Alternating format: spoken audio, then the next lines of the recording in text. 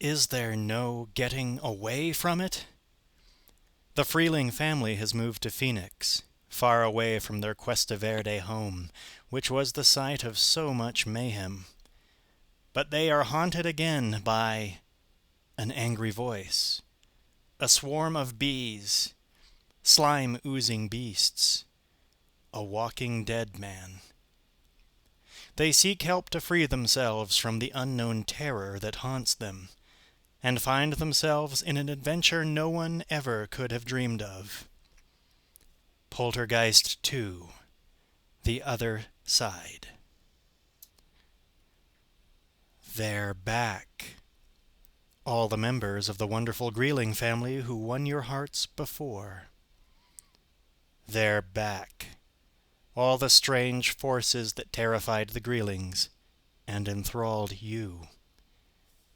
They're back. The thrills, the chills, the laughs, the gasps, the excitement and the wonder of one of the greatest movie stories of our time. Poltergeist II. They're back. Poltergeist II. The Other Side. James Kahn. Based on the motion picture written by Michael Grais and Mark Victor. Narrated by Jon Olsen. Prologue. A strong Santa Ana blew over the brush-covered hills and down the canyons of Cuesta Verde, California. The tract houses were spaced so regularly along the roads they created more of a wind tunnel than a blind, so that the blue pickup truck, on turning into the housing development, seemed almost to be pulled of its own accord, or perhaps with the accord of other, less familiar forces. The man driving the pickup was Taylor, a man of less familiar forces.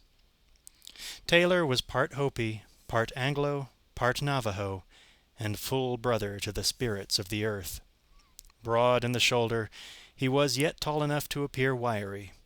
The brown-red weathered furrows of his face seemed sufficiently deep nearly to hide his eyes, just as the dry gullies of the land where he lived sometimes hid flecks of opal, fire agate, or bright obsidian, and such were the colors of his eyes. But still, a gentle face, a face of many smiles, many sorrows. In years he was 50, though in wisdom twice 50, and in visions twice that again. It was his custom to wear faded denim, the color of the sky before an autumn rain, and a tan Stetson hat, the color of the same sky clouded by sandstorm, and the feather of an eagle in the hatband, and his black and moonlight hair braided in the manner of his people. He drove the old dented flatbed past a sign that read, "Welcome to Cuesta Verde, where dreams come true." This made him smile and nod. Bad dreams, he thought, and fingered his medicine bag. He drove past house after house, scanning the terrain.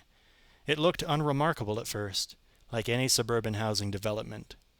Except, Taylor remarked, there were no people. The houses were abandoned, some windows boarded, some broken. The lawns were overgrown with crabgrass, dandelions, tall weeds, dead gardens. There were no dogs, no tricycles, no cars. For sale signs flapped in the dry desert wind, their paint peeling after a dozen seasons of sun, rain, dust, and neglect. It was a modern, middle-class ghost town. For just a moment Taylor heard music. Dangerous music, spirit music, like the nocturne of madmen, reedy, full of harmonics. He turned up the next street to follow the sound, but it disappeared. Perhaps it was only the Santa Ana's gusting. Still, he knew he was close. Again, he touched the amulet he wore around his neck, his rawhide bag of totems. And then a new sound rose with the dust on the wind. The sound of distant motors, engines in the earth. Taylor drove toward the sound. The sound grew louder. He reached a cul-de-sac, stopped his truck, took off his hat, got out. The rumbling was palpable, Dust swirled thickly all around, almost like smoke, unsettled by the vibrations in the ground, snatched up by the wind. Taylor walked toward an empty lot between two houses that was surrounded by a high chain-link fence. Lights flashed across his face, bright enough in this twilight to make him squint momentarily, though he was all inside his head now and couldn't have said whether these lights came from the earthly plane or the other. When he reached the fence, he found the gate open, so he walked in. The rumbling was quite loud there, and the air was thick. He removed the red bandana from his neck and tied it over his mouth to help him breathe. That's when he heard the voice. "Taylor, over here." He walked over a rise toward the voice.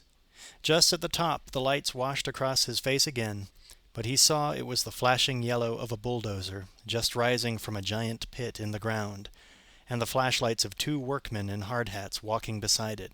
In front of them, standing tense and breathless, Tangina Barons. She spoke again when his gaze came to rest upon her. "I think we've found the core," she shouted over the noise of the bulldozer. Then, suddenly, the motor stopped, and she spoke more quietly. "This is directly below the old graveyard. Directly below." She turned and walked back into the pit as if Taylor had been standing there for hours, waiting for her pronouncement, as if he would simply follow her now, without salutation or explanation. He followed her. She walked to the back of the excavation, to a section where the bulldozer had actually undercut a thick shelf of earth, creating a sizable niche. Sizable, but not so high that Taylor didn't have to stoop beneath the overhang. This wasn't a problem for Tangina, of course. She was a dwarf. This stratum of earth above them had once been a graveyard, and after that the foundations upon which a house had rested. The Freeling house. Bones protruded from it now, a femur, part of a skull. They were the recent occupants of the defunct cemetery, though hardly 50 years old, and of concern to neither Tangina nor Taylor. Their concern was the core. She stopped at a man-size hole in the ground. Here Taylor caught up with her as the two workmen shined their lights down the shaft.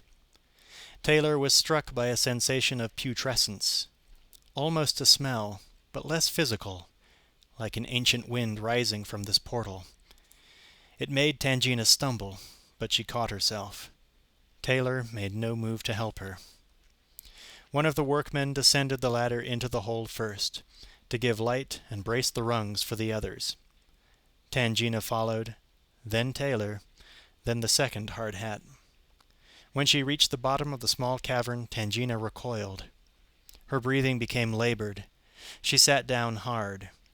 The workmen looked concerned, but Taylor merely observed her, though he could feel with clarity, like her, what the workmen could not. "There's a presence," she whispered to him unnecessarily. "Something terrible. Too much power." Too much for her. Not, perhaps, for him. He bent on one knee beside her, touched her forehead tenderly, tried to make available to her some of his spirit. She could still only whisper, though. "I can't go on." It was a hard admission to make, to herself and to her old friend. But hard admissions were her only strength, as if her best armor was to declare her vulnerability out loud. "I'll be okay," she went on. She even smiled vaguely.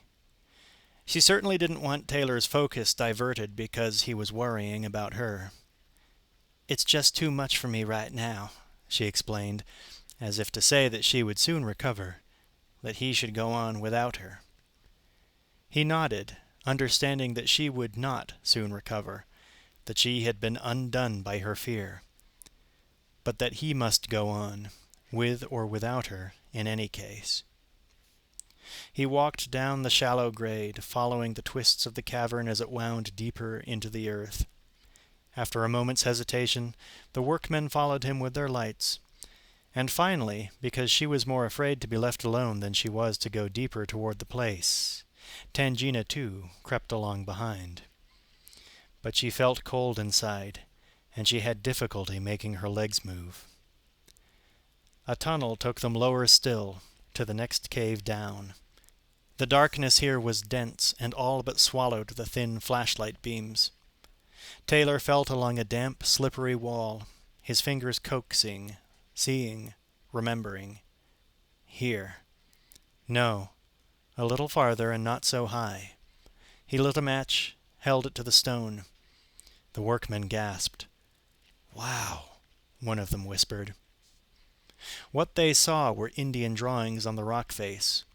Pictograms, signs, glyphs. One in particular caught Tangina's eye instantly. It seemed to take her breath from her. She couldn't inhale, yet she couldn't look away from it, couldn't let it go. It was a picture of a man with a snake writhing from his mouth. Tangina could almost feel the serpent, as if it were coiled down her own throat, choking off her breath, its belly pressing her tongue, its head squirming between her lips. She gagged. She looked away. Taylor was on the move again. The cave narrowed and dipped. The path was soon blocked by a dark pool of water. Half out of the water, half embedded in the stuff of the cave wall, was a decayed human skeleton. Taylor began wading into the pool.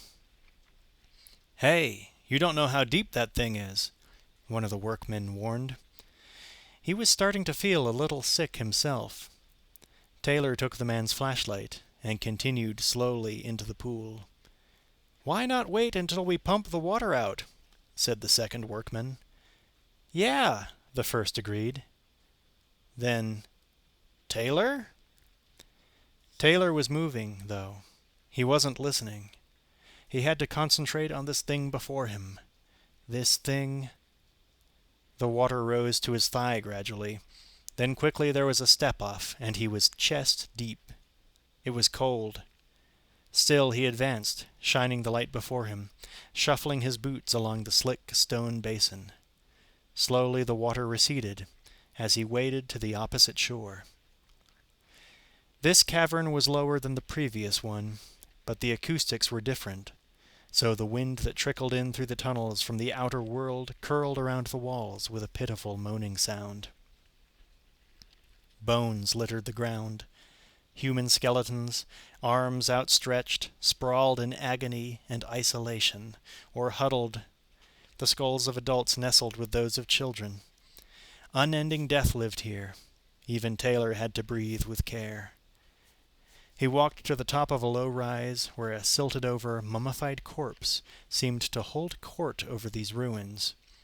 Its face was rotted, grinning, its arms upraised. It seemed almost alive. Taylor stared but did not go near. Instead he walked back to the stagnant pool. Tangina was there, and the other two. They had carried her across. She was shivering badly, though. She looked at Taylor, and then up at the laughing cadaver upon whom Taylor still had his gaze fixed. "I have seen him," said Taylor, "in dreams." Tangina nodded. "I, too." Taylor looked up at the ceiling of the cavern.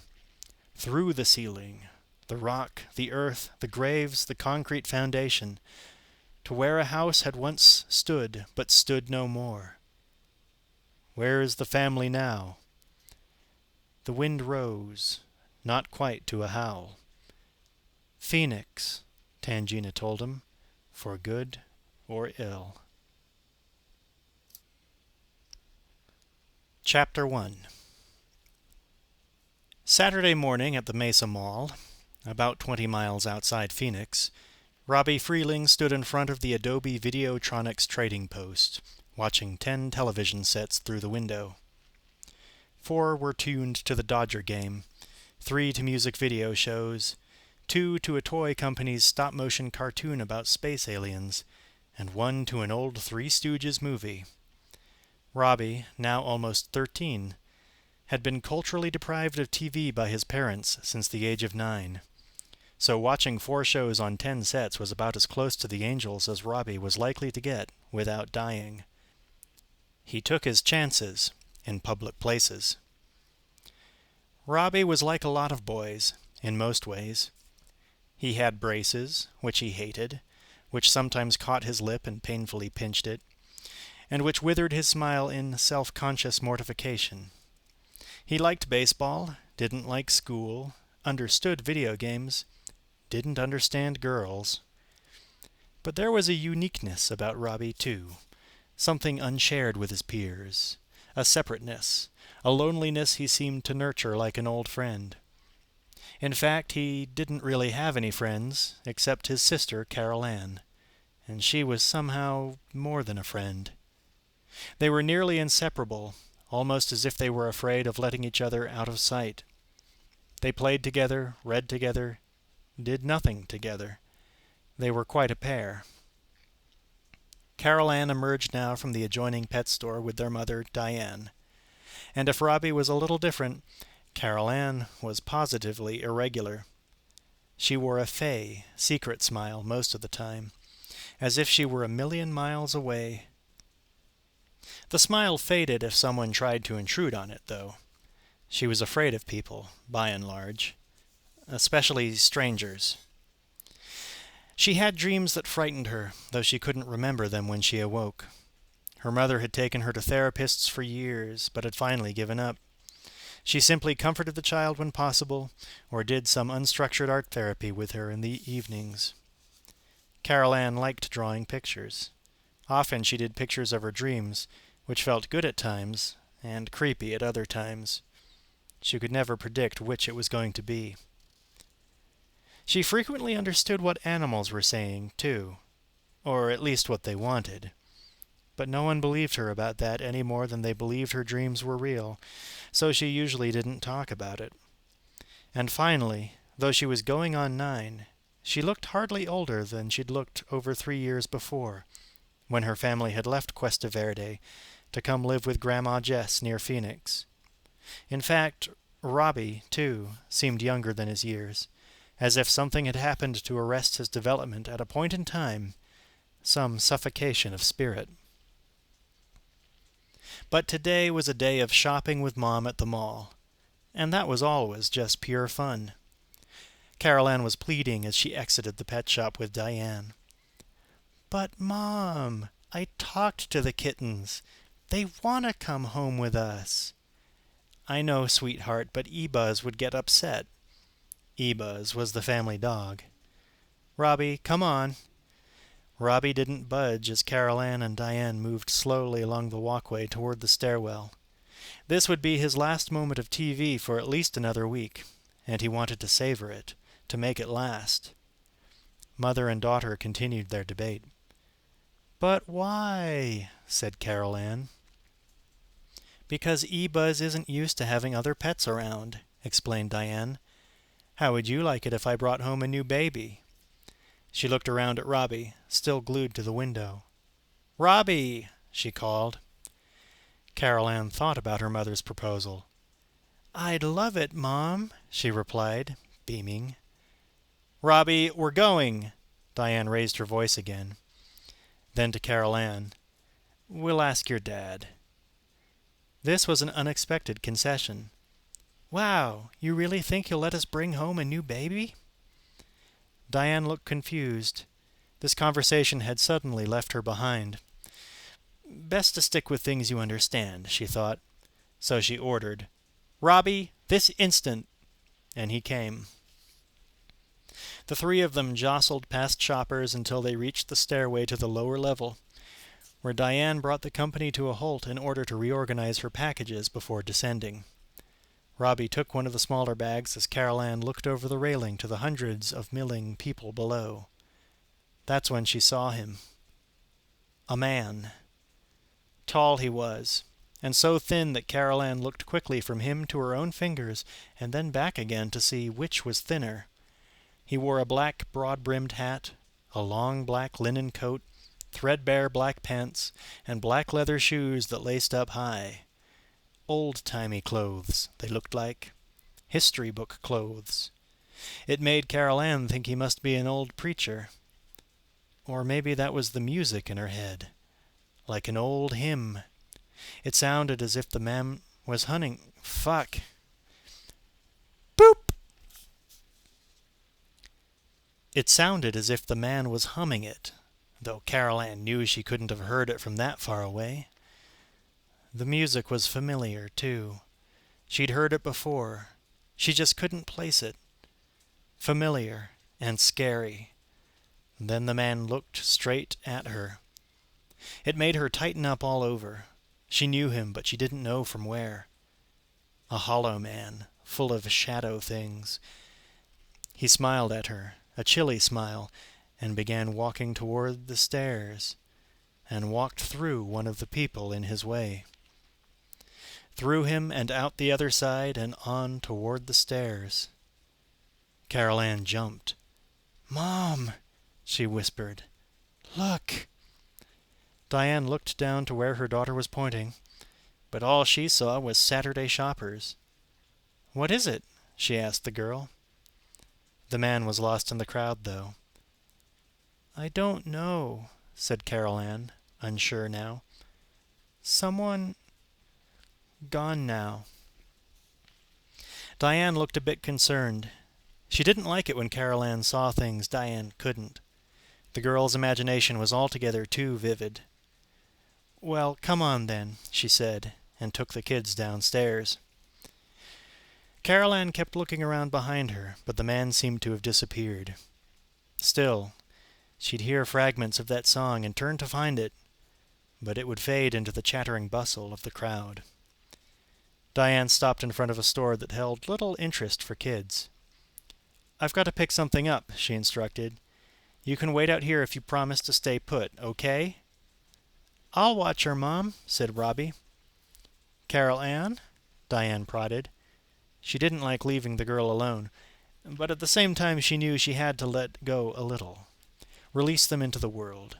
They had to grow up, like anybody else. "Promise," said Carol Ann. She actually liked it when her mother left her alone. She saw things more clearly, usually. "Okay, I'll be right back," said Diane, and entered the lingerie store. Robbie moved to the adjacent window to ogle a rack of BB guns, while Carol Ann turned toward a sound at her back. It was the preacher man, standing right behind her. He was reaching out for her. She backed up rapidly 6 steps into the crowd. She didn't want to be touched by this man. His teeth were yellow, and the air around him was damp. She looked for Robbie, but she'd gotten turned around and so looked in the wrong direction. When she looked back at the man in black, he was becoming transparent, and he quickly vanished. She ran to look for Robbie, but she couldn't see him. She heard him, though. "Mom!" he was calling. She ran toward his voice, but after only a step she bumped into a pair of long legs, outfitted in loose black pants and lace-up boots. She raised her eyes. It was he. "Hi," he purred, his voice like cream gone bad. "Hi," she replied in monotone, trying to give no encouragement, yet too frightened to run or yell. In the background she could hear Robbie and Diane talking excitedly.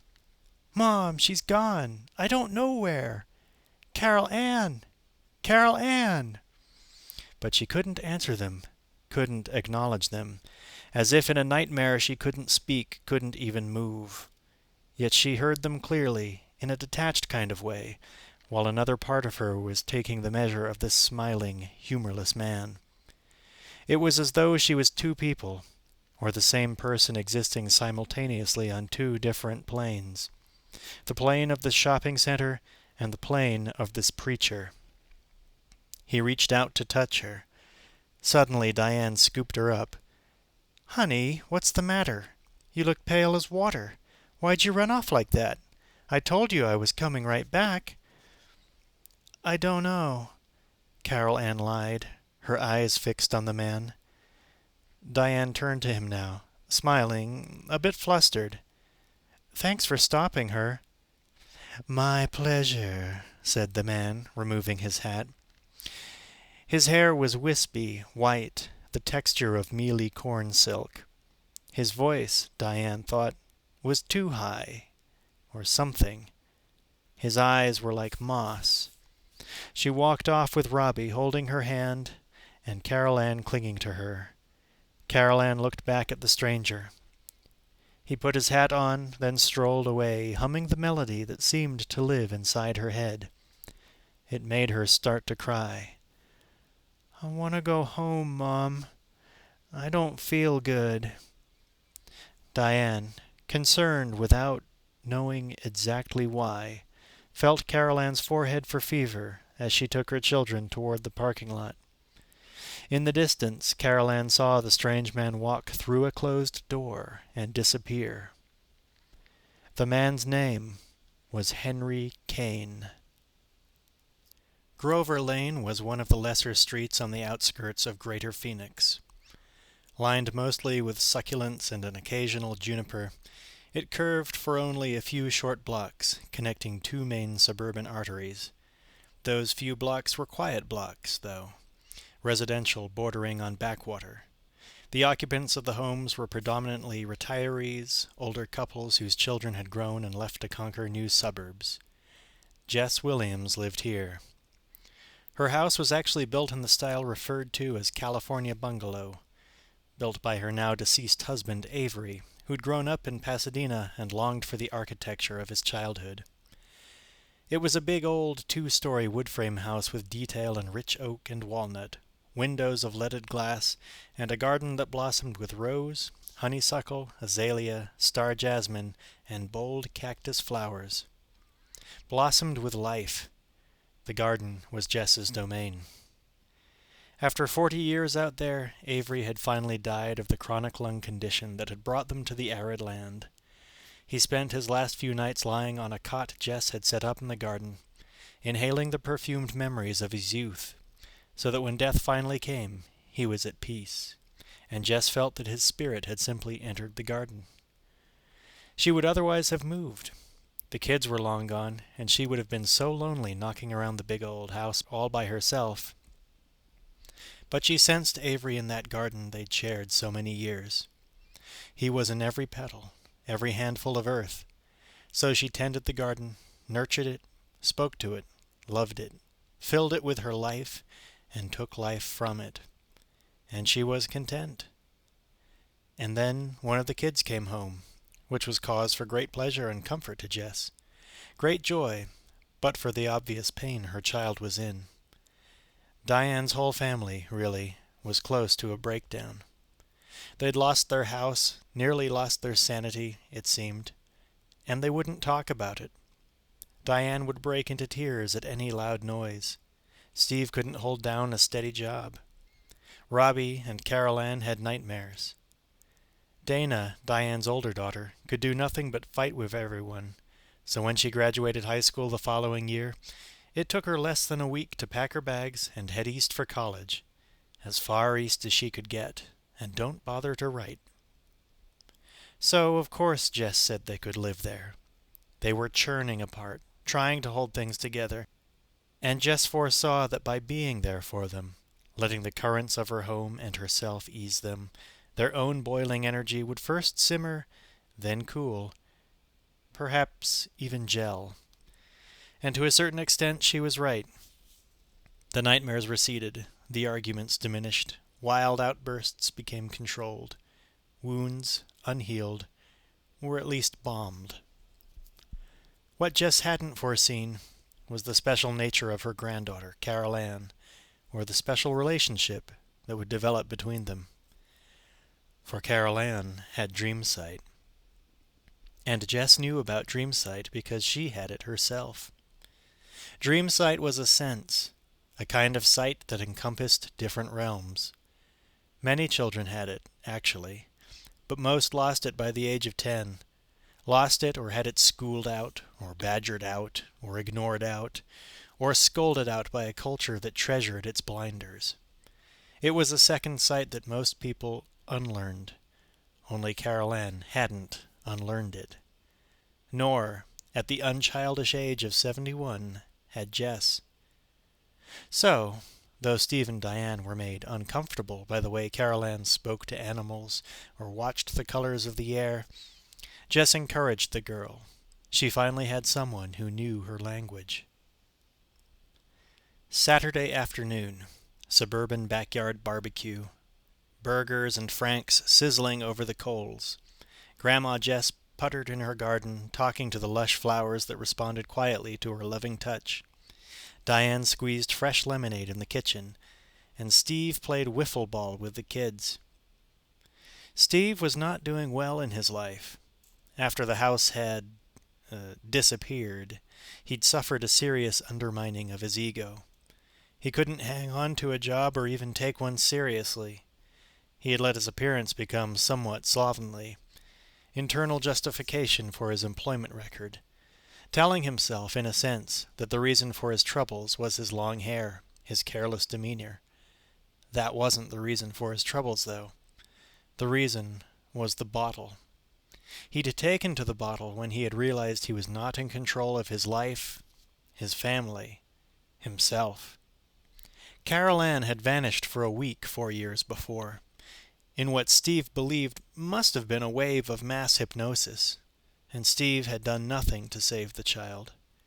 Diane and that strange dwarf had broken the spell.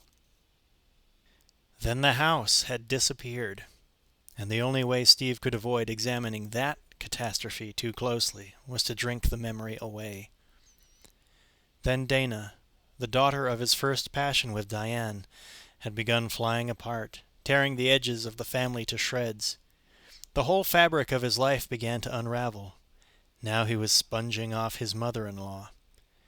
Unhomed, unmanned, he'd become a creature of last resorts, and his last, best resort was the fruit of the vine, or, more specifically, of the cactus. Tequila settled in as his most steadfast friend and demon. Diane tried to get him to stop, but by now Diane was part of his problem. Her strengths, her sense of self, of family unity, of center, only magnified his weaknesses. So sometimes he drank just to annoy her, to wear her down.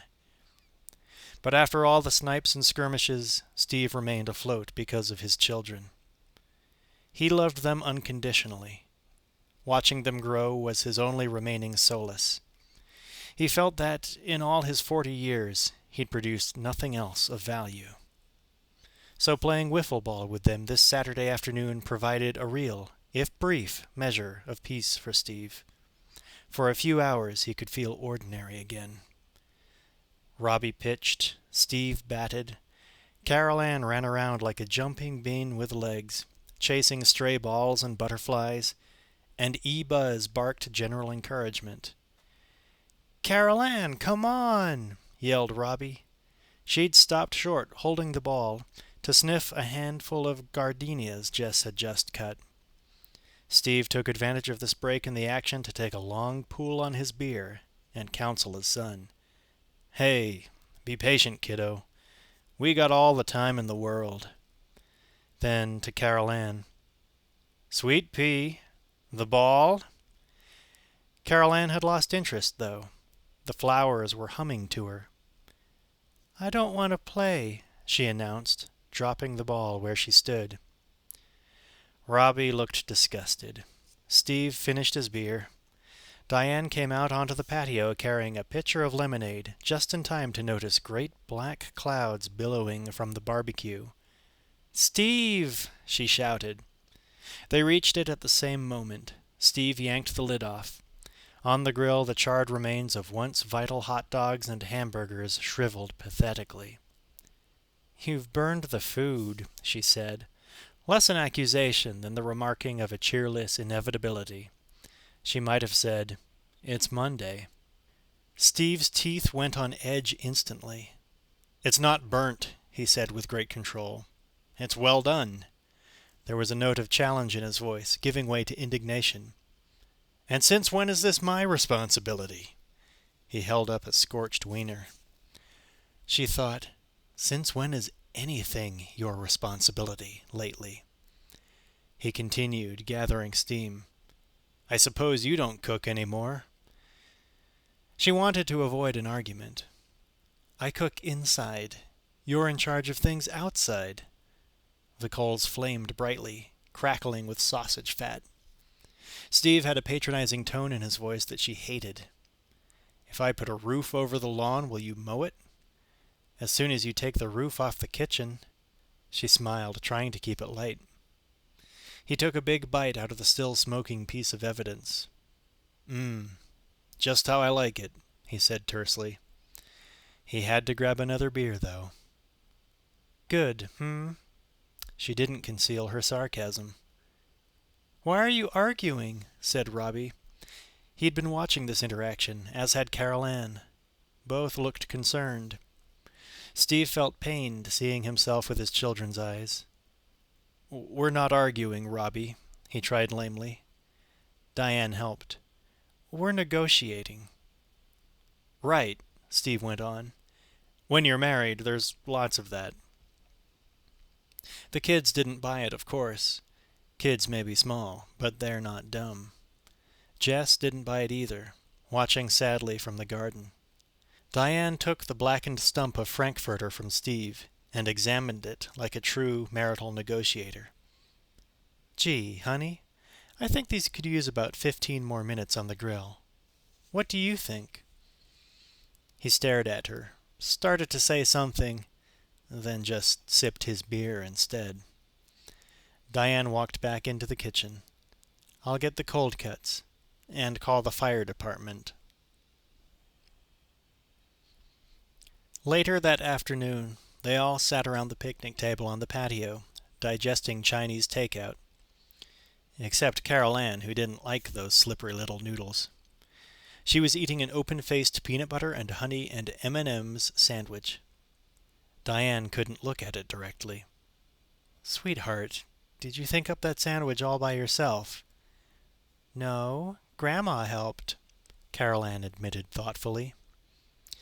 Jess smiled at being allowed to share credit for such a monster creation. She didn't respond, though.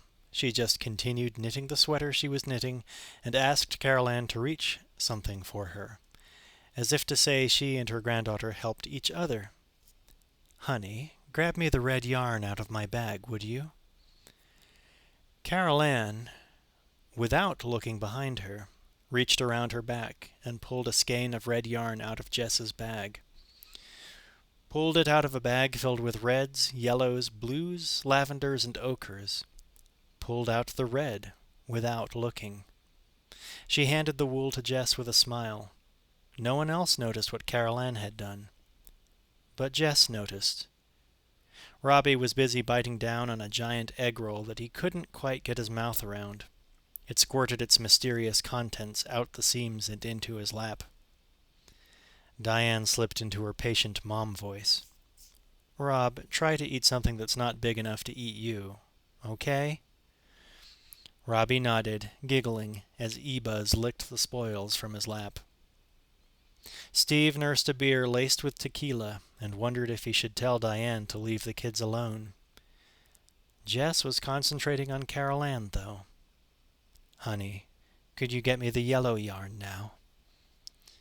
Carol Ann, fascinated with Robbie's disgusting eating habits, again reached around behind her and again extracted the color Jess wanted.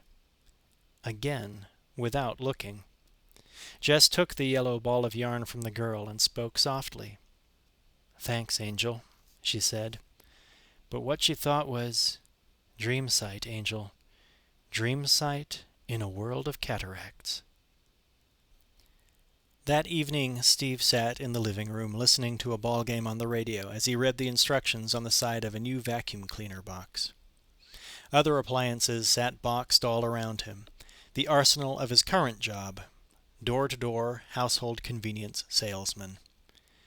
He was having difficulty with the instructions. Robbie watched him intently.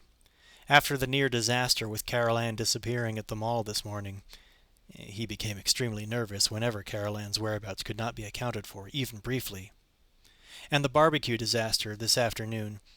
He was curious to see how things would take shape this evening.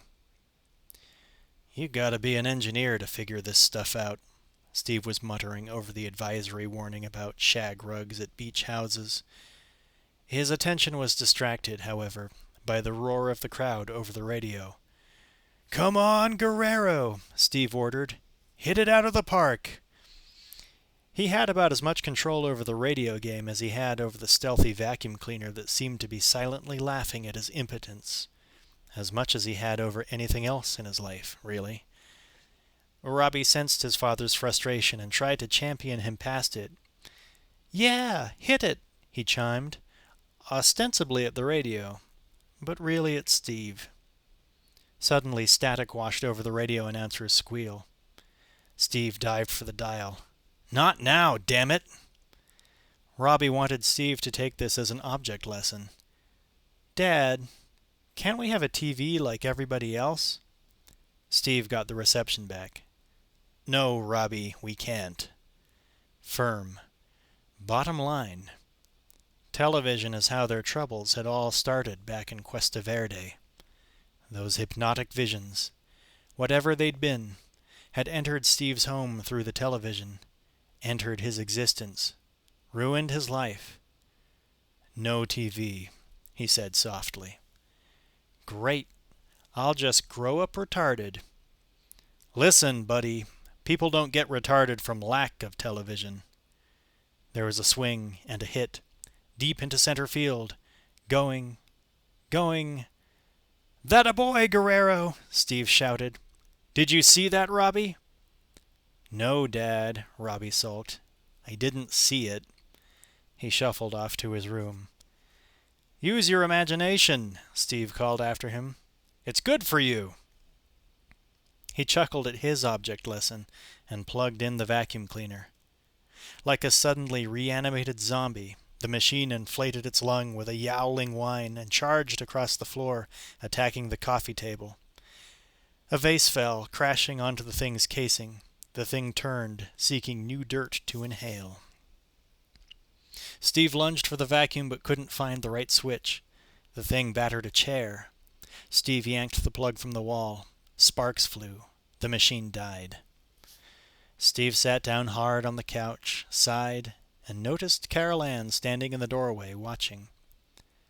"How am I going to sell these monsters to innocent housewives, Sweet Pea?" "Don't know, Dad." She left him there, staring at his hands, and padded into the kitchen where she found Grandma cleaning up. "Hello, hon. Want to help me get the kitchen straight for breakfast?" "Sure," said Carol Ann. She started wiping the counter as Grandma gathered junk from the table. "What's this?" said Jess. Carol Ann looked over. "Just some stuff I drew yesterday." It was a pile of manila papers covered with crayon drawings.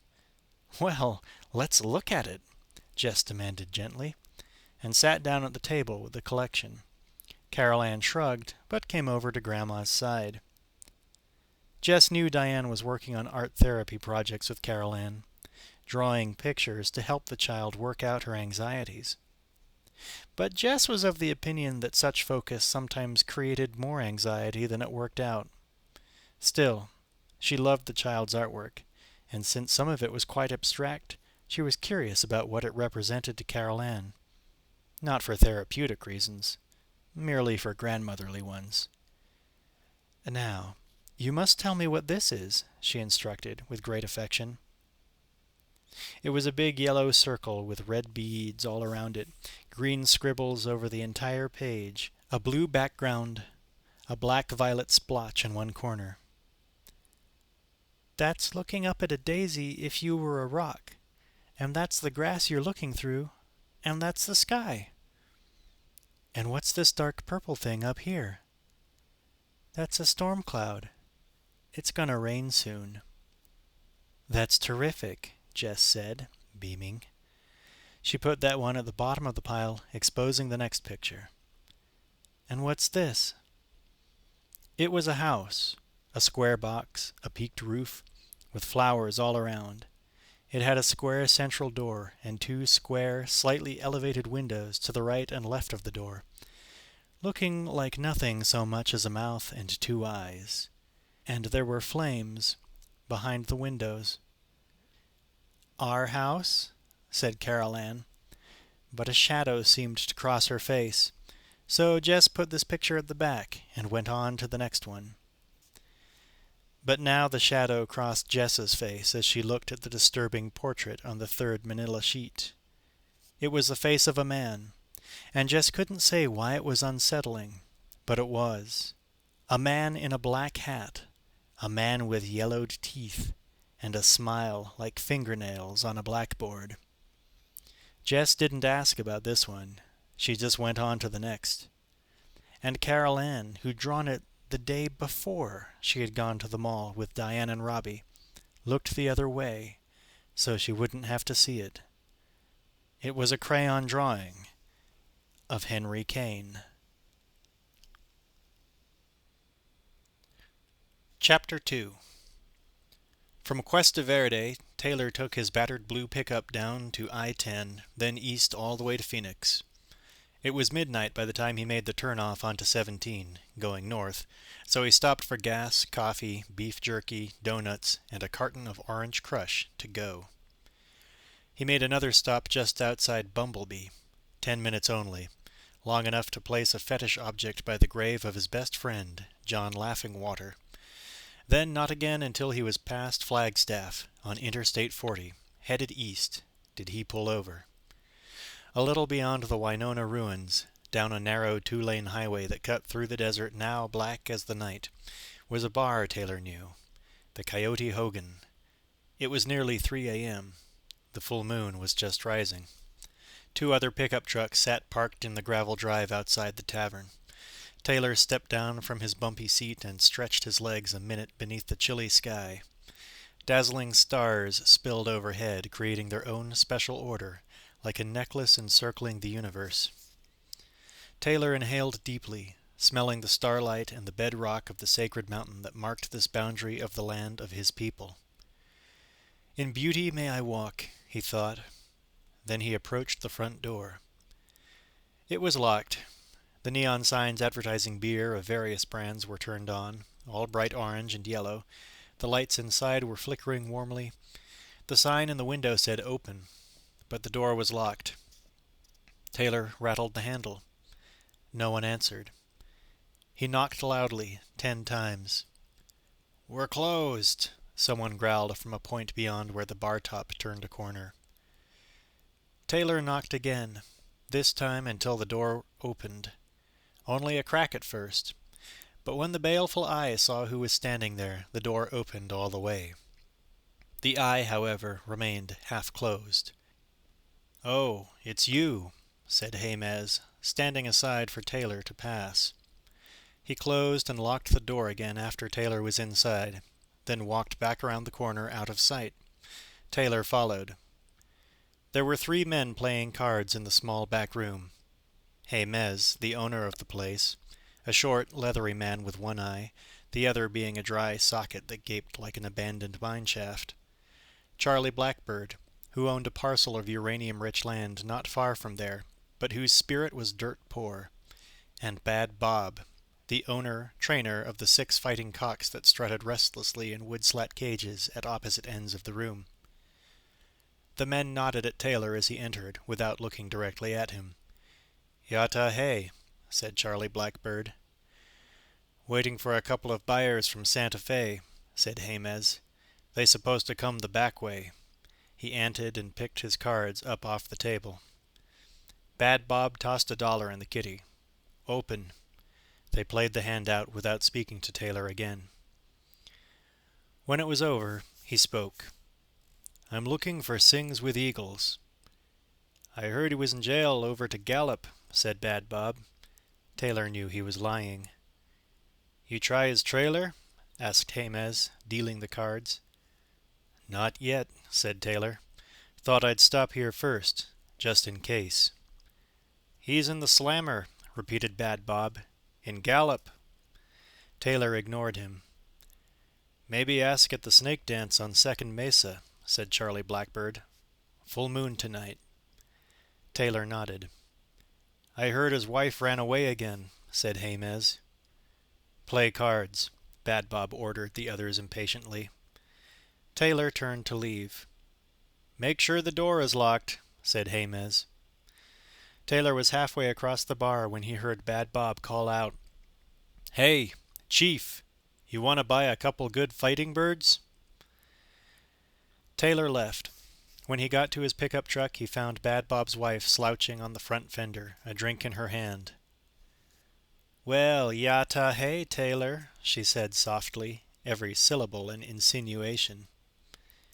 "Your husband's inside, Gloria," he said, then got in the truck and started the engine. She stood back, spilling her drink. He pulled out.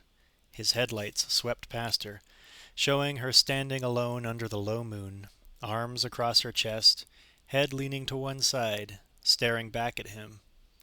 Then she was out of his glare, swallowed again by darkness, and he drove off. Back to the main road, east on 40 once more until he reached Diablo Canyon, then up the canyon and into the painted desert. He was in Navajo Nation now. Just past the Little Colorado, he sensed the sunrise nearing, so he stopped his truck and walked out into the desert. This was a magic time to be here, and Taylor needed all the magic he could gather now. It was the moment when Changing Woman, who was the child of darkness and dawn, most clearly revealed herself. It was a time of extraordinary beauty. He crossed over a rise so the truck would be out of sight and sat facing east. As he fingered his medicine bag, the sky turned from black to thick gray, suffused this with violet, then lightened it by adding peach, then amber, then robin's egg blue. Then the magenta sliver that was the sun, striking him abruptly, his shadow instantly racing across the sand and then stopping, like a 50-mile-long knife poised at his back. Taylor chanted, "In beauty may I walk, all day may I walk. Beauty before me, with it I wander. Beauty behind me, with it I wander. Beauty below me, with it I wander. Beauty above me, with it I wander. On the beautiful trail I am. With it I wander." This was the night way, the way that cured anguish. There would be much anguish where he was bound, and though he was learned in these ways, he always had more to learn. And it was from the earth that one learned, from the harmony of the land. Here, the land of his people, the Diné, there was profound meaning in every butte and mesa. A remoteness, too, was here, in the soul of the land and of the people, and of this person. Taylor watched an eagle circle high above and suddenly dive, as if pulled by an invisible wire. It hit the ground with a skreek, then took to the air again with a rabbit squirming in its talons. 80 feet up, the rabbit writhed free and sailed to the ground in a slow, graceful arc, not 10 yards from where Taylor sat. The eagle, uncertain of Taylor's intentions, flew off into the sun. Taylor stood, walked over to where the rabbit lay, crouched beside it. It was bloody, but alive, paralyzed by terror, or, more likely, a broken neck. Its eyes stared wildly up at him. He placed his hand on its chest. Its heartbeat was nearly a trill. He asked the animal's forgiveness, in deference to the intricate interrelationship of all things. Then, quickly twisting its head, he killed it. At the moment of death, he brought the rabbit's mouth to his own and inhaled deeply, drinking the sacred wind of life. And just as he did this, he heard the eagle sing.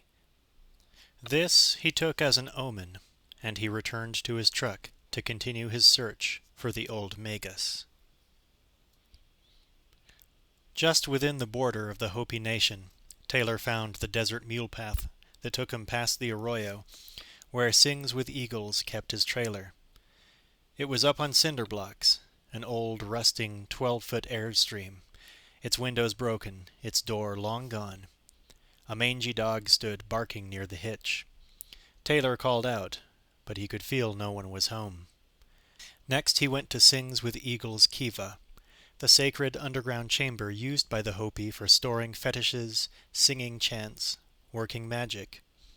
He located the sipapu, the opening, to the old man's personal underworld by following a finger of rock that pointed to a pile of dead cottonwood that kept the Sipapu in shadow most of the day. The fire pit in the kiva was still warm, the totems carefully spaced around its perimeter, but Sings with Eagles was not there. It was noon when Taylor got to Second Mesa, and the snake dance was in progress. Hundreds of dancers, masked, feathered, some possessed, chanted and reeled in the ancient ceremony, twisting amid the thousands of snakes they'd gathered from the desert, snakes they hypnotized with yucca wands, snakes they enchanted, snakes they dangled from their mouths. Taylor skirted the main event, walked down 2 back streets, and entered a pueblo with covered windows, dark but for a single candle burning in the corner. On a rug beside the candle sat an old, blind woman, a snake priestess once, now too old for anything but memories and waiting. "Hummingbird grandmother," said Taylor, sitting cross-legged before her. She tilted her unseeing head. "Taylor, Taylor, last of the renegade Koyimshi," she joked. A reference to the Zuni mudhead Kachinas. They were the sacred clowns, deformed, insane, yet potent. Thus did she think of Taylor. "I seek Wings with Eagles, grandmother," he said. "I would do battle, and he must show me the way." She nodded. "Even this morning he told me to look for you." Her opaque eyes were concentric rings of blue, tan, black, like a sand painting. "But he had to leave," she continued. "I think his wife ran away again." Taylor nodded. "He will be back?" She shrugged. "He is Eagle. He will come when hunger hurts him." "You know where he went?" "To beyond Black Mesa, to his totem rock," she said, head nutating. "He had that look about him." She smiled. Taylor smiled. "You have needs before I go?" "Hunger hurts the hummingbird no less than the eagle, though she has not claws." He went out, drove all the way back to the rabbit felled by the eagle in the desert, retrieved it, and returned to Hummingbird Grandmother, closing the circle, maintaining the harmony, sensing the pattern, flowing into the weave. He spent the rest of the afternoon cooking the rabbit, then he shared the meal with the old woman. It was evening when he headed his truck up toward Black Mesa, and night came quickly, for there were no stars, only a rumbling of clouds so low they fogged his windshield. He reached the base of the rock around 9. Not a rock, really, an obelisk, like a Roman column, 50 feet around, 300 feet tall. It rose straight up to the sky without so much as a foothold to gain access up its sheer sides. Well, hardly a foothold. Taylor stood back from it and looked to the top. Lightning struck out from the roiling clouds just beyond it, struck like a serpent's tongue, illuminating a fall of rocks along one side of the base, a fall of rocks that might provide a grade to start climbing. It was another omen. Taylor started climbing. In the distance, to the south, thunder shook the air. Thunder rattled the kitchen window as Jess put Carol Ann's crayon drawings aside. "You're real good at drawing," she said, as if she were sharing a secret with the girl. "Would you like to be an artist when you grow up?" "Maybe," Carol Ann shrugged. "Don't want to grow up much." She had seen, once, what grown-ups could become. "How come?" said Jess. "Probably not much fun." "Oh, sure it is," Jess protested. "I've loved being every age I've been. They all have their blessings. Even old age, which most of the young reject or abhor, even this is a special time. When I was your age," she went on, "I learned I could do things other folks couldn't." "Like what kind of things?" Carol Ann wanted to know, half suspicious, half intrigued. "Well, I just knew things. I didn't know how I knew, but I did." "Curiouser and curiouser." "Well, like what?" Well, when I was your age, my aunt lost her bracelet and I knew where it was. 2 miles from our house, in a place I'd never been. She paused and stared at Carol Ann, searching deeply for truths in the child she loved so well. You ever know things and couldn't explain why? Carol Ann broke into a slow, embarrassed smile. Yes? Pushed Grandma Jess. Yes, said Carol Ann.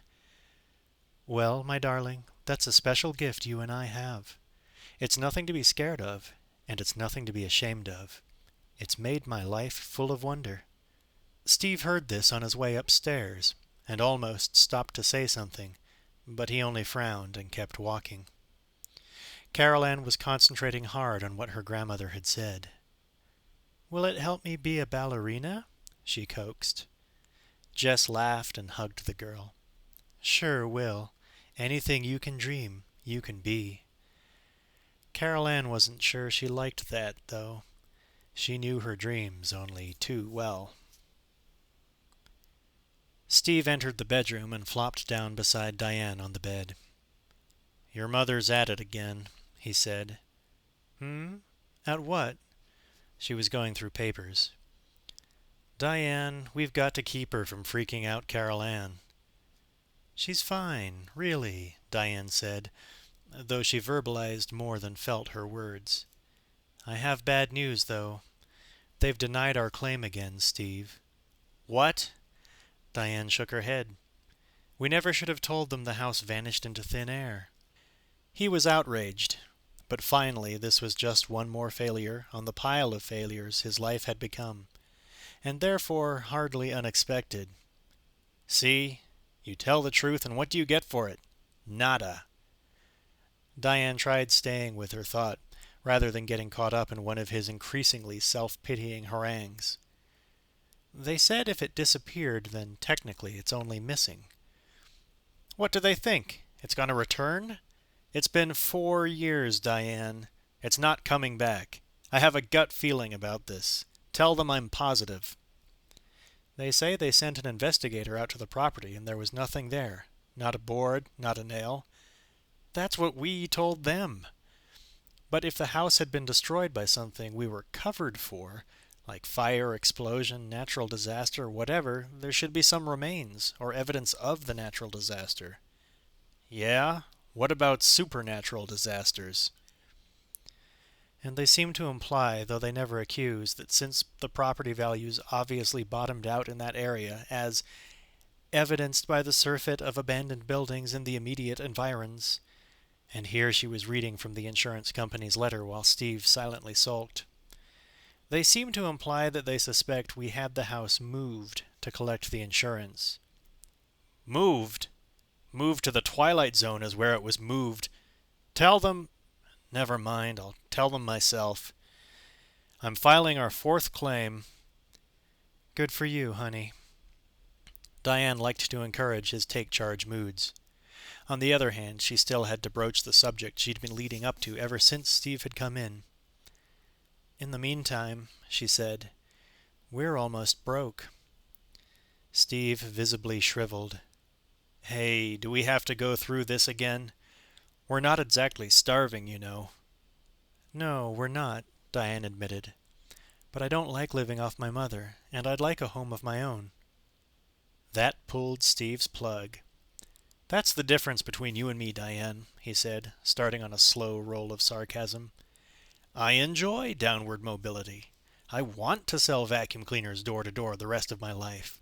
Being homeless and broke makes me feel upbeat, patriotic, proud. This last word lifted him off the bed, and with gathering momentum he began to pace. Like the way it used to be. Out in the streets with the people. Get the paints and brushes, Diane. We'll make the car day-glow and hit the road together. That fabulous family whose house disappeared. Come one, come all. See the famous freaky Freelings. Honey, you were never a hippie. Diane tried to calm him with quiet patience. Huh? He said, losing the pace of his rhetoric. You were never out in the streets with the people. You always wanted to make money. The only reason you painted your van all those colors and grew your hair long was to impress Cookie Gurnich. Gurnick. Cookie Gurnick. His eyes lit up at the memory. Miss Free Love. Now she was losing her patience. True, he nodded, reflecting fondly. But you know something? I hated you then, Stephen. It made her realize that for all the problems he was having, she loved him now. But I always made up with you, he grinned. Remember how? Don't try it now, she warned. She was still pissed off about Cookie Gurnick. Do you remember how? He goaded. No, I don't. She did. Come on, you do, he prodded. He tried pulling her off the bed. She resisted. Oh, yeah, she allowed. You'd sing that stupid song. Don't try it, Stephen. I still haven't forgiven you for Cookie Gurnick. Gurnick, he laughed, pulling her up into his arms, slow dancing as he sang If I Fell in Love with You by the Beatles. Before long she laughed back, even let him dip her. Is it true cookie crumbled in your hand? She asked gaily.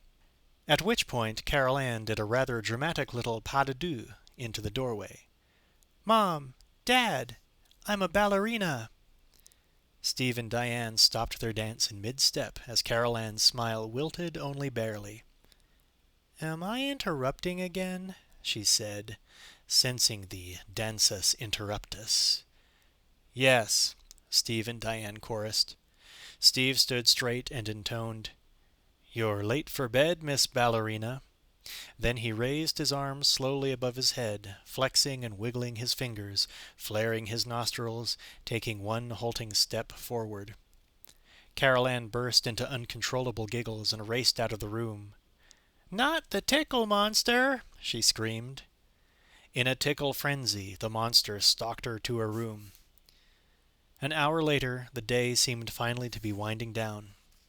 Robbie and Carol Ann were in bed, Steve in the shower, Diane and Jess in the kitchen having coffee, sitting at the table. Jess was absently turning pages in a seed catalog as Diane perused Carol Ann's crayon drawings. When she came to the picture of Henry Kane, she repressed a shiver, but was unable to stifle an involuntary gag. Jess felt it and looked up. Diane said, I don't know, as if Jess had just asked her a question out loud. Jess had only thought the question, though. Diane continued, I think it's something she made up in her imagination. It's just a drawing. A sense of loathing came over her she couldn't describe, nor could she bridle the compulsion that seized her next. She tore the picture up. It's ugly, she whispered. She was horrified with herself. How could she do such a thing as to tear up one of her child's own creations? This picture was an expression of Carol Ann's being. It was even an integral part of her therapy to draw such things, such ugly things. But Diane couldn't help herself. She looked away from her mother. Jess saw the conflict on Diane's face, but was unsure what it was about. Doubts about Carol Ann, she suspected. You know, Jess said gently, she can see colors with her hands. She has many gifts. This thoroughly exasperated Diane. Mother, please, I don't want to hear this stuff. Steve doesn't want to hear it either, and he doesn't want Carol Ann to hear it most of all, okay? It's nothing to be afraid of, Jess spoke calmly. It was obvious Diane was raw with fear. Of what? Diane was angry too. How do you know what we should be afraid of? She paused as she thought of Carol Ann crying from another dimension, of demons and visions and corpses bubbling out of the ground, and her house being sucked into the void, and Carol Ann's nightmares, and Dana leaving forever. You weren't there, were you? She said it like an accusation. She was near tears. Why don't you tell me? Said Jess. Maybe it will help. I did tell you, trying to cut off further questions. Not everything. Pushing. Well, I don't remember everything. This was true. She'd forgotten as much as she could.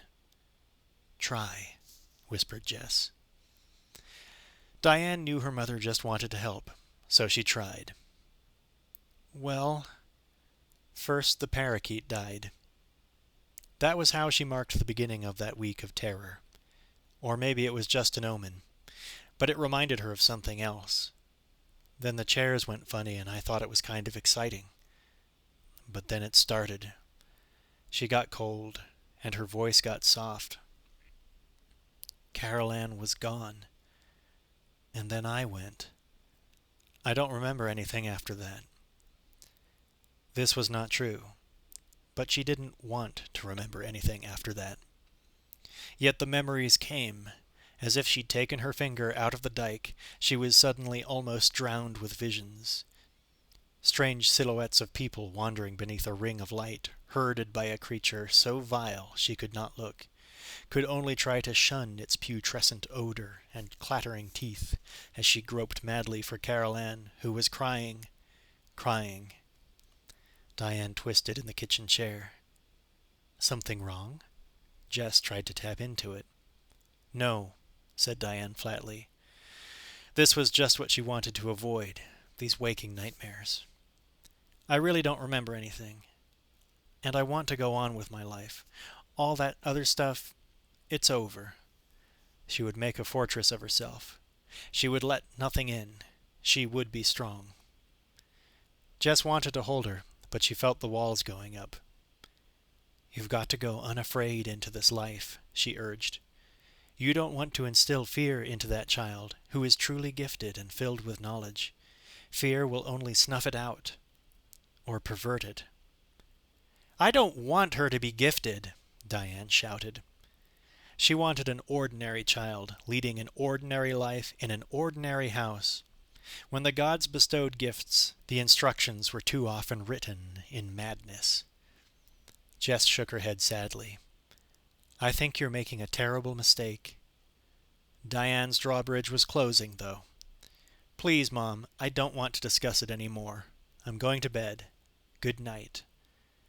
Cold, the wind around stone walls. Cold and unyielding, she walked from the room. Jess watched her daughters retreat up the stairs and whispered, I love you. I'll be there if you want me. Midnight. Steve and Diane slept soundly, not quite touching. At the foot of their bed, sleeping crosswise, was Carol Ann, wrapped in a blanket. She'd gotten scared in her own room, so she'd come down there. Clutched in her arms was the guardian angel doll, Katrina, that Grandma Jess had given her for her last birthday. At 5 minutes past midnight, Carol Ann opened her eyes.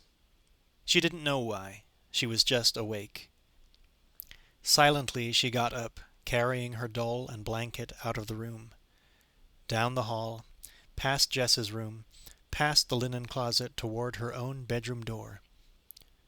Suddenly she stopped, turned, and went back to Grandma's room. She didn't know why. She just went in. Grandma Jess was asleep, a look of profound peace on her face. Carol Ann walked to the side of the bed, leaned over, and kissed the old woman on the cheek.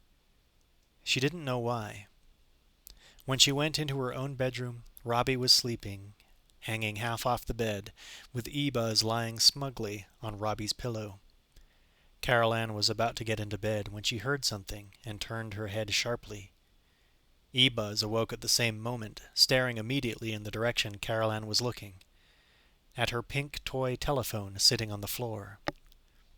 What they'd heard was a voice. Carol Ann walked over to the phone and sat down. Moonshine through the skylight washed over the plastic, making it look almost luminescent, almost lit from inside. Carol Ann picked up the receiver. Yes? Yes. I'll be good. I love you too. Good night, Grandma. Then she hung up, climbed into bed, and went to sleep. It was not a sleep of rest, though. There remained 30 minutes to midnight when Taylor reached the top of the obelisk. It was flat, ageless stone, 20 feet across with sparse brush growing between the cracks. A small fire burned at the center of the plateau in a fire pit kept holy by local shamans, for this was a place of power, very near where the Hopi people were said to have emerged into this world. Nobody else was there, so Taylor sat by the fire to warm himself. The thunderclouds had passed, leaving the night sky again full of stars. Taylor stared through the fire at the outline of Black Mesa in the near distance, the thick stars rising above it like sparks from the fire, frozen in space and time. Then they seemed to unfreeze, to shift position, fold over on themselves, take on depth and shape within the flames, until suddenly Taylor realized the shape was human. There was a man sitting opposite him on the other side of the fire. It was the man called Sings with Eagles. He was an old man, a Hopi. He wore a white bandana around his forehead to hold his long white hair back. His shirt was midnight blue, his beadwork desert red. His fetishes were spread out on the ground before him. He carried a tom-tom. He took some powder from a deerskin bag and sprinkled it over the fire. Sparks flew up to the sky with a rush, seeming not to stop until they found a new place in the heavens. He sung in the language of his people. "We ask this place of power to bring forth the knowledge of smoke." The sparks became as comets trailing into deep space. "May the smoke teach us and guide us." "Thank you for coming here, Sings with Eagles," said Taylor, also in Hopi. "I have much need of your wisdom." "I am sorry to be late," said the old man, "but I could not locate a babysitter, and my wife ran away again." After a suitable pause, Taylor said, "I would go to the dark canyon in the land of Moski, where the dead forever walk." The old man's eyes filled with laughing stars. "To get to the land of the dead is but a short journey from here, wanderer. You have only to walk 10 paces in any direction and fall, with grace or without, to the foot of this mesa." Taylor smiled. "I would go, grandfather, but I would also return." "Ah," said Sings with Eagles, "a more difficult journey. In the dark canyon is where the evil ones dwell. They are fearful to gaze upon, yet you must not look away, for then you will become lost there forever. The dark land is filled with spirits who feared to look on the evil ones, and thus lost sight of the way to the upper world. The Navajos say, 'Never shut your eyes in fear, lest ye go blind.' For the masked dancers, the Yai, in the moment your eyes are closed, will snatch them out." The old man smiled. "The Navajo cannot have lived so long near the Hopi without learning something." He nodded. Then he reached around behind himself and picked up an ornately tooled spear. "Great evil is coming," he continued. "An ancient evil, one you know well. But now it is coming after another. After a child and, I think, her family. You can use this family, though, and if you use them with care, you may defeat the evil one." He handed the spear to Taylor and went on. "This weapon has been held by many hands in many battles, many lands. It was used by Spider Grandmother in the Fourth World to destroy the monsters of that place before our people emerged here. It was used by my grandfather against Carson before the Long Walk." "Your grandfather was defeated by Carson," Taylor protested. "Because the spear was not used with care," instructed the old shaman. "It must not be used in anger or vengeance, but with thought and truth. It has powers from another world, but it can only be an extension of the spirit that wields it. If the spirit is small—" Sings with Eagles shrugged, as if the results were self-evident. "And this spear can be of use in the dark land?" Sings with Eagles did not answer directly. "The door to the lower world is attended by Masawu, guardian of the land of the dead. It is to him we must first sing." And Sings with Eagles sang. It was a ceremony Taylor knew, but the old man knew it better. He blended with his music, and his music blended with the patterns of the universe in such a way as to achieve complete harmony, a perfect weaving of spirit, such that he was the knowledge he sought. Taylor stared deeply into the fire as the chant mixed with the smoke and flame. Sparks swirled there again, creating patterns and shapes of dark color, occult meaning. Taylor let himself merge further into the spirit of the fire. The smoke began to curl upward like a serpent, then twist and hover directly above Taylor, as if it would strike him. Sings with Eagles spoke. "It is frightening, but do not fear." He motioned Taylor to rise. Taylor rose into the smoke. It billowed over him, snaking around his body like a second skin. Taylor inhaled, his arms upraised. The smoke entered his mouth and nostrils, as if it were a living thing, fleeing into the warmth of his great chest. Sings with Eagles chanted, "Smoke, make him one with power and knowledge." The fire burned brighter. The old man nodded, responding to the spirits that guided him. "Taylor, you are to enter this lower world through your dreams." Taylor's eyes closed. Trance engulfed him. The old man continued. "Taylor, you are to die." Taylor's spirit flew into the fire, into the smoke. "Taylor, you are to pass through a canyon of shadows." Carol Ann floated through a canyon of shadows. This part of her dream was recurrent, and it was the only part she ever remembered, because it was the part she liked. And she liked it even though she knew it was supposed to be scary, because this was the place where Skiadu lived. He was the shadow creature. He couldn't be distinguished from the background, the bottomless pits, the congealed gray boulders, the darkling bends of space, except by his movement, which was furtive, full of mean stealth. His intent was grim, to engulf any passing spirit, to feed on its life force. And once a spirit was engulfed, there was no escape. Eternal darkness, life within Skiadu, was the fate. There was but one defense, and that was to jump through his shadow form in the moment before he was to consume your spirit. Most froze in fear at that moment, and this succumbed to his darkness. Carol Ann thought it was a game, though. She tracked Skiadu around his own shadowy domain, surprising him from behind, and leaping through him before he was even aware of her presence. Once through him, Carol Ann entered another plane. On this plane Skiadu still existed, but his nature was different. Here he was a shadow sprite who didn't stalk but ran, elusive as a shadow in a sunny fog.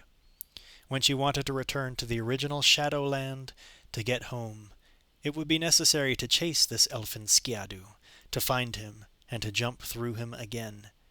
Much harder to do in this dimension, a place of mists and wandering souls, and that bright, bright light that hurt Carol Ann's eyes and made it hard to see. This was the place that scared Carol Ann, the place she never remembered in the morning. Once here, she could never understand why she'd come, which scared her even more.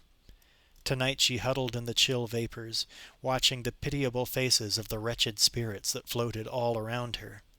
If she stayed long enough, they would come closer and closer, never quite touching her, but desperately wanting to. She backed away, away from the light, away from the weeping forms that gravitated toward her, away to some place she hoped she could corner Skiadu, so she could dive back through him to the other side and home again. And she backed into Henry Kane. She jumped and spun around and stood shivering, watching him. As before, he wore a black, wide-brimmed hat, a loose black preacher's coat, a black string tie over a frayed cotton shirt. He hummed his sorrowful melody, smiling his gaunt smile, and reached out to touch her. She backed away a step. His hand seemed unearthly cold, and even though he and she didn't actually touch, her teeth began to chatter. "Come, child," he said. "Don't be afraid. Come along with Reverend Kane." She shook her head no. "It was I who kept you from getting lost this morning at the shopping plaza. Don't you remember?" She shook her head no. "Come, then, put your hand on my heart. You can feel how pure it is." He took a step toward her. She took a step back. "Touch my heart," he repeated, his smile mellowing to entreaty. "Then I'll know you trust me, and we can be friends." He pulled open his jacket, exposing the thin white shirt that covered the left side of his chest, a gesture of vulnerability. She shook her head no. "Please," he beckoned, "don't reject me. I'm opening myself up to you." His voice was soft, vaguely southern, in a register high enough to suggest imbalance. She trembled, looked around for escape, but her feet would not move. He loosened his tie, began slowly to unbutton his shirt. "Let me lay myself open to your touch," he pleaded, pulling his shirt open. Beneath his shirt there was no skin, only glistening ribs, shreds of rotting muscle, oozing veins enclosing a dark red heart that beat, slapped against the rib cage, and gray-pink lungs that dripped like sodden sponges. Carol Ann gagged. She'd never seen the insides of a person. It was a horror, but she couldn't move. "Touch my heart," he beseeched her. "Here, let me make it easy for you." He grabbed his left third rib and, with a wrenching crack, tore it out of his chest wall and threw it away.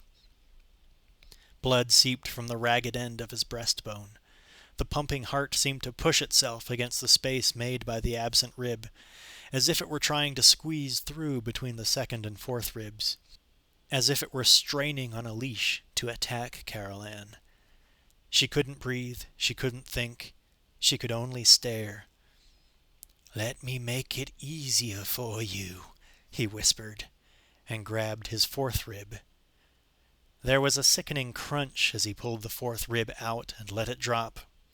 His heart flipped around wildly now, jerking against its vascular connections, pushing the opening in the rib cage, getting tugged back. "There," Kane smiled. "I couldn't be more open. But you must meet me halfway. Come, child, it's so warm. Come, touch my heart." She couldn't stop staring at the thing, all red-black and flopping like a bloated fish. "Here now, it wants to be touched so badly." There was gentle scolding in his voice. "You can see, plain as anything, how it's trying to get near you. Just wants to be held, like we all do. Here, I'll show you." Without even wincing, he splintered the remaining ribs out of his left chest, leaving only the heart exposed and pulsating along the underside of the dark, slippery lung. He looked down. "Oh, getting shy now, are you?" he said to his heart. So he pulled his lung away as if it were a curtain. Then he reached his other hand up, cupping his heart tenderly like a dying bird, and lifted it out of the chest cavity toward Carol Ann as far as it would go, without tearing from the aorta. "Here," he said to Carol Ann. "It's not so wild now. It just wants to be held. Here now. You can hold it." Chapter 3. Taylor had his own way of approaching Skiadu in the Canyon of Shadows. He located the creature by sensing disharmony among the shadows, the flow of darkness that moved, wave-like, there. And when he'd found him, he chanted the song of the Shadow Way, restoring the harmony, putting the benighted creature at rest. And when Skiadu was thus nestled in his proper place, Taylor stepped through him to the next plane, the place of mists and souls and the one light. He shielded his eyes from the light, but did not falter. He looked closely from face to face until he found the one he sought. The evil one, dressed in black, with eyes like moss. Taylor watched him approach a young, lost girl and try to befoul her spirit with self-mutilation. The girl wavered. Taylor was about to intervene in this obscenity when he noticed someone else observing the interaction. An old woman heading toward the light. She'd stopped in her journey, though, to watch the young girl confront this monster of a man. Taylor approached the old woman's spirit. "Do not watch this shameful display," he told her. "Go into the light, if that is your journey." The old woman's lip quavered. "She's my granddaughter," she said, nodding toward the young girl. "She needs my help." "I will help her," Taylor promised. "But if your journey is into the light and you do not go, you will wander here in the dark canyon forever with the evil ones. Like that thing." He pointed at Kane, who was now ripping out pieces of his own lung with his teeth and eating them in front of Carol Ann, trying to force her into submission through horror. Taylor moved between Kane and Carol Ann. "Perhaps it is for me to touch your heart." Kane backstepped with a grimace. "You," he growled. "And you," Taylor answered flatly. He looked momentarily at Carol Ann. "Be not afraid." Then he reached into his medicine bag, pulled out an ancient obsidian lance tip, and, quicker than thought, touched it to Kane's heart. Kane screamed, making no sound. His heart was punctured where it had been touched. Out poured first vile smoke, then thick matter that curdled in the light, then putrid snakes and newts, all wriggling to get free, tearing the hole open wider as they squirmed away. Then Kane just diffused into the ether and was gone. When Jess saw this, she rested easier and called thanks to Taylor, and she continued her journey into the light. Taylor turned to Carol Ann. "Go now," he said, pointing to where Skiadu still lay, enchanted by Taylor's song. Carol Ann stared in wonder a long moment at Taylor. Then she scampered over to Skiadu and jumped through, and the rest of her sleep was dreamless. Taylor, too, returned to the upper world, but when he opened his eyes, sitting atop the cold stone obelisk, the wind had died down, the fire was out, the smoke was gone, and Sing with Eagles was nowhere to be seen. 10 o'clock the next morning, Steve was on the phone to the family lawyer. "No, Diane found it this morning." "Yeah, in her sleep. Very peacefully, the doctor said." "No, he just left." "Okay, we'll be in touch." "Yes, I will." He hung up and turned to Diane, who was crying as she did the dishes. "God, I wish I hadn't behaved so badly last night," she said. "I mean, my last words to her were angry." "Di, she knew you loved her." "If I only had one more day." She turned from the sink to wipe her hands, angry at herself. The kids were standing in the doorway, listening. Diane tried to get herself under control. "Grandma passed away last night," she began. "She died?" said Robbie, startled. Carol Ann felt the knowledge of this strike her like a slap in the face. Her regret was edged somehow with fear. Diane started crying again. "Kids," said Steve, "your mom needs some hugs." And they all wrapped arms around one another, crying and comforting and not comprehending the vast, heartless mystery of death. That afternoon, Diane walked through her mother's garden, looking for meaning in memory. She remembered herself as a small girl in the same garden, helping Jess plant the first flowers, the same rose bush that blossomed beside her now. Jess had hugged her then, and she remembered thinking, "I will never be happier." She sniffed a yellow rose, closed her eyes. The memory engulfed her, brought tears again as the wind rose and dropped petals in her hair. They felt like her mother's fingertips, touching her delicately, almost as if Jess was right there again. "Mom," Diane whispered, and the wind picked up, dropping more petals. "There are so many things. So many things I wish I'd told you. You always made me feel so safe." Her mother's presence completely encircled her, lifting her out of time and mind to a place of eternal unity. "Mom, I love you so much." And suddenly the wind settled, and Jess's presence was gone. "I wish you were here now." Diane looked up at the sky, then to the ground. "Goodbye, Mom." She wiped away her tears, took a deep breath. There was no meaning in memory, but there was love. Steve, who'd been watching her from the patio, stepped forward and hugged her. "We'll make it," he whispered. "I love you." Carol Ann came running out of the house, wearing her ballerina costume, holding out 2 silver wings. "Mom, can you put these on me so I'll be a ballerina with wings?" she asked. She took the wings lovingly from her daughter and spoke with a bit of Jess's inflection. "Darlin', you can be anything you want to be." That night it rained. Great charcoal clouds of rain, detonated by lightning that was eerily silent. The drops fell slowly at first, as if they were testing the house, waiting for a response. There was no response, though. For the first night in many years, Jess's vital spirit no longer inhabited the place. The rain came down harder. A harsh wind rose up too, driving the rain sideways, under the eaves, under the flashing, under the lip of the skylight in Carol Ann's and Robbie's room. The rain dripped from this unsealed corner of skylight to the floor of the kids' room, to the toy phone on the floor, making the toy bell on the toy phone go ding. For just the briefest moment, all the electrical toys in the bedroom winked on.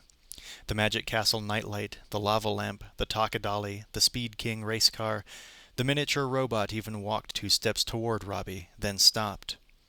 As if, for an instant, they were alive. Rain pinged the phone again, and Carol Ann opened her eyes. She got out of bed quietly, sat on the floor by the phone, picked up the receiver. It was Grandma's voice on the other end. "Hi, Grandma," said Carol Ann. "Do you have wings now?" "My ballerina costume does." "Grandma—" She started to go on, but when Grandma spoke back, it was in a slightly different voice.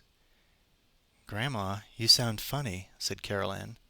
"Are you okay?" "Yes, I'm okay," said the voice, but it definitely wasn't Grandma now. "I'm okay because I can see you, just like I saw you last night when you saw me."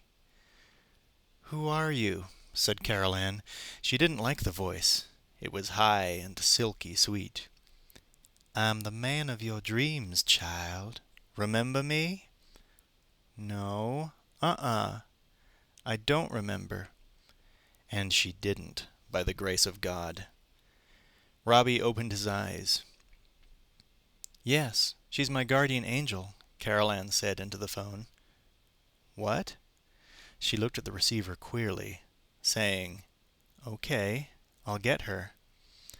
She picked her doll up off the floor and held the receiver to its ear. Then she took the phone back from the doll. The voice said to Carol Ann, "Katrina's a nice doll. Would you like me to turn you into a nice little doll like Katrina?" "How do you know Katrina's name?" said Carol Ann. "I know everything," said Kane, "because I'm smart." "Oh."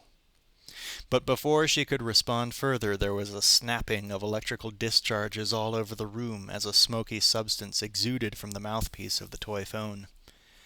Carol Ann dropped it. Robbie sat up in bed, fear pulling his face tight. A wispy, steamy tentacle snaked out of the receiver, twisting higher, giving birth to itself, translucent and cold. Hovering above Carol Ann, it grew brighter. "Carol Ann!" Robbie tried to yell, but it came out a croak. The ectoplasm brewed around the ceiling, becoming a hand that danced, flexed, palpated the fixtures. Then it reformed into something resembling a head and torso, but mutant, corrupt. It seemed to gaze around, studying the room, studying Carol Ann. With a sudden ripping crack, it expelled itself completely from the phone into the room, and with an intense bursting light it migrated violently into the walls. The house shook like an earthquake was upon it, and it didn't stop. Diane woke up first. She thought she was dreaming. "Stephen!" They jumped out of bed together as lamps crashed to the floor. Books tumbled from shelves. They lost their footing twice as they ran down the hallway to the children's room, but the tremor halted as soon as they reached the door.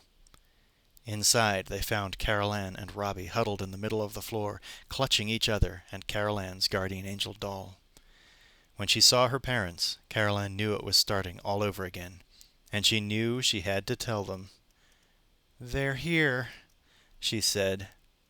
Steve's face went white. "Oh, shit. Not again." It took them about 5 minutes to dress and pack. Carol Ann carried only her doll. Diane carried only her daughter. Steve carried only one suitcase. Robbie carried a knapsack full of toys.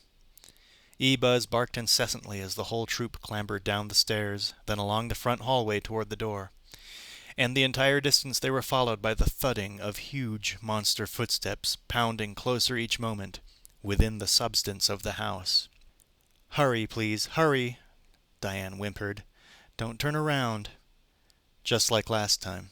It was all coming back. "Don't panic," bellowed Steve. Then, in a whisper, "Don't panic." "Oh, God," prayed Robbie. Maybe the thing was after him this time. "Don't stop," shouted Steve. Diane reached the front door first, swung it open, and screamed. There was something there.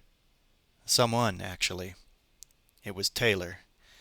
The pounding in the house grew louder as Steve moved forward angrily on the large man who was impassively blocking their way. "Who the hell are you?" "Name's Taylor," said Taylor stoically. "Well, great," said Steve, plowing past him with family in tow. "Nice meeting you. We're going now." The reverberating footsteps were almost to the front door. But Taylor made a quick gesture and spoke an ancient way, and the footsteps disappeared. Then he turned to Steve, who was already in the driveway, hunting for his car keys. "Tangina Barons sent me," he said to the fleeing Freelings. Steve found his keys. "Terrific. Say hello to the Magic Munchkin for us." He opened the car door. Diane was slowed by that name, though. She looked at Taylor. "Sent you for what?" she said. "It's no use running," said Taylor. "It'll find you. You're better off here." For a moment his words stunned the entire family. They stared at him as if he were a prophet of doom. Steve recovered his first intent, though. "Good." He threw the word at Taylor like a knife. "You stay. We're gone." Then to his family, "Come on, in the car. Let's go." They all piled into the station wagon with varying degrees of reluctance, fear, and confusion. Diane was relieved that Steve was taking control of the situation, though she wasn't sure this messenger from Tangina should be dismissed out of hand. Steve, for his part, wasn't really thinking at all. He just wanted to get the hell out of there. Robbie was actually kind of excited about the whole thing, now that they were out of the house. And Carol Ann looked at Taylor with a curious smile. She liked that man. She didn't know why. She felt almost like she knew him from some place, though. She just couldn't remember where. She gave him a little wave out the back window of the car. Taylor waved back.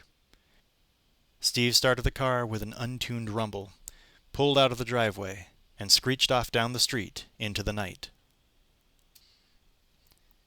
An hour down I-10 going west, they pulled into an all-night roadside diner. They sat at a booth by the window, ordered chocolate sundaes for the little kids and coffee for themselves, and stared silently into their own thoughts. It was finally Robbie who spoke first. "Are we gonna move again, Dad?" That was, of course, everyone's question. Resolve themselves to an over-the-shoulder life of half-ignored fears, half-repressed memories, ready to pick up and run every few years? Every time it found them? Whatever it was? Everyone looked at Steve. "Well, son, I don't know." He sighed at the admission. and tried to include them all in what he perceived as his own private loss of will. "I guess we'll have to think about it." Diane didn't want to leave, now that the first flush of fright was past. This was no sterile tract house of sheetrock and PVC. This was her mother's home. Diane's home. They couldn't just walk away. "Where can we go?" she demanded. "Disneyland," suggested Carol Ann. "Don't be such an infant," Robbie scolded her. "Then how about Knott's Berry Farm?" Carol Ann goaded her brother. She hated it when he tried to act like an adult. She didn't ever want to be an adult. Adults died and got scary. "Okay, you two, settle down," warned Diane. She had enough to think about without monitoring them. She took all the change from her purse and handed it over. "Here, go play the videos." The kids ran off to the other end of the diner, leaving Steve and Diane to sort it out. "Stephen, what are we going to do?" "I'm thinking," he lied. He was wallowing. Behind them, at the counter, sat two overweight, t-shirted redneck women, the younger one in hair curlers, the older one in her cups. "You're just a pack of trouble, Mama," the younger one was saying. "Why you messin' around with that bum is beyond me." "'Cause I likes him, that's why," replied her sullen Mama. Diane tried to ignore their rising voices. "Stephen," she said, taking his hands across the table, "we've got to go somewhere. We can't just drive around." Steve was feeling trapped. The woman in hair curlers stood, saying to the other, "Well, Mama, don't be bringing him to my house. That's all I can say." Then she turned and, without any preliminary, walked directly over to Steve and Diane. She spoke softly, and her voice changed character completely. It was Jess's voice. "Listen, children," it said. "You can't run from this thing. It has made contact with you and will stop at nothing. You must fight him head on. Stay together. Be loving. Be brave." Diane turned pale. "Mom?" she whispered. The woman suddenly shivered, blinked, and looked at Diane as if seeing her for the first time. "Mom?" Diane said again. The woman made a face. "What? I ain't your mom, lady."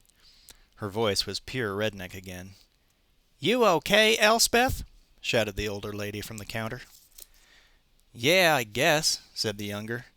The two of them left, looking back at the Freelings as if perhaps the police ought to be called. "I need a drink," said Steve, and signaled the waitress. He finished the beer quickly, neither of them talking.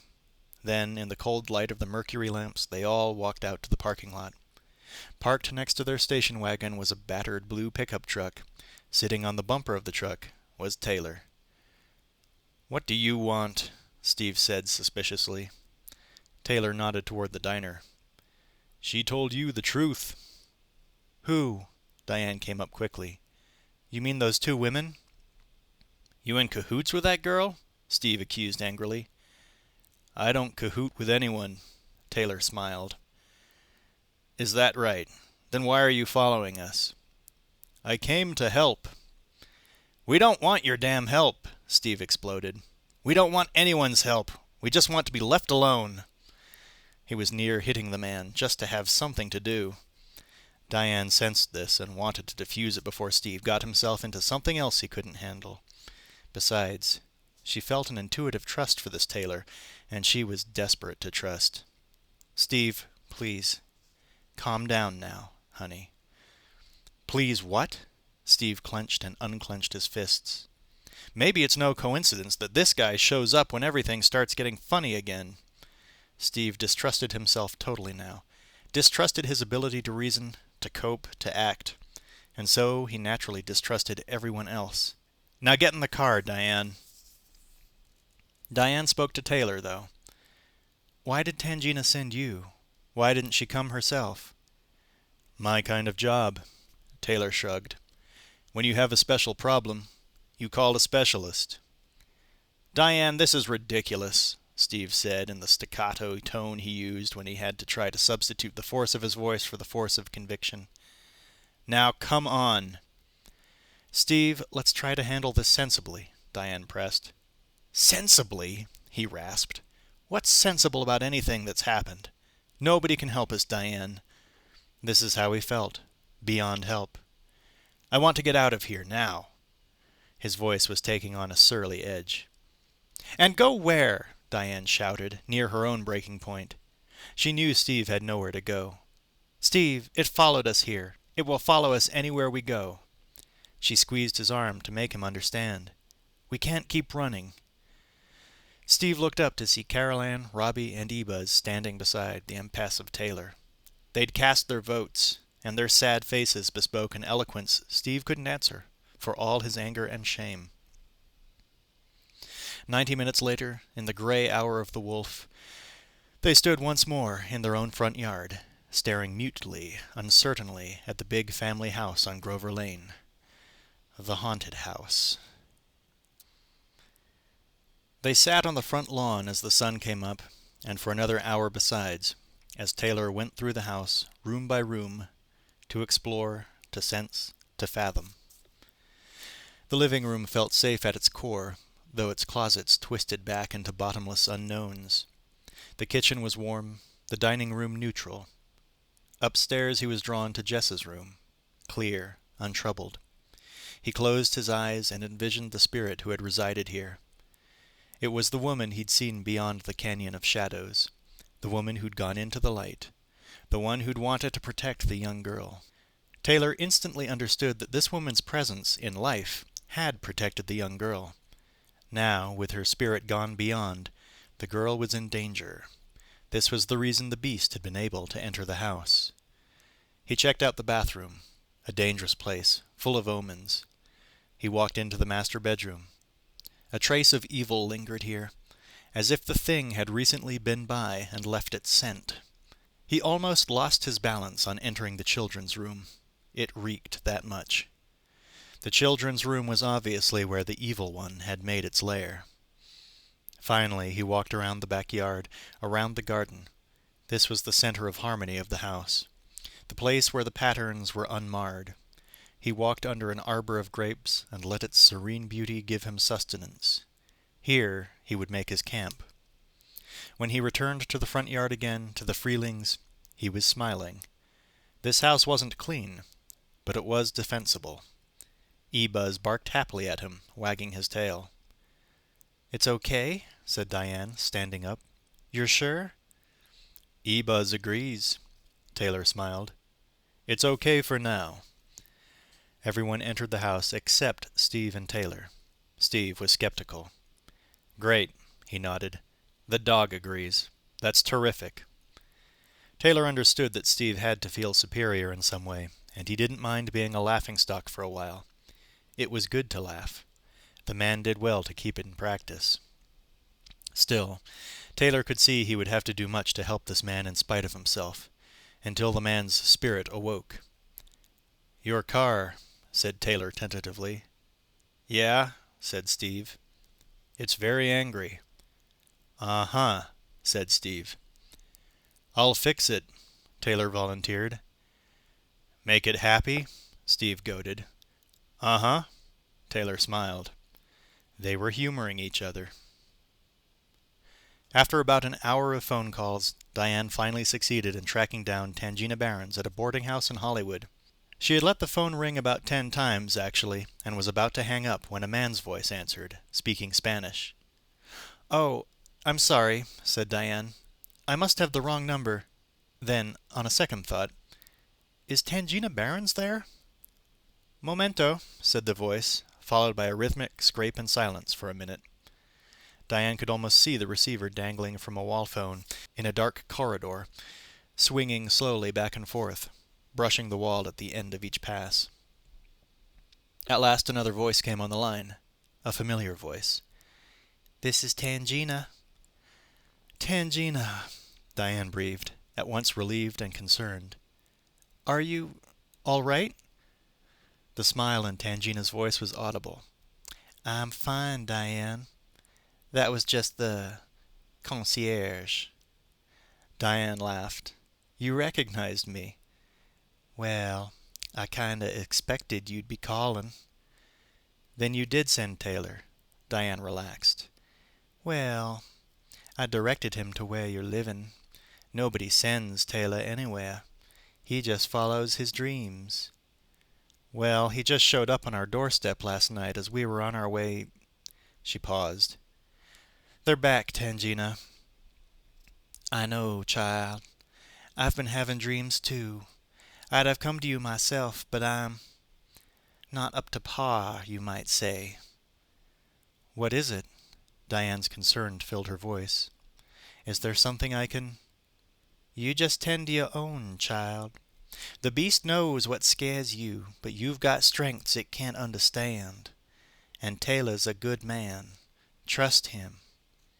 "Yes, I do, I think. And you may deny it, but he says you sent him, and if he values you as a reference, I'm sure he can't be all bad. Just don't get upset if he wants to put pieces of bark or shells or such all around your pretty carpets." Diane laughed lightly. "Yes, well, he seems very different." Steve, overhearing this as he fixed himself a beer, looked through the kitchen window to the backyard, where Taylor was playing with Robbie and Carol Ann beside the tent he directed. A tent marked with strange designs, hung with claws and feathers. Steve deadpanned to Diane. "Oh, he's very different, I'd say." Diane tried to ignore him as she finished up on the phone. "Right, Tangina. Well, I can't say Steve really trusts him fully just yet, but I can't really blame him, I guess." "Steve has to learn to trust himself first," said Tangina. "But I'm in no position to give him instruction in that little trick." Her voice had suddenly become sardonic, almost self-abusive. "Well, I gotta go, honey. Good luck to you. If anyone can help you, Taylor can." "Goodbye," said Diane, but before she could say more, Tangina hung up. Diane wondered if she'd ever see her again. She'd sounded so lost. She walked over to Steve. "Let's give him a chance, Steve." He looked put upon. "Diane, I've read a lot of Indian books. I feel as bad as the next guy about Wounded Knee. I mean, I like Indians, but we don't know anything about this guy. What if he's just escaped from the reservation, or jail, or the hospital, or—" Diane interrupted his tirade by putting her hand on his arm and pointing out the window. There, beside the tent, stood Taylor, alone. But not alone, for covering his body were hundreds of butterflies, delicately lighting, panting, fluttering, conversing with him, it almost seemed. And he, in turn, stretched out his arms and moved in slow, regal circles around the arbor, as if he were dancing with a swarm of sprites. Robbie and Carol Ann stared, enthralled, from the patio. And then the butterflies dispersed and were gone. As soon as Carol Ann lay down for her nap, Robbie went out to Taylor's tent to talk man to man. Taylor was sitting inside, cross-legged, encircled by his fetishes, when Robbie approached. "Can I come in?" Robbie asked uncertainly. This was about the coolest thing that had ever happened to him, and he didn't want to blow it. This guy was a real Indian, camping out in Robbie's backyard, making powerful medicine. Who could ever have believed it? Taylor motioned him in, and they sat facing each other. A curved row of objects separated them in a line along the ground. A bobcat claw, a tiny doll woven out of buffalo grass, a shiny quartz crystal, an eagle feather, a piece of mountain sheep horn, a shard from an old obsidian lance tip, an uncut garnet, an armadillo scale. Neither spoke for a moment, until Robbie figured he had to make the first move. "I was just wondering," he said, looking at Taylor straight on. "How'd you do that? With the butterflies, I mean." Taylor smiled warmly. "There's no magic to it. Except the magic of the universe, of course. It is hot in August, and butterflies need salt and water, like all creatures. They came to drink the sweat on my skin." Robbie nodded, then shook his head. "They never landed on Dad like that, and sometimes he sweats a lot. They can sense fear, and quick uncertainties make them shy. Aren't you ever afraid?" "Yes, I have fear. Fear is in the pattern of all things. part of the great harmony. The secret of riding fear is never to shut your eyes to it." "Usually makes my eyes open wider," said Robbie. "The lonely often say so," remarked Taylor. "I ain't lonely," Robbie protested defensively. "You are quick to renounce praise," said Taylor. "I mark loneliness an honor." "You do?" Robbie hardly believed him. "All Navajos do. The Navajo seeks loneliness in all the corners of the fifth world, which we now inhabit. Loneliness is a mantle of power and knowledge. The eagle is lonely, and there is no animal more beautiful or sacred or powerful." Robbie was becoming entranced by this wise man's quiet, sure ways. "Well, maybe I am a little lonely." "Then perhaps you are a little Navajo. This is good. The Navajo are strong warriors. You must use your strength to help your family," Taylor cautioned. "As will I." "Sure is lucky for us you came along when you did," Robbie marveled. "There is no luck," Taylor smiled benevolently. "There is only the pattern, the harmonious order of things, and the Kachina spirits that help us to see this order, and evil, which is a disruption of this order, and ceremony, which helps us restore the pattern." "Right," said Robbie. "Then what's Kachina?" "Kachinas are our ancestor spirits. They live in the clouds." "Mom says I'm off in the clouds a lot." "Then you have been close to the Kachinas. Perhaps you are brother to the Hopi as well as to the Navajo." "Really?" "I am blood kin to both tribes. This has made me special, though some scorn me for my specialness. You, too, are these things, special and scorned. I feel this." Robbie nodded. He felt it, too. Taylor continued. "So you are brother to me in spirit, and, as brothers, we must share each other's battles. Who offends you, offends me. Perhaps it was because of this that the evil one came to my attention." "The evil one?" "He who would steal your sister from this world. It is he you must struggle against. But you are not alone in this, and I am confident we will win." "Yeah? How?" Robbie was less than confident. He'd seen this evil one's power. Maybe Taylor hadn't. "We start with prayer."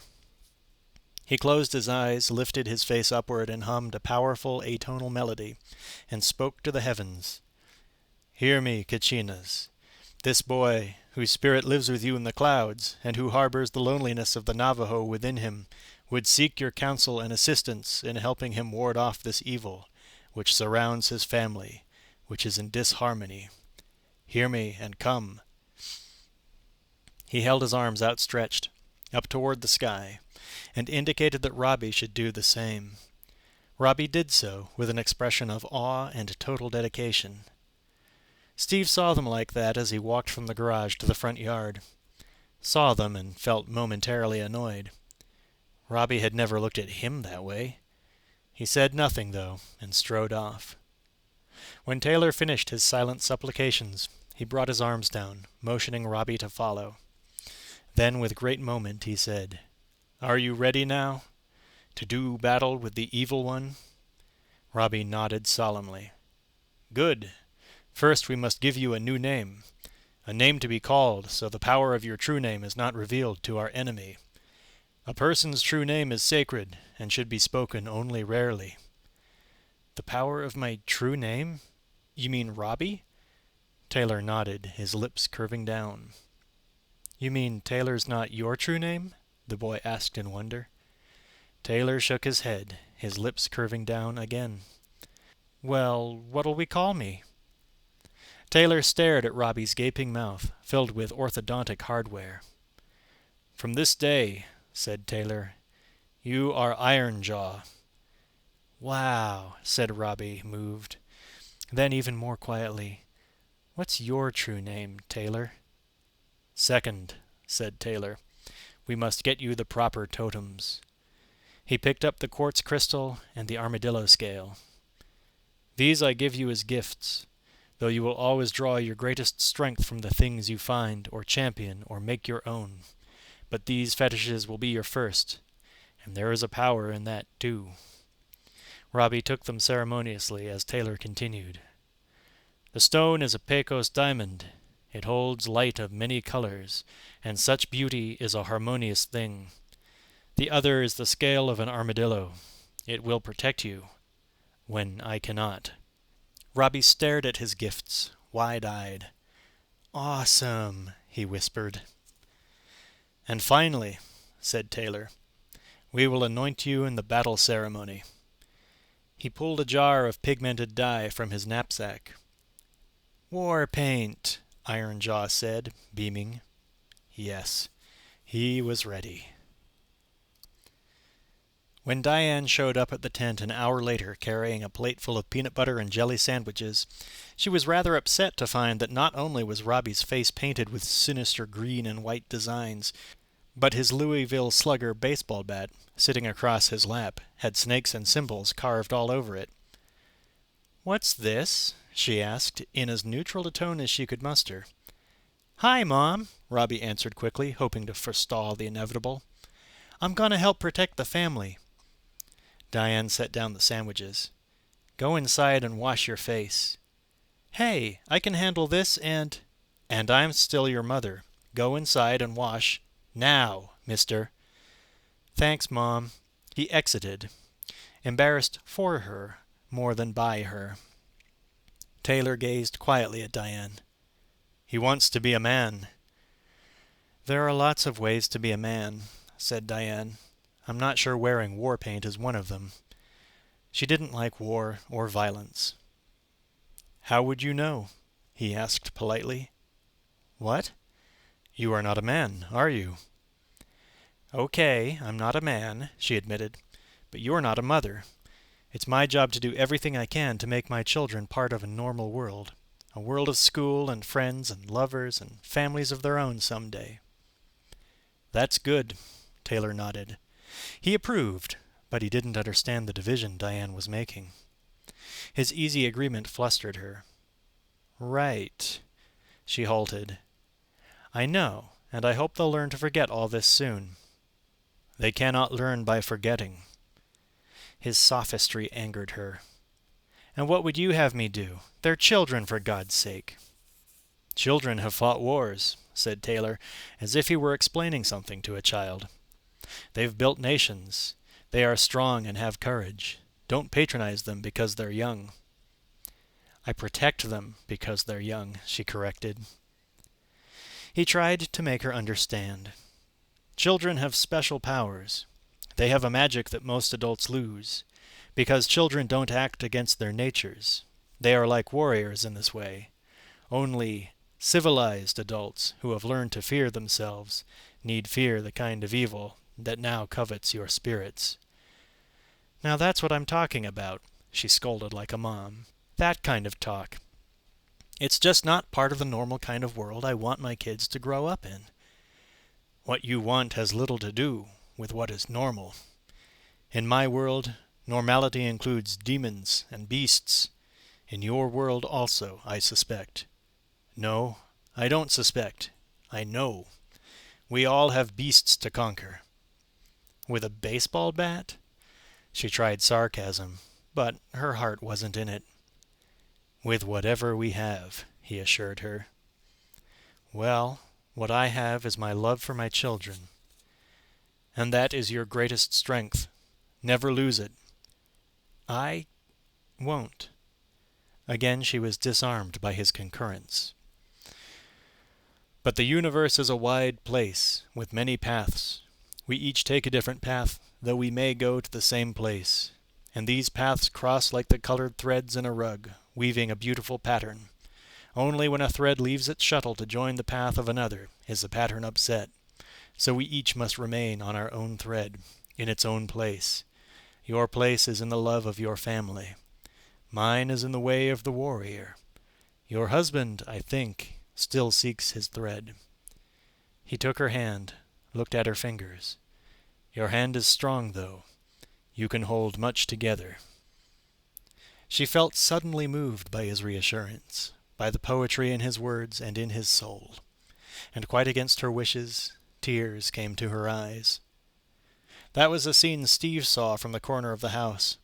Taylor and Diane holding hands, Diane moved to tears. That, on top of the trouble he was having with the car, was just the last damn straw. He came storming up to them, sweating, dirty, and distinctly displeased. "Okay, Taylor. You can stay in this house. You can have my aura, my spirit, my ghosts. But leave my car alone, okay? Hands off. It's worse than before." "Car's still angry?" Taylor shrugged, then nodded. "Sometimes it gets worse before it gets better." He waited a moment, then spoke more softly. "Sometimes everything does." That night Taylor sat in the backyard, looking up at the stars, trying to find strength in their patterns. This was a difficult family to help. There were none so blind, his paternal great-grandmother used to tell him, as those who would not see. As if in answer to this thought, Steve approached and sat at the picnic table. He was drinking tequila straight from the bottle. It was blinding him further, though endowing him, at least temporarily, with a generosity of spirit he was incapable of when sober. He took a long swig and offered the bottle to Taylor. "Whew! To kill ya," he joked. Taylor shook his head politely. "Used to drink. Bad dreams. I gave it up." Steve shrugged. Taylor probably had a drinking problem, he figured. Too bad. It was good medicine. Helped you forget what you didn't want to remember. He took another swallow and forgot something else. Taylor continued staring at the sky. Steve said, "See something?" "No," said Taylor. He wasn't looking to see. He was looking to feel. "Well, what are you doing, then?" "Seeking power," said Taylor. Steve held his bottle high, letting the starlight glitter through its golden shadows. "Me too," he said, and took another long swallow. The worm at the bottom of the bottle bounced along the undercurrents. "They say a real man drinks to the last drop. Only a chicken's afraid of swallowing the worm." "It is a strange measure of cowardice and bravery, I think." "Yeah, well, I saved the worm for breakfast." He tried to impress the Indian with false bravado. "Hair of the dog that bit ya, I always say." He smiled what he supposed was a brash smile, and chugged again at the bottle in what was supposed to be a devil-may-care manner. Taylor smiled sadly at him. "You feel like a leaf at the mercy of the wind, don't you?" Steve was taken off guard. His first impulse was to wisecrack, but something about the stars and Taylor's voice and the liquor and the strain made him feel suddenly melancholy and open to his own truths. "Yeah, I do, sorta," he said softly to the ground. "Since the day you were born, one way or another, someone has been doing something to you." Now his feelings suddenly flip-flopped, and he became annoyed at this dime-store Indian for making him feel weak. "Hey, I don't know about that," he protested. "And they have been doing something to you against your will, and by now you're helpless, like a leaf in the wind." Steve was confused. It was the tequila making him sluggish. "Hey, Chief, why don't you say what's on your mind so I can understand it?" "You understand," Taylor replied with the patience of the earth. "No matter how much you like to feel sorry for yourself, you have to change that." He locked eyes with Steve in order to make him hear. "I am a warrior. A warrior would rather be defeated and die than act against his nature. You are here with me because you want to be here. You should assume full responsibility." "Responsibility for what?" The Indian was beginning to sound like his wife. "Everything in your world," said Taylor. "Everything. Your thoughts, your children, your drinking, your house, this tree, this table, the stars. It's all alive and part of you, and you are part of it, part of the pattern." "Okay, I'm responsible for the stars," Steve said glibly. "What am I supposed to do about it?" "Ceremonies help." Taylor spoke with a knowledgeable flatness, but he was getting peeved by this fool's disrespect. "Ceremonies," said Steve. "I gotta say I'm not much into ceremonies." "You are irresponsible, then," Taylor reprimanded.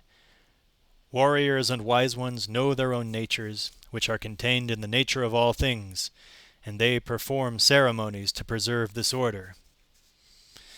Steve was feeling sullen in the shadow of this pompous, imperious Indian. He raised his bottle slightly. "I do okay with this little ceremony. Maybe you ought to stop yours and try mine." Taylor sighed. If the ceremonies stopped, the world would come to an end. Robbie was in his room practicing sitting cross-legged when Carol Ann entered to get her toy phone and guardian angel doll, Katrina, to take downstairs to the makeshift collective bedroom Diane was setting up in the den. "Supposed to come downstairs to sleep now," Carol Ann said to him on her way out the door. When he ignored her, she paused and said, "Robbie." "From now on, call me Iron Jaw," he ordered. "Robbie, come on," she said, trying to sound like Mom. "And Mom says don't forget to clean your braces." "Yeah, okay," he glowered at her. "Don't okay me," she said in a snit, leaving the room. Robbie gave her a parting shot. "You little pest," and went into the bathroom. He walked past the mirror over the sink, sticking his head out the door to make certain Carol Ann wasn't around. And in that moment a dozen ghoulish faces stared out at him from the depths of the mirror. But when he turned back to the looking-glass, the faces were gone. He opened his mouth at his own reflection, grimacing at his braces, picking at them here and there, his face inches from the glass. That's when he saw, in the mirror, the bony, rotting hand come up behind him and grab for his shoulder. He yelled as he whirled, and Carol Ann jumped back. It was only she standing behind him. "Don't do that, jerko!" he snapped at her. She was really being a royal pain. "I didn't do anything, tinsel teeth," she retorted. She was still scared from his turning on her so fast. "Anyway, Mom says you're supposed to hurry up." Robbie just gave her a look, so she left again and went downstairs. Downstairs it was like a sleepover. Pillows and blankets on the floor, paper plates on the furniture. Taylor wanted them all to sleep down here. Carol Ann was glad. Diane tucked her in next to the couch, right beside Katrina, and kissed her good night. "Good night, sweetheart." "Good night, Mom." "Where's Robbie?" She shrugged with supreme disinterest. "He's still playing up in the bathroom. Says he's coming." She decided to do Robbie a favor and not tell Mom about him wanting to be called Iron Jaw. "Kiss Katrina, too." Diane kissed the doll good night. "Good night, girls."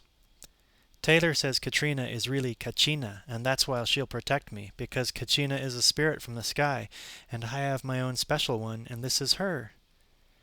"Honey, I'm sure Taylor means well, and I know this is your special doll, but just don't get carried away, okay?"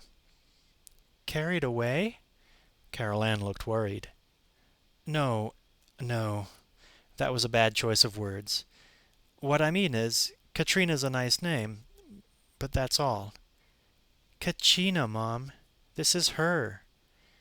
"This is she," Diane corrected. "Yeah." Carol Ann was glad her mother finally got it. Steve entered from the garden, bottle in hand, staring at Taylor, who still sat in the middle of the yard, watching the heavens. Diane yelled upstairs, "Robbie, brush your teeth and get down here in 5 minutes. It's time for bed, and I'm not going to say it again." Okay, I'm coming," he shouted back from his room, as if to say it should have been obvious to anyone but a certified mother that he was on the very verge of the way down. Suddenly Carol Ann sat up, looked at her toy phone as if it had just rung, and picked up the receiver. Diane looked at her suspiciously. "Now don't you start, young lady. Just because your brother—" Carol Ann wasn't listening to her mother, though. She was listening to the phone. "Okay," she said tentatively into the mouthpiece. then held the receiver out at arm's length toward her father. "Dad?" she began. Steve turned toward her. Diane turned toward her. In the backyard, Taylor turned toward her, for he'd heard something too. Carol Ann looked at her father with a scared and curious tilt of the head. "It's for you," she said. Steve smiled and took the phone from her, eager to play a brief child's game with his daughter before bedtime. "Hello," he said gaily. There was a moment of silence, and then a voice blasted out so loudly, from the phone, from the very substance of the house, that a neighbor 2 doors down glanced out his window and hoped this wasn't the beginning of a raucous party. It was no party, though. The voice bellowed, "I am not dead."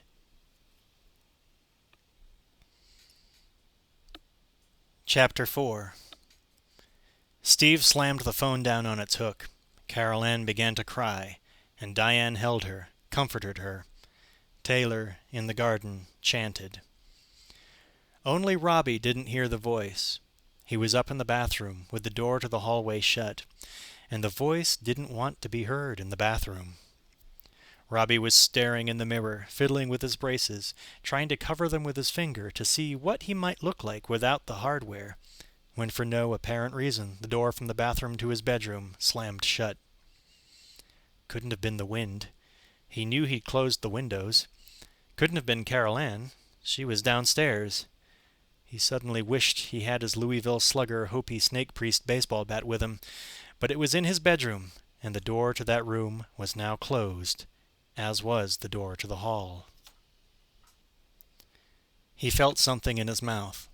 He looked into the mirror again. His braces were coming alive. Alive and writhing. And before he could move, he watched them send steely tendrils from his teeth out of his mouth to spread onto his face, clutching his jaws together. He gasped in horror, tried to scream, but all that came out was a muted squeal. He tried to open the door to the hall, but it wouldn't open. He tried to open his mouth, but it was clamped even more tightly shut. He looked in the mirror again. The braces were wrapping around the back of his head like iron roots. He ripped at them, tore his nails, screamed a muffled scream. Steve and Diane heard it. Anguished beyond expression, they raced up the stairs, down the hall to the closed bathroom door, to Robbie's shrill whining. "We're coming, Robbie!" shouted Diane. Steve tried the door. It wouldn't open. "Stephen!" Diane wailed.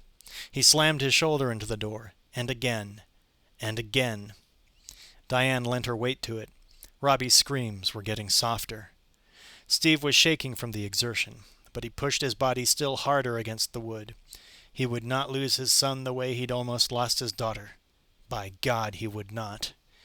And once more, harder, and the door splintered open, tumbling Steve and Diane into the bathroom. What they saw momentarily stopped them, for it was even more bizarre than it was horrible. For there was Robbie, pinned to the ceiling, nearly strangulating and completely enmeshed by a mass of curling, twisting wires, like a crawling vine of braces. One of his eyes was still visible through the tangle, wild, gaping, and one arm was still free. He reached down toward his stunned parents, but was caught short as a tentacle of wires tightened around his throat. Steve lunged for his son's outstretched hand, but the meshwork latched onto the man's wrist, bodily lifting him from the floor. It felt electric where it touched his skin, but also putrid, and somehow muscular. He'd never been grabbed by anything so strong. "Get Taylor!" he shouted to Diane. If nothing else, the Indian was big. Bigger than Steve, and clearly quite strong. Maybe the two of them, pulling. Diane ran to the top of the stairs and called down frantically, "Taylor! Help us! For God's sake, hurry! Please!" No response. She ran down the stairs, far enough to see down. What she saw was Taylor sitting calmly, stoically, in the den, unmoving, with Carol Ann in his lap. Carol Ann was whimpering. Taylor seemed to be ignoring both the girl's cries and Diane's pleas. Diane raced back up to the bathroom to find Steve and Robbie both inextricably entwined in the filamentous net, as if some alien spider had rolled them into its web. Not only that, cobra-like, a cable of wires was beginning to grope toward the electrical outlet. At that moment the handles blew off the faucets, sending geysers of water over the family, the room, and the maniac braces, drenching everything, making electrical conductivity immediate, certain, and lethal. "Taylor!" screamed Diane. But then it was too late. The thing shoved one of its frayed prongs into the outlet. There was a flurry of sparks, blue, white, yellow, and a shockwave that seemed to shake the room, shake the air, shake their bones to the marrow and deeper. And then it was gone. The wire mesh, the writhing tentacles, and the three of them were lying soaking wet on the floor. There was a moment of demented laughter, an insane noise, the sound of babies shrieking, and then that, too, was gone, and it was all over, for the time being. Robbie started to cry. He was feeling scared and unnaturally mortal for one so young. He was afraid he'd let everyone down as well. Ironjaw had backfired. Steve hugged him, and Diane too. And then they went downstairs to confront Taylor. "Where the hell were you?" Steve almost spat in his face, as Diane took Carol Ann into her arms and hugged her as close as possible. "We're not safe here," Steve continued. "My son almost died up there while you just sat here." He almost took a shot at the big phony, sitting there, so smug. "Steve," Diane sensed the imminent explosion and tried to calm him. "What?" whispered Steve. He was furious, and he was terrified. He wanted to hit something, anything. Taylor spoke, though, evenly yet strongly. "I was protecting the child. It was she the thing was after. Not your son or your wife or you." Steve, totally frustrated and knowing suddenly that what Taylor said was true, the Indian had, in fact, saved Carol Ann from the same kind of horrible disappearance she'd suffered 4 years ago, sat down hard in an overstuffed chair and shouted, nearly crying, "What does this thing want from us?" He was all at once thrown out of the chair and across the room. The cushions he'd been sitting on expanded and contracted as if they were breathing. Then there was the decayed laugh again that seemed to come from everywhere. And then, once more, silence. Carol Ann and Robbie both began to cry. Diane drew them into her arms, took them to the farthest corner, and put them to sleep. Later, Diane stepped out into the backyard for some air. It was chilly, as is the way with desert places at night, so she wrapped her arms around herself as she stared up at the sky. The constellation Orion was there, the hunter poised over the house, protectively, Diane hoped. How many eons had this starman been waiting there? And for this night, perhaps? To plunge his starry knife into the heart of Diane's foes? She smiled at the fanciful turn of her thoughts. Taylor's mysticism was beginning to get to her. In fact, Taylor himself, was that him? "Taylor," she said. There'd been a noise behind her. She turned. Nothing there. Not even the dog or a night bird. Nothing. It gave her an uneasy feeling. "Stephen," she said, a bit louder. He played little tricks on her like this sometimes to scare her. But he wouldn't tonight. "Taylor?" she whispered again. The noise came once more, this time obviously low, near the ground. She looked down just as the hand grabbed her ankle. It was a moldering hand, the flesh decayed on the bone, sticking straight up out of the earth, holding viciously onto her lower leg. She pulled back hard, reflexively, and the hand lost its grip as some of its decayed skin was torn loose. But suddenly 2 more hands shot up out of the ground, one grabbing her foot, another her calf, and the first gripped her ankle once more. She squirmed, gasping, trying to wriggle free, but it was happening so fast. 4 more hands now, all grave-rotten, grasping both her legs in the soft, loose dirt. and they started pulling her down, underground. A little yelp escaped her lips. Her energy wasn't focused on screaming, though, simply on trying to break free. But in a second she'd sunk to her knees in the churning soil, and a second after that she was up to her waist.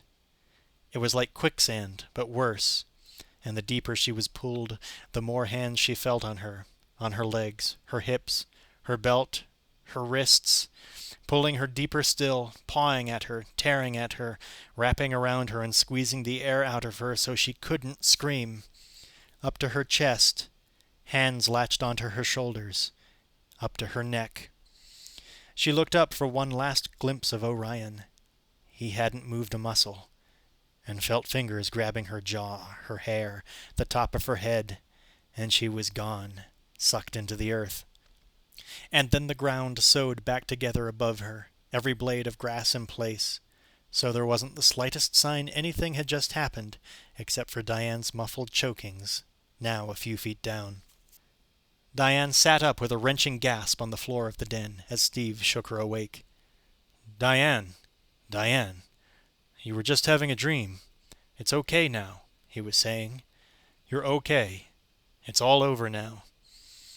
She let her head rest on his shoulder, let herself wake up slowly, though she knew with certainty it wasn't just a dream. And far from being all over, it was just beginning.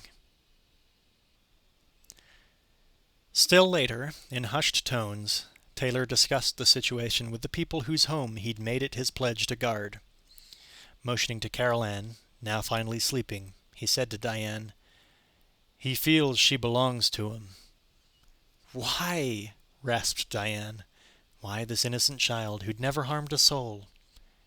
"I'm not sure," Taylor answered, "but he is used to getting what he wants."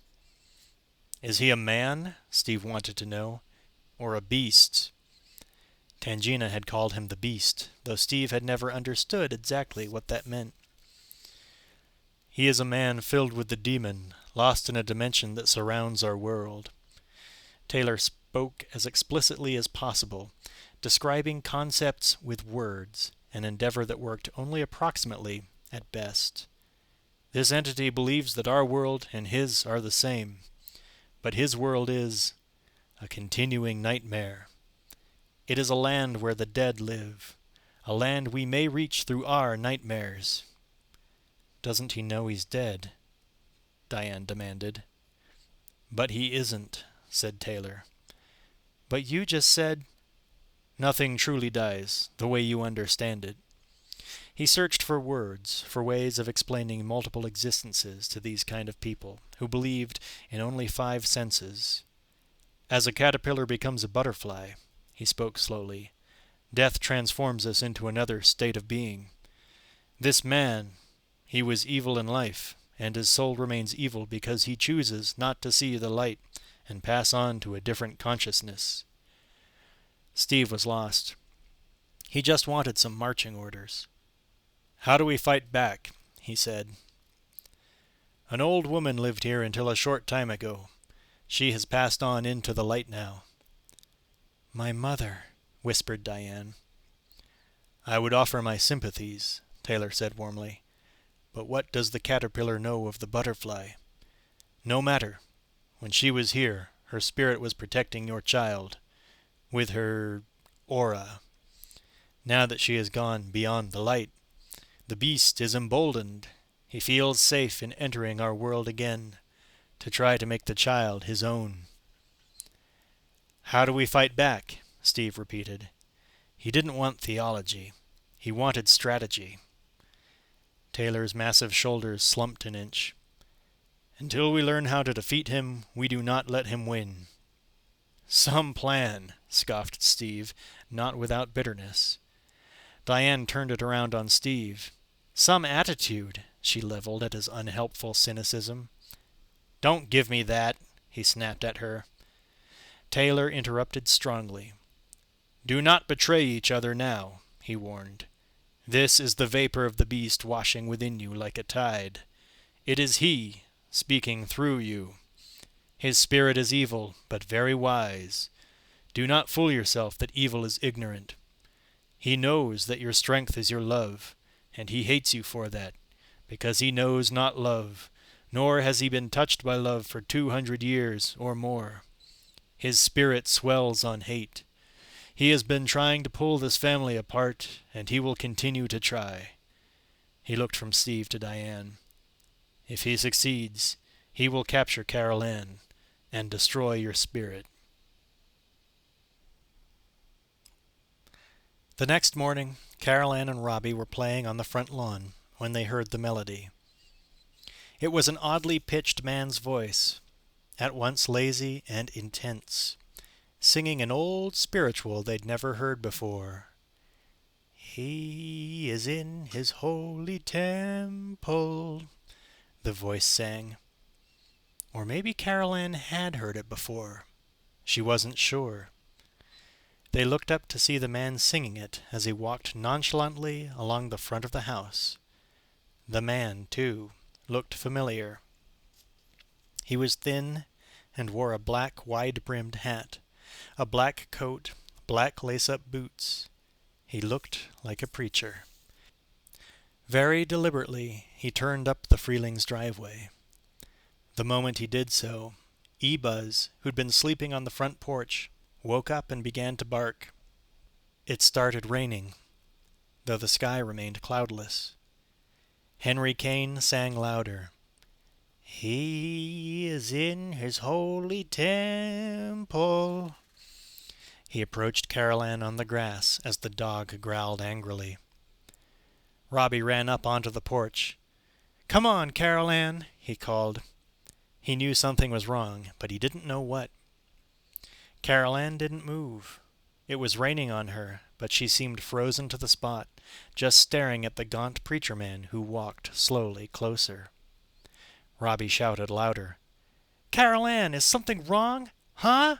It's raining, Carol Ann. Come on!" Suddenly it burst out of her, a cry for help. "Mom! Dad!" E-Buzz bared his fangs in fear. Steve and Diane ran out onto the porch, and their appearance seemed to break the spell Carol Ann was under. She bolted for the house just before the man reached her, and hugged her mom around the legs. The man continued his leisurely pace up the drive, now whistling his hypnotic tune. He smiled, oblivious to the rain pouring down. Diane felt goosebumps on her arm. She quickly ushered the children inside the house, then stood with them just behind the screen door. Steve remained out on the porch, watching the man with the measured gait come forward until they were face to face. "Can I help you?" said Steve. He felt himself sweating. This guy gave him a bad feeling. Diane stared out from behind the screen. "I've seen you somewhere before," she said. "That is possible," said Kane. "I get around." He seemed to radiate a magnetic kind of energy, but his voice made Diane weak, almost nauseated. It was too high or something, and his eyes reminded her of damp moss. He said, "I love getting around, love talking to people, even on a rainy day." He patted E-Buzz on the head as a gesture of friendship, but the dog jumped and yelped and ran away. The man's fingernails came up full of dog hair with a singed odor about them. "Dogs shedding," he mentioned conversationally. Then he saw Carol Ann half hiding behind her mother and the screen door. "Hi," he said kindly. "Hi," Carol Ann choked out, but she was just as jumpy as the dog. She had no memory of this man's face, but her body registered its clear recollection, and her spirit knew. Diane finally remembered something. "I saw you at the mall." The man smiled joyously. "Sure you did," like he was honored to be recalled. "I remember your little angel here." He beamed graciously at them all. "Let me introduce myself. Henry Kane." He extended his hand. Carol Ann whimpered and hugged Diane closer. Steve kept his hand to himself. It was sweating so much he didn't really want to touch the guy. "We've had enough of door-to-door salesmen," he began, and broke off. He was feeling a little sick himself. Besides, he didn't owe this guy any explanations or apologies. He just felt as if he wanted to lie down. He moved to the screen door and opened it. Kane followed him, coming up onto the porch, in out of the rain. As Steve stood at the threshold, Kane spoke again. "Reverend Kane, what I sell is free, and Kane is able." He smiled generously. Steve stood just inside the house, the screen door open. Kane was on the porch outside, facing him. "Mind if I come in and talk to you about it?" he purred to Steve as he pulled the door open a little wider. Steve heard Carol Ann behind him say, "Mom, I don't feel good." And on impulse he pulled the screen door shut, leaving Kane outside on the porch. Steve was not the most sensitive man on the planet, but he could hear when his own daughter was scared. He looked at Kane across the screen. "Let's talk from here," he said quietly. Diane felt Carol Ann's forehead. "Come on, honey, I want to take your temperature," she said. Then, "You come too, Robbie." She eyed Kane suspiciously once more, then hurried the kids away, feeling chilled despite the warm day. Steve, on the other hand, was sweating more and more. Yellow spots swam across his peripheral visual field. He felt actually quite faint.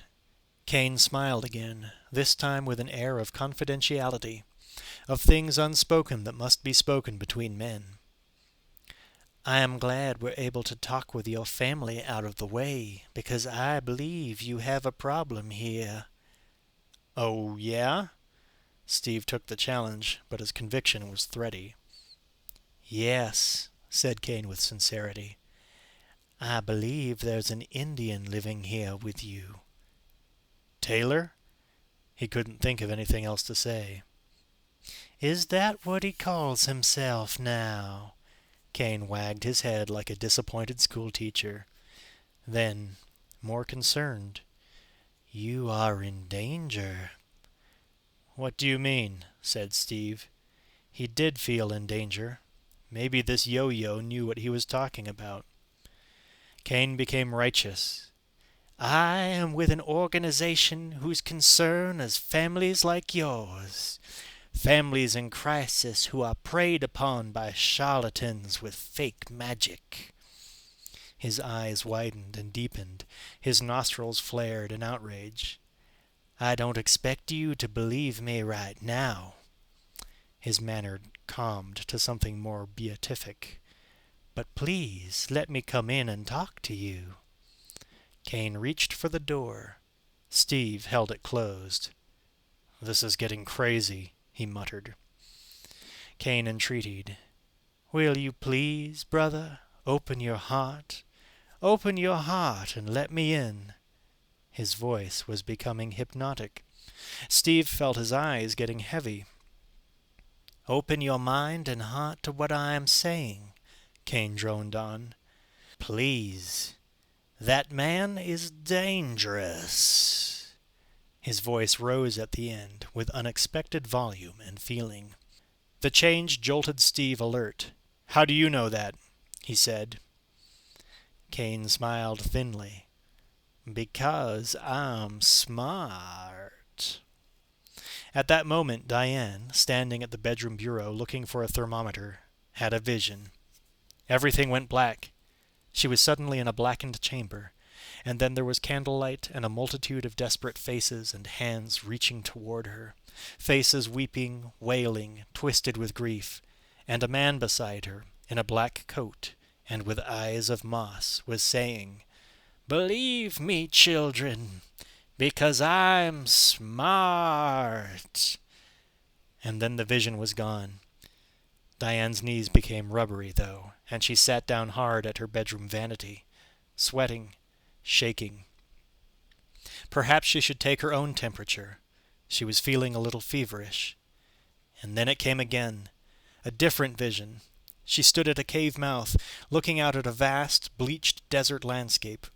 100 people were walking there, in a straggly line, wearing early 19th century clothes, walking and stumbling and parching under the desert sun. And at the head of the line, riding the only horse among them, was Henry Kane. Again the vision dissipated, and Diane sat alone in her bedroom once more, trembling and afraid. Downstairs, only a moment had passed. Kane was still speaking. "This Indian, his real name is Ben Lagoo." The name came with difficulty to his tongue. He hated to utter it. "I can see he has a hold on this family. Who do your wife and children turn to with their problems? They turn to him, don't they? They don't trust you anymore. I can help. Now can I please come in and speak to you?" His voice and his argument were compelling. He spoke openly of things Steve half suspected. He implied knowledge of much more. Images flashed through Steve's mind, of Taylor and Robbie embracing, of Taylor and Diane touching. He wavered, but held. "No," he gasped. "He has fooled many people," Kane chided. "You do not know who he is." Innuendo filled his smile. "But your wife does." Implications lay heavily upon Steve. "What do you mean by that?"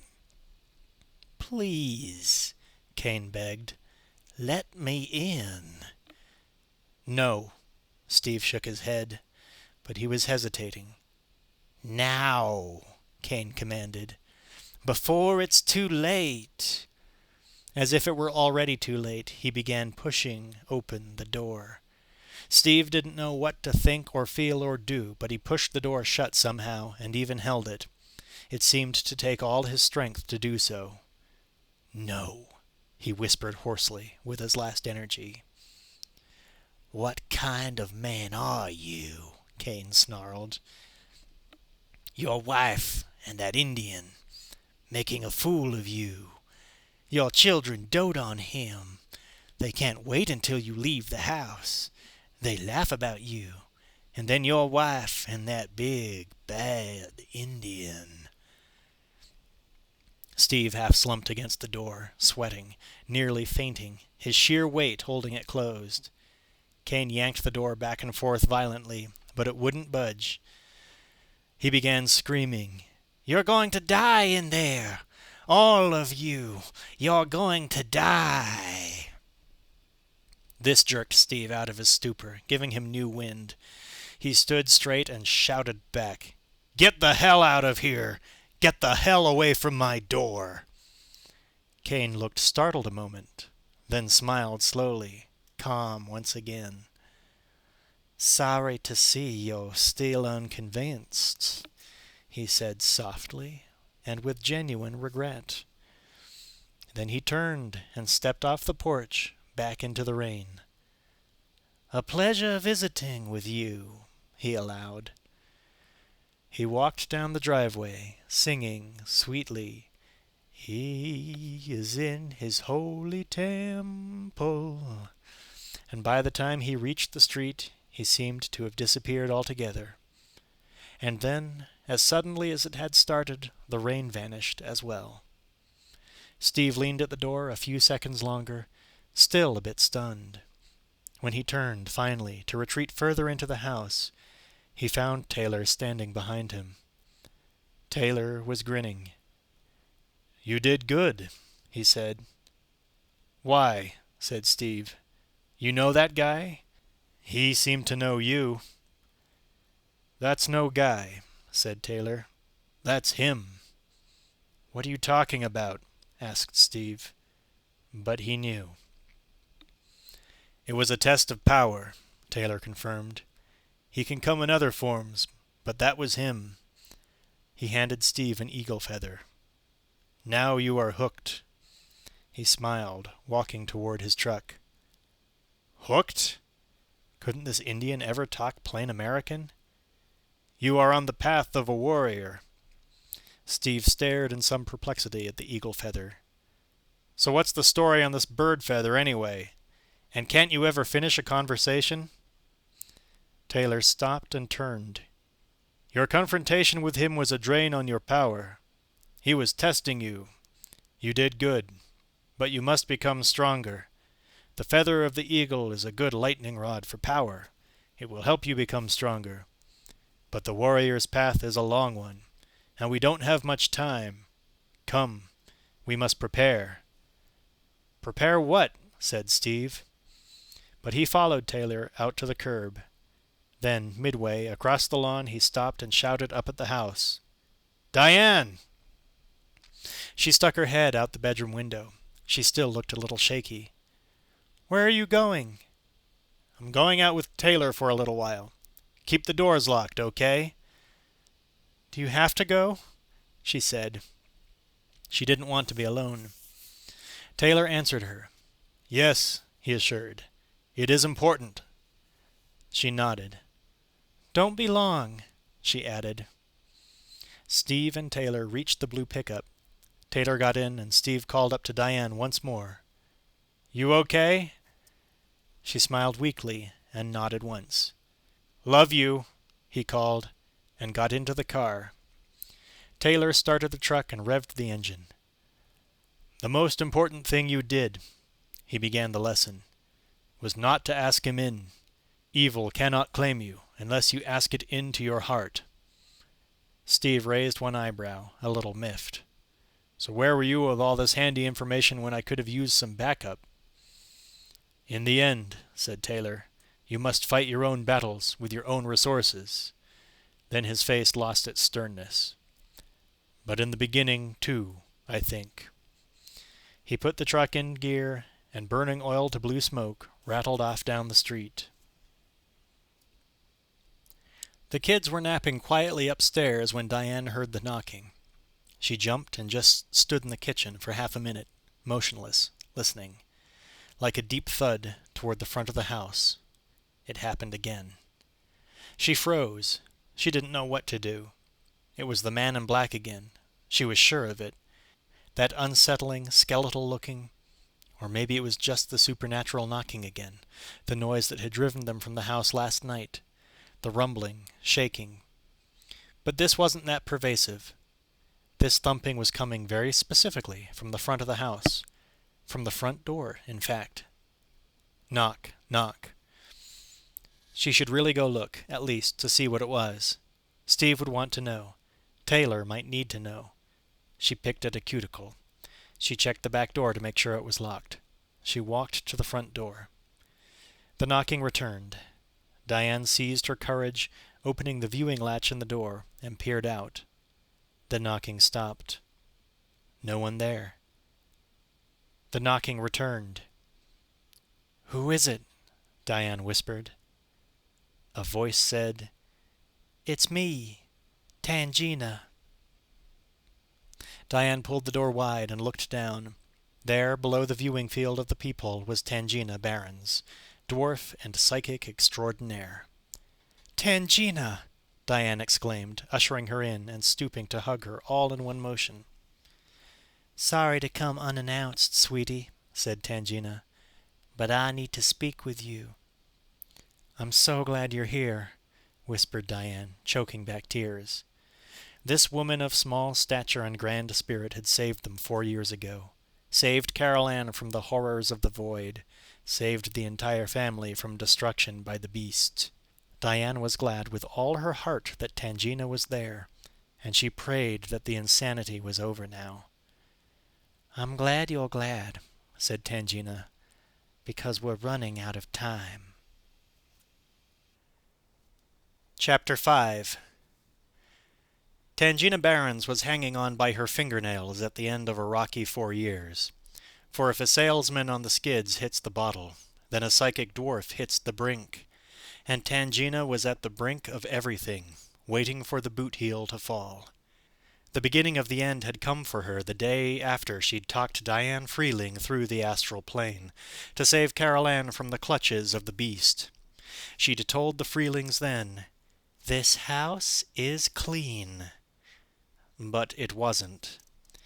It was in fact so befouled by that sick spirit that the next night they were all nearly destroyed, and the house itself was destroyed, and so was Tangina's self-confidence. How could she have been so wrong, she wondered? Had the beast deceived her so completely? Had her senses been so distorted? Or was she somehow, subconsciously, in collusion with the evil one? It was this last question, a doubt of her own soul, that was her undoing. She began to lose her ability to have visions, yet at the same time she was visited by pavor nocturnus, night terrors. She would awaken screaming, but with a blackness of memory, a veil she could not penetrate. She became afraid to sleep. Consequently, she avoided sleep. To regain her visions, she returned to the place from which she felt her nightmares must be emanating, Cuesta Verde Estates. More specifically, the Freeling property. It was a house no longer, of course. A splintered floor, a foundation, a few feet of crawl space. That was all. The city had come during the intervening weeks to fill in the half-dug swimming pool that had been the site of so many cadaverous eruptions from the cemetery over which the house was centered. But the crawl space was all Tangina needed. The remnants of the floor provided an adequate roof for her. She carved out a few nesting placed in the earth beneath it, lined her grottos with tarp, rug, and blanket, and moved in. She became a creature of the night. She was, as noted, afraid to sleep during the time of shadows, in any case. But in addition, she felt it was the best time to explore the haunted site, to chase down the spirits that stalked her slumber. So at night she dug, and she wandered. She dug directly between the Freeling foundation posts, enlarging the crawl space she was inhabiting, borrowing tunnels straight down or sloping away beneath the concrete. She dug initially with a small hand shovel, wherever her instincts led her, creating an ever more intricate series of shafts, caves, and connecting tunnels, as if she were mining for ghosts. And she shored up her subterranean excavations with scrapwood, pipes, paint cans. That's how her wandering started. She needed materials to reinforce her tunnels, so she began raising the garages and backyards of Cuesta Verde Estates by night. She garnered many useful items this way. Children's swing sets furnished good structural supports, as did short lengths of outdoor water pipes. Tabletops made good underwater archways. Workbenches provided useful tools, including hammers for chipping away at bedrock, and pipe wrenches for liberating the plumbing that shored up the earth so well. Of course, neighbors were less than pleased to wake up any given morning to find a favorite trellis dismantled, its struts missing, or a major water leak in the back shed where a 4-foot length of 3-inch pipe had simply disappeared. They connected the disturbances, of course, with the poltergeist that was said to have been the curse of the Freeling household. And some, quick to take warning, put their houses up for sale. Others, more worldly, believing less supernatural forces to be the likely culprits, merely increased security measures. They built fences, bought dogs, installed burglar alarms, hired private patrols. None of these steps took adequate account of the determination and cunning of a desperate, sleep-deprived psychic, a chondroplastic dwarf. The vandalism, so called, and pilfering increased. Furthermore, people were beginning to see things. Shadowy forms scampering across the lawn at night, and reports of elves, trolls, hunts, and goblins flooded the local police department. Arrests were made, but nothing ever stood up in court, and in any case, the disturbances continued. More houses went up for sale. Tangina, on her part, was becoming more gaunt and more driven. By day she fitfully half-slept in her kingdom of catacombs. By night she tunneled and gathered. Her tunnels led her under adjoining houses, across streets, into natural caverns, into tombs and graves. And the conversations she had with these withered corpses, both in the moment and in her sparse, fragmented dreams, led her further still into obsession, toward madness. She would go for days without food, then break into someone's kitchen and gobble up whatever was in the refrigerator. Cold hot dogs, ginger ale, milk, Velveeta cheese, beer, carrots, and skulk off again into the starlight to steal furnishings for her dreamland beneath the surface. It went on for months like this before she discovered the first petroglyph. It was etched on the rock face at the entrance to a natural cavern. It was Indian in origin, and she didn't know what it meant exactly, except that its psychic impact was so great that it hurled her across the floor and against another wall. She was unconscious for many hours.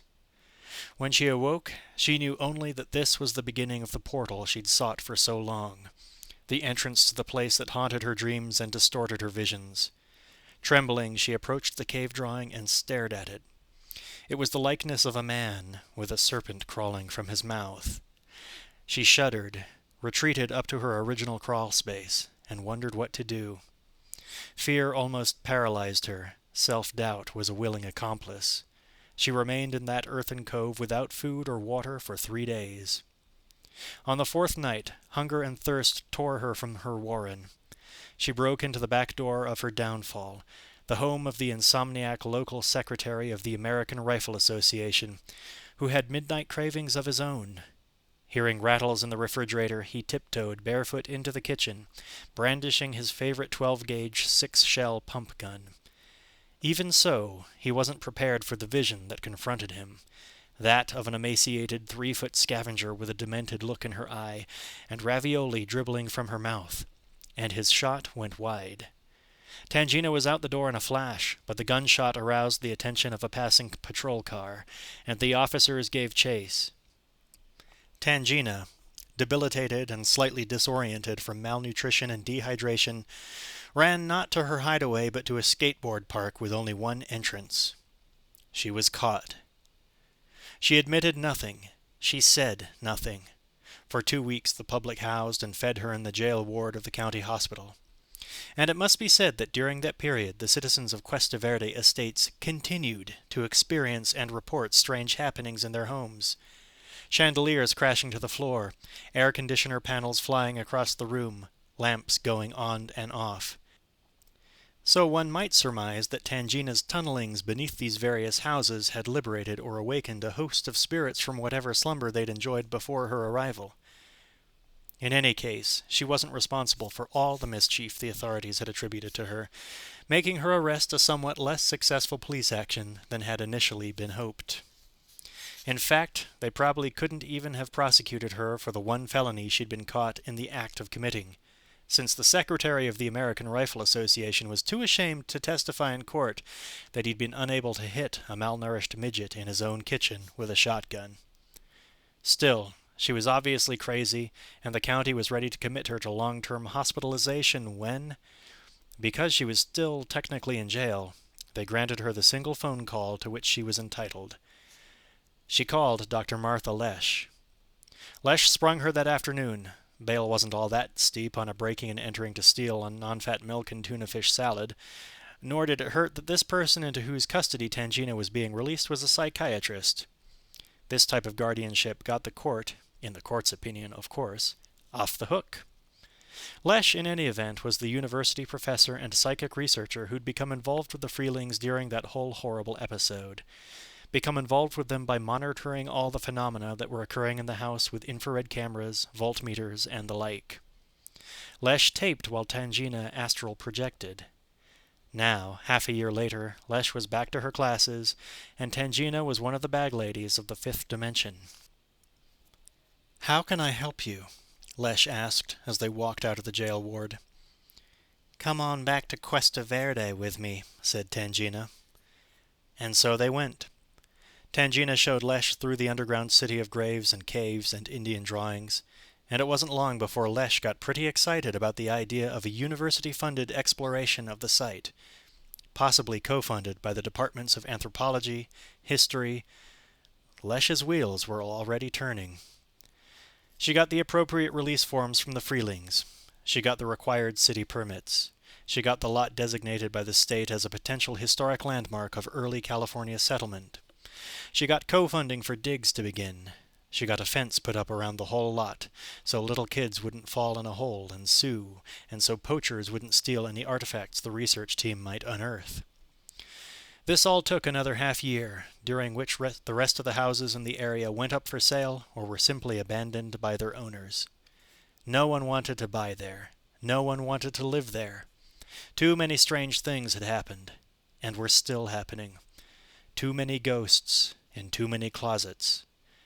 Tangina was named assistant director on the project, over the objections of some of the senior faculty. She was quite an oddity for a community of academics. For any community at all, in fact. For one thing, she went right back down to living down in her catacombs as soon as she was physically up to par. Lesh was dubious about this at first, but Tangina insisted, and Lesh wasn't all that hard to convince. After all, her major interest was in observing and documenting Tangina's psychic experiences in situ, and Tangina assured her that extrasensory phenomena were standing in line, waiting to show themselves here. And so they did, but not to Lesh. In fact, as far as Lesh was concerned, Tangina simply disappeared for a couple months. What she wasn't aware of was that Tangina had only migrated to another plane of existence. She tunneled beyond the first cave drawing and, barely 2 feet further on, plunged 8 feet straight down a sand hole into a large cavern. She had no light, but she knew it was large by its echo. A small landslide closed over the hole she'd fallen through. There were several tunnels leading from the cave, all black as blindness. She took one by feel, and knew it was the right one instantly. A cold, ethereal wind rushed around the walls, filling her like a whirlpool. She lay down quickly to avoid injury, and in the next moment her spirit was sucked into the maelstrom. Black light sparkled in every direction, every photon hitting her with a tiny explosion, turning her this way and that. She made no effort to control her flow in these currents for some time. Eventually her spirit was pulled down a chute of brighter blackness to a place of colored waters, mostly blues and violets. These waters buffeted her to a geyser of shimmering orange, which shoot her to another plane, a dimension she was not unfamiliar with, the place of mists. Wandering souls there, the lost ones who could not find the light, though it flooded their eyes.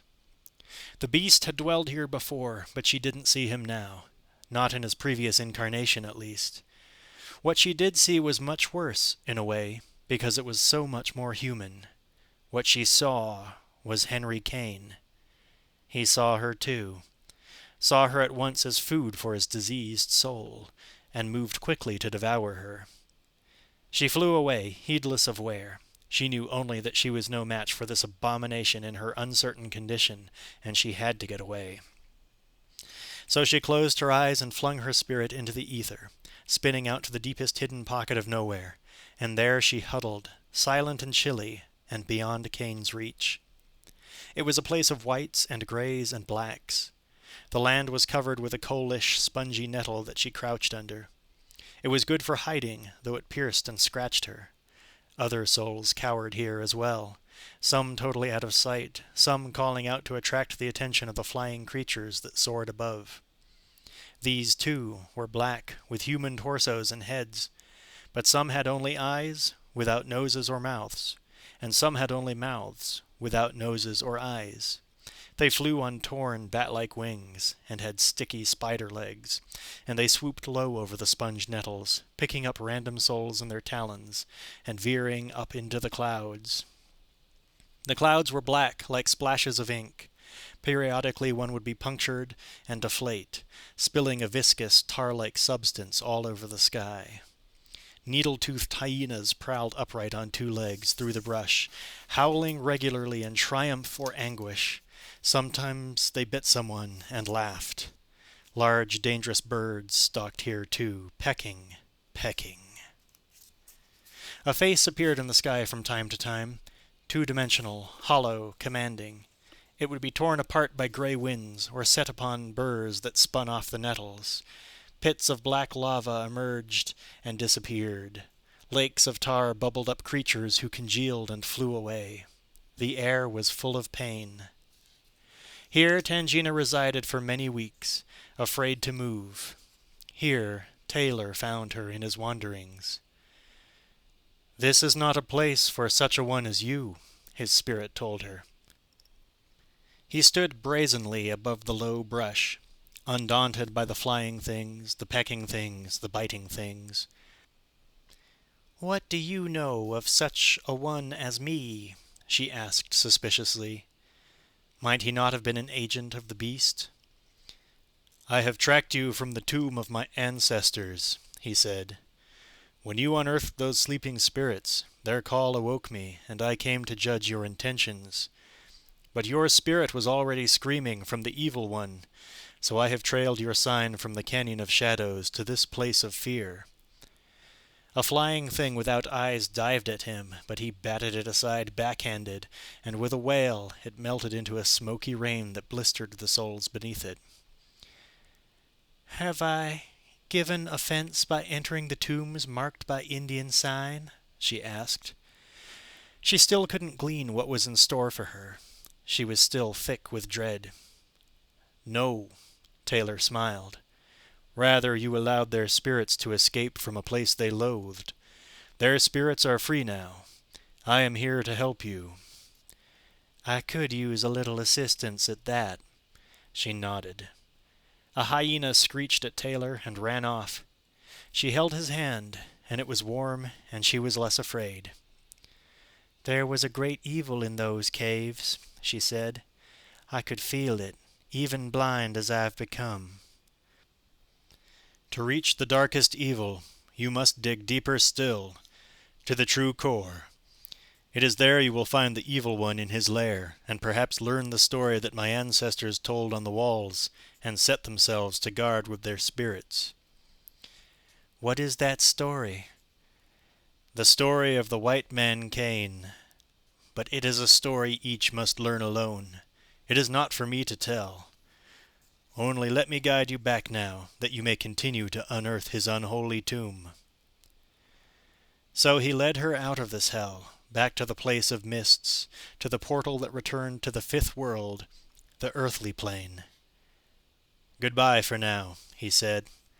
"I must find Sings with Eagles." And he was gone. She was about to return to her body when Kane roared up from inside a darkish vapor. It terrified her just to view him. She dived through the portal, but not before he'd sent 2 of his followers down on her, shrieking dancing ghouls wearing eyeless masks. They struck out at her, clawing her eyes, blinding her totally to further visions of these nether dimensions. The first bulldozer, on the first day of digging, opened up the cave in which Tangina's almost lifeless body was slumped against a far wall. Hypothermic, hypometabolic, she looked like a corpse. But Lesh was called right over, and she found a pulse. They rushed Tangina to the hospital, where she remained in a coma for 2 more days. Then suddenly she sat up in bed, holding her hands to her eyes and screaming, "I'm blind! I'm blind!" She remained in the hospital another week, during which her health and her earthly vision returned to normal, though her spirits did not.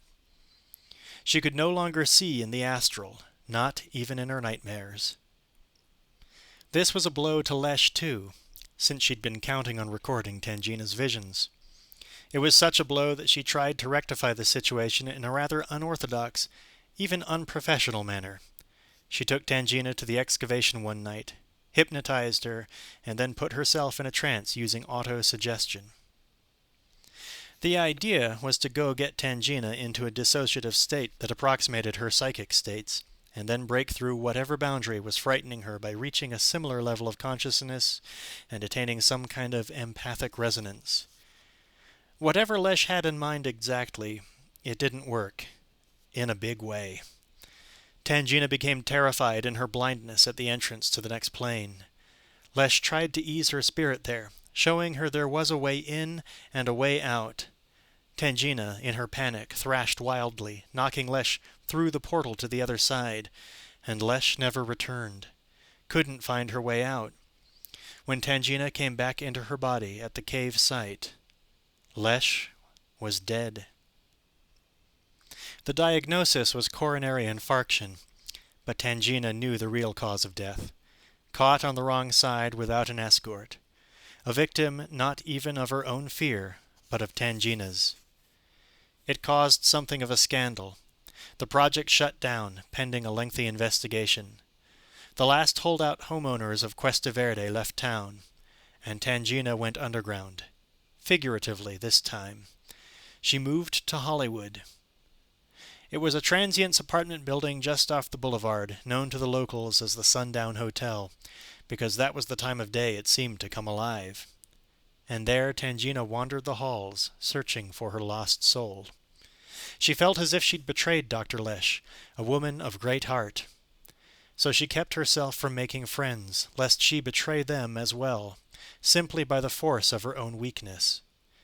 There was one woman, however, with whom she began to spend time, an old Mexican woman who lived alone 2 doors down. Together they'd sit for hours, sipping absinthe and casting tarot. It was this woman who told Tangina she must prepare for a final battle if she ever hoped to control her own destiny again. It was this woman who told her she had to confront her worst fears if she was ever to know herself again. It was this woman who told her she would soon meet a tall, dark man in some out-of-the-way place. And it was the following weekend, rummaging around the temporarily abandoned Camp Cuesta Verde Excavation Site 1, that Tangina ran into Taylor, for the first time, in the flesh. They nodded, knowing, without greeting. He pointed her in the direction digging should proceed, if it were ever renewed. She told him what had happened to the house that had been here, and to the family that had lived in it. He gave her an old photograph, a group picture of settlers on their way west, led by a man in a black hat. She stared at this man and became quite breathless. She knew his face. It was the face of the creature that had almost devoured her on her last visit to the astral. Taylor said his name was Kane. Tangina held the picture, trembling, and promised Taylor they would dig to the core. She saw Taylor a few more times after that. He visited her at the Sundown Hotel, made some magic for her, helped her regain a little of her equilibrium. Digging started up again with new directors and assistant directors, but Tangina was able to finagle a position as an unpaid consultant. And because she was more obsessive about the excavation than anyone else, she ended up making a number of directorial decisions. They found the core. Taylor confirmed it. But the beast had apparently penetrated City Hall, and suddenly the next morning the order came down. The excavation had to cease. The site was to be filled in forthwith by city edict. Health violations were cited. Never mind the fact that no one lived there anymore. Soon after that, Tangina got the call from Diane, asking about Taylor's trustworthiness. It would have been funny had it not been so sad, for Tangina was the one who could not trust herself. She should have gone to Steve and Diane. The core was exposed. The spirits were out. Carol Ann was in danger of falling to the rantings of the beast once more. Taylor had explained all this, but Tangina had not been able to bring herself to go to the Freeling's aid again. She was too lost in her own fear. So Taylor had gone. But this fact sat on Tangina's chest like a weight, keeping her once more from sleeping, from eating, from looking at herself in the mirror, until finally she knew she had to go herself, if, as the old Mexican woman had warned, she ever wanted to take control of her own life. So she went. She took a bus to Phoenix, went to the Freeling house, knocked. No answer. Knocked and knocked and knocked, until at last a terrified Diane answered the door. "Tangina!" she exclaimed. "Sorry to come unannounced, sweetie," said Tangina, "but I need to speak with you." "I'm so glad you're here," whispered Diane. "I'm glad you're glad," said Tangina, pressed by her own flagging spirit, by the demon's hand in City Hall, by the proximity of the beast to Carol Ann. "Because we're running out of time." Chapter 6. "Are you feeling strong?" asked the dwarf. Diane nodded. "Good. Come on. I've got something to show you." They sat on the living room sofa, and without further preliminary, as if they'd last seen each other the day before, they began going over a packet of photos Tangina had brought. "This is the lot our house used to be on," said Diane, looking at the first picture. It was barren, an empty space full of dust devils. "Yes, it is," said Tangina. She showed Diane the next shot. "And this is excavation around where the house used to be?" "Yes, below the old cemetery," said Tangina. "It leads to what seems to be a tomb with many bodies directly below your house." She turned to the next picture. The bodies, skeletons, mummies, piled one on the other inside some great cavern. Anguish emanated from the photograph. "Who are they?" Diane spoke softly. "The researchers investigating the site have only the vaguest guesses about who these people were. There are no marked graves."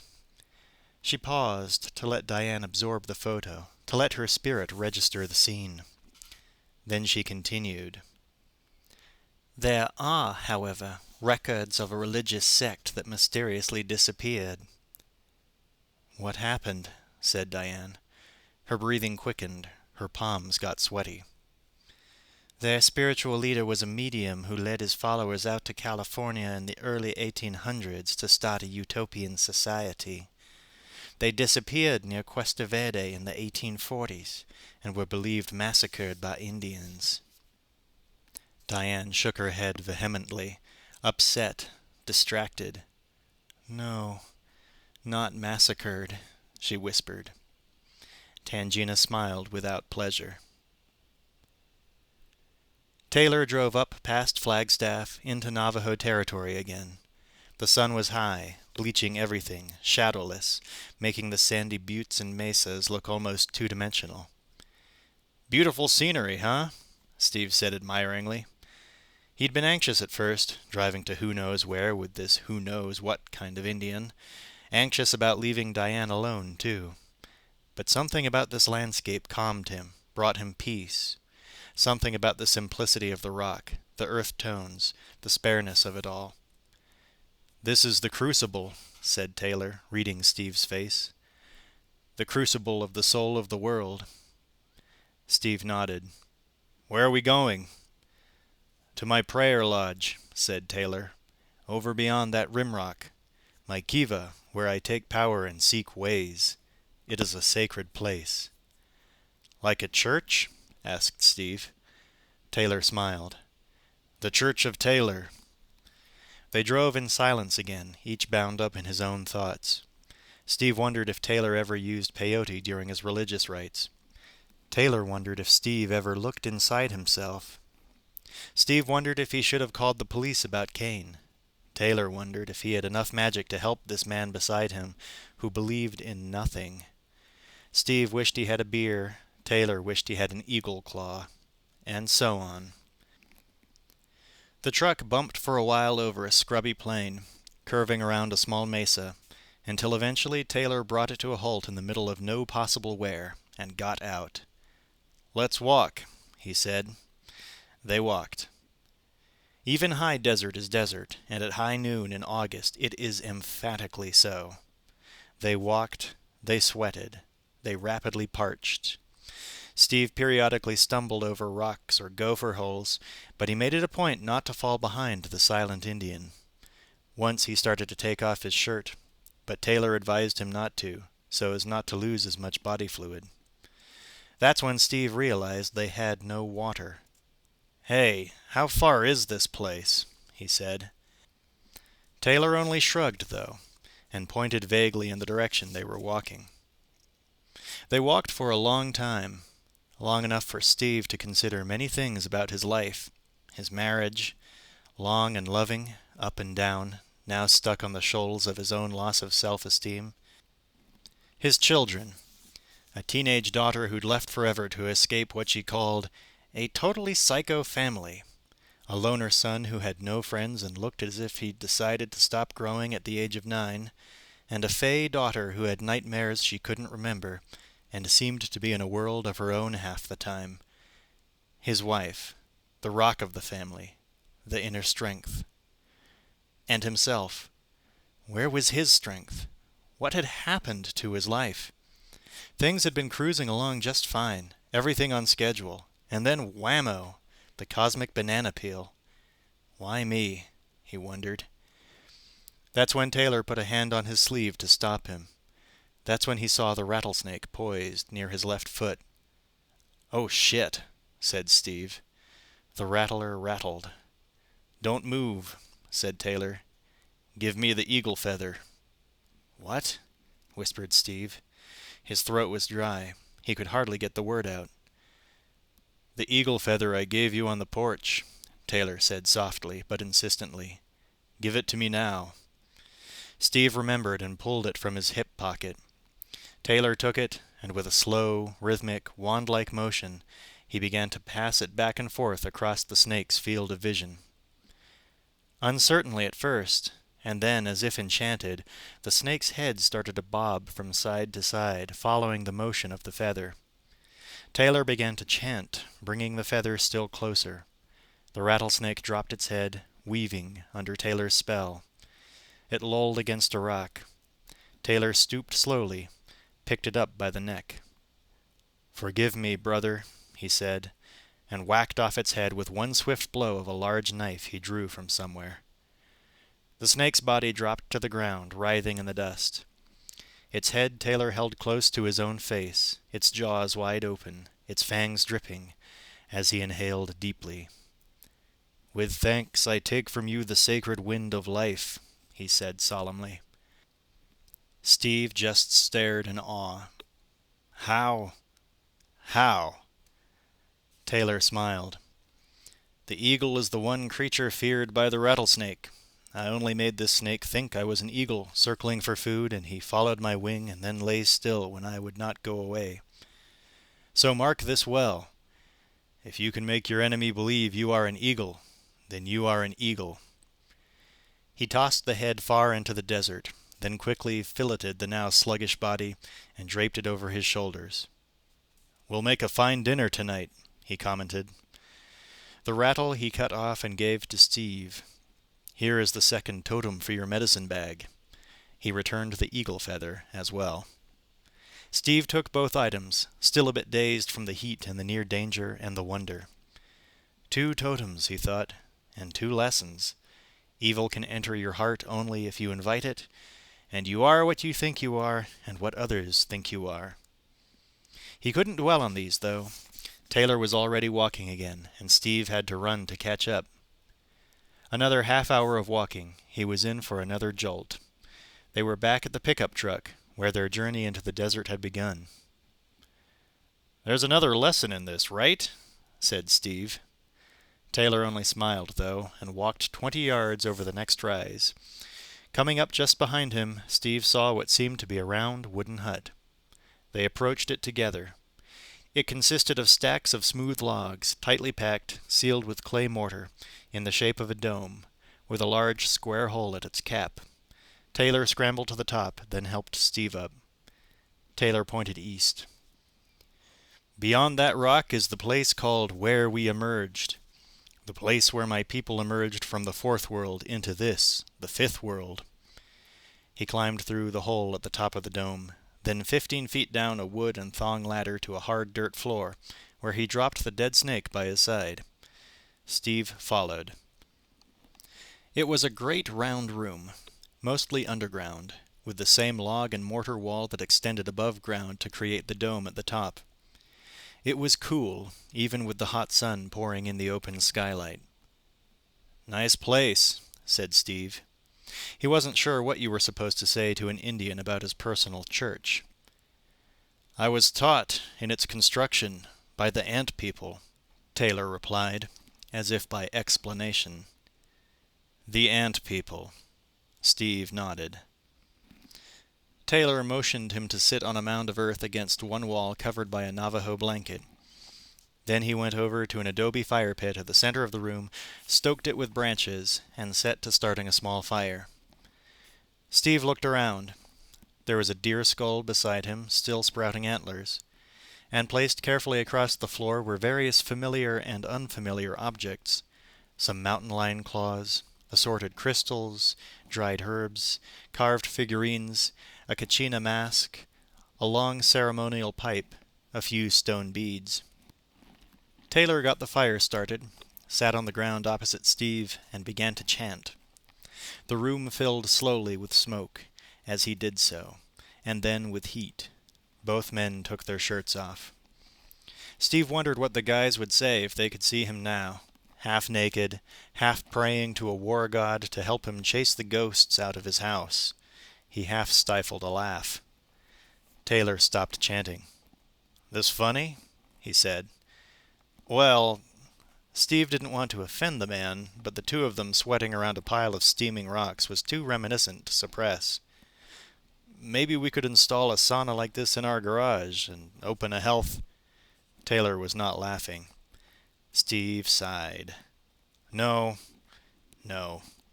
not funny." Taylor did smile, though, in sympathy for this lost man. "For are we not all lost?" "Sense of humor is good," he said. "You'll need it." Then he clapped his hands, sprinkled something over the fire that made it smoke, and began singing in Hopi once more. The smoke twisted strangely into the air, swaying with a seeming will of its own, as if there were life to it, a spirit life that moved to the rhythms of Taylor's atonal droning, until it began to congeal, to shape itself.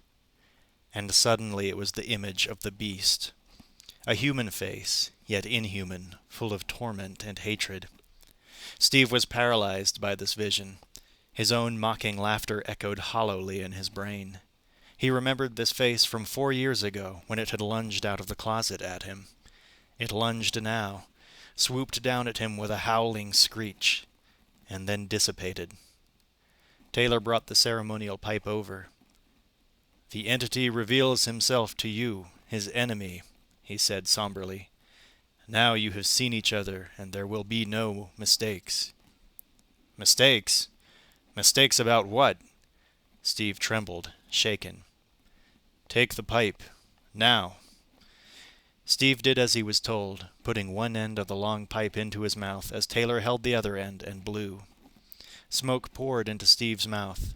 He gagged, swallowed, and inhaled. Taylor continued.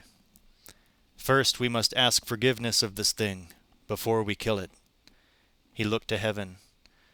"Smoke, make him one with power and knowledge." Steve turned pale with the fear of power and knowledge. Tangina was showing Diane more pictures. "Here is a photo of those people. A group portrait taken just at the start of their journey." Diane looked away. She'd found her visions terribly disturbing. She wanted no more of it.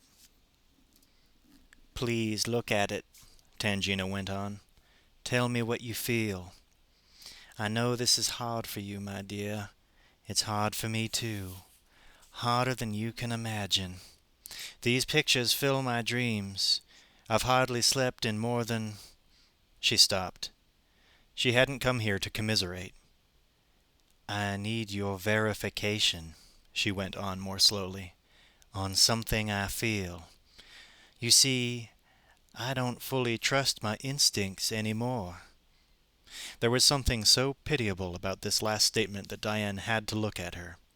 She did look drawn and a bit lost. The unhappy medium. Tangina placed the photo in Diane's hand. "Hold this, child. Tell me what you feel." Diane stared at the old tintype before her, but in half a second she was reeling at what she saw there. "My God," she whispered. "It's him. I've seen him." She pointed to the man standing in the back row of the 150-year-old photograph.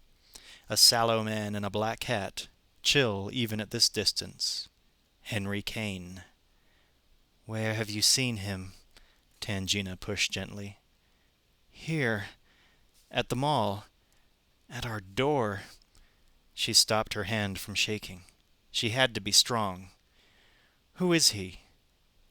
"Please, Diane, tell me what you feel. Just tell me what you feel." She needed the pure feelings of this strong woman to lean on. Diane felt only at a loss, though. "What do you want me to do?" Tangina was intentionally vague. She didn't want to influence with her own distorted perceptions what Diane might otherwise see clearly. "I've consulted others," she hinted. "They told me things, but they said you would know more." "I don't know anything!" Diane shouted, beginning to panic. "Yes, you do, Diane. You traveled into that astral dimension that few people have ever traveled to incarnate. Your daughter is highly clairvoyant, as was your mother." She paused to let the impact of all this settle in for a moment. Carol Ann's special abilities, their battle in the astral plane years before. "As you are clairvoyant as well, I suspect, though you try to repress it or deny it. But we can't afford to repress it any more, Diane, painful as it is. And I know far more of its pain than you do. Now, for God's sake, Diane, for the sake of all our souls, tell me what you feel." Gingerly, Diane placed her hand on the photo and closed her eyes. The vision came. The dark cavern, full of corpses, only now the skeletal remains grew flesh, regained vital organs, glistening, and then skin covered the flesh, and they began to move. They looked up into a flickering light, writhed in agony toward the light, coughing, gasping, clawing for air, and the faces were clear. They were the people in the photograph, the group portrait. Only now there was no hope in their expressions, only anguish, desperation, as the light on their faces was slowly eclipsed. "It's him," choked Diane, barely able to breathe. "The preacher. These people follow him in death as they did in life." "Yes," said Tangina. "Yes, go on." "Many people. It's dark, terrible, frightening." Diane's eyes shot open, the trance broken. She couldn't witness any more. Tangina touched Diane's arm. "Rest easy, child. That was a good start. See, when you brought Carol Ann back to this world, his followers became restless, for they had tasted the light of her being, her life force." Diane suddenly realized, and it was like the bottom falling out. "Now he wants her back," she whispered. "This person is no longer human," Tangina said, expressing more dismay than she'd intended. "He is the beast." Steve became one with the smoke. He rose through the top hatch of the kiva, rose above the arid mesa, filtered between puffy white clouds, rose to black space where the sun was just another star. He swirled through clouds of interstellar gas, became ignited by comet tails, froze to crystalline lacework against the heavy metal of wandering meteors. He dissolved into deep space beyond the stars at the edge of the universe, onto a place where values like good and evil have no meaning. And here he saw, once more, the smoke of the beast that hunted him. Their smokes turned around each other in helical embrace, mingled, then repelled, then floated there, sensing each other, unmoving, waiting. And their power was equal. Steve could feel it, and so could the other. Steve's essence did not want. His spirit could match anything the beast devised. He was strong, and infinitely in tune with the fabric of the universe. And if he could, at some deep level, remember this moment of parity, of power, he could win any contest. He swirled like a dancer, becoming the melody that wove through him, the melody of the Hopi chant.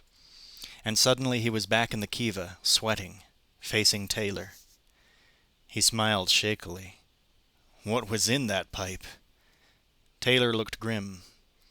"Now that you have the power of the smoke, you must take your family back to Cuesta Verde." "What?" This jolted Steve back to reality fast. He never wanted to hear the name Cuesta Verde, let alone go back there, back to the place that marked the crumbling of his life. But he was strong. That feeling was still with him, if only he could hold on to it. Taylor continued. "The spirit that haunts you is stalking you. You are out here lost in the wilderness like a rabbit. The evil one knows where you are, how to find you, and what your weaknesses are. Your best chance is to surprise him and confront him off guard in his own lair, like a lion. I don't know, Taylor. Diane and the kids. They are your strength, and you are theirs. Do not use them as your excuse, for together your power is many times what it is alone. Together you can defeat this thing. You are alone, argued Steve. I am Navajo, he said simply. Then he picked up the headless snake and draped it around his shoulders once more. They climbed up the ladder, back out to the purity of the crucible, and walked to the truck. Taylor said, "The actions you take will be based not on logic, but on intuition." What does that mean? What it means is of no importance. You must ask, what does it feel? What it felt like to Steve at the moment was out of control. Are things desperate, Taylor? What you see as desperate, I see as inevitable. If he meant this as a reassurance, it didn't work. He shrugged, in any case, and said, "I've done all I can. I must leave you now." He began walking into the desert. "Hey, wait a minute. Where are you going?" "You take the truck back to Phoenix, to your family. They need you now. You are strong. You can help them now. For me, I have my own journey." Whereupon he walked over a steep rise and out of sight. Steve had had all the lessons he was going to have for today. Now it was time for homework. Tangina walked to the front door accompanied by Diane. The sun was low, and Steve wasn't back yet, and Diane wished Tangina weren't leaving. She told her so. Tangina smiled sadly. "I want you to know something. I'm afraid." Her voice got so quiet. "That's the real reason I haven't come sooner, and why I'm leaving now." "I understand," Diane tried. "No, you don't. But believe me when I tell you my fear would only ensnare you when you needed to be most bold. My fear is dead weight. It's no good for me, and it would be disastrous to bring around you." "But you were so fearless," Diane protested. "You guided us through hell." "You guided yourself. I was just taking tickets at the gate, and I've been undone by doubts ever since. That first time I told you your house was clean, and it wasn't. That was the beginning of the end for me. My dreams are distorted since then. I don't read signs right. I don't believe in myself anymore, and the beast knows it. No, I'd be worse than useless to you now, because you trust me, and the beast could use that to destroy you." She opened the door. "I still wish you wouldn't go." "There's something else you should know. The authorities are going to seal off the cavern, the one in Cuesta Verde, under where the house used to be, the day after tomorrow. Health regulations," she added with a sardonic smile. Diane stooped down and hugged her. "Maybe that'll end it all." Tangina didn't push it. "Maybe," she said. "I'll miss you." Diane spoke as if she might never see the woman again. "God bless, child." Tangina returned the feeling, closing the door behind her. Steve didn't get home until 8. Taylor's pickup broke down just outside Flagstaff, so after calling home to assure Diane he was fine, but late, he hitched a ride to the bus station. So he was road-weary when he walked in the front door, but still pumped up from his day with Taylor. The baking sun, the closeness to the land, the power of the smoke, the power in himself. These things were with him, and he wanted to share them with his family. His family sat glumly around the kitchen table, picking over 3-day-old meatloaf. Carol Ann and Robbie gazed out the back window to the area of the backyard where Taylor's tent no longer stood. Diane welcomed him with a perfunctory kiss on the cheek, then settled back down to messing the meat around in the ketchup. It had a significant dampening effect on Steve's spirits, but he nonetheless tried to be the cheerleader. "Hey, come on. Everything's going to be fine. Just because Taylor's gone doesn't mean anything bad is going to happen. Right, said Diane, trying to pitch in. We're great, he asserted. We're a great family.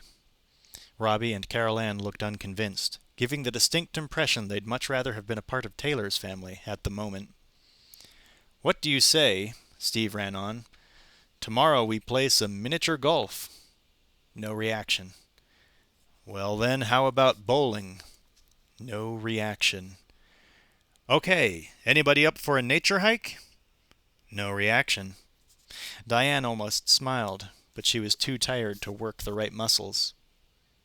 Tangina was here today, she said. Steve squinted. Yeah? She come to help out again? Although she'd been instrumental in saving Carol Ann, Steve had never fully trusted her. He viewed her, rather, as a sorcerer's apprentice who could unloose spells, but not quite control them. Don't take that tone, Stephen. She didn't have to come at all.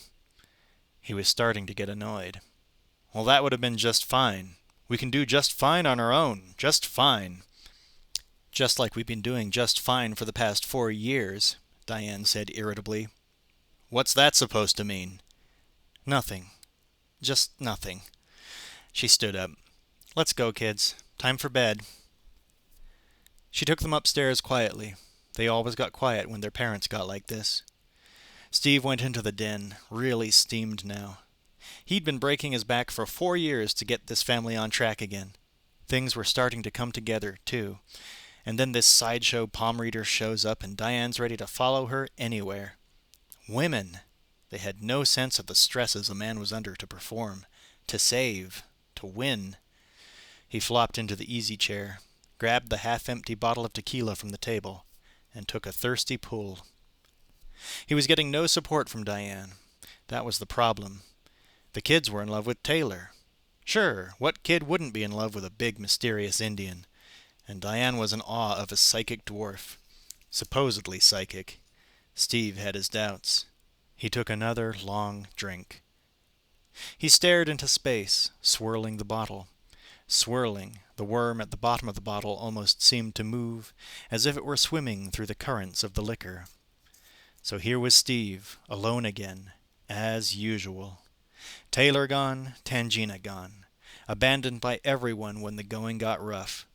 When the going gets rough, the rough get loaded, he thought slyly. He had another drink. He looked around the room. Toys cluttered the floor. Stuffed animals, software, robots, cars, dolls, puzzles, and the toy phone. He studied the phone. He thought about it. Don't use logic, Taylor had said. Use intuition. He looked around to make certain he wasn't being watched. Why not? He muttered to himself. He picked up the receiver and listened. Nothing. There had to be a way to work this thing out. Anybody could be convinced to listen to reason with the right argument.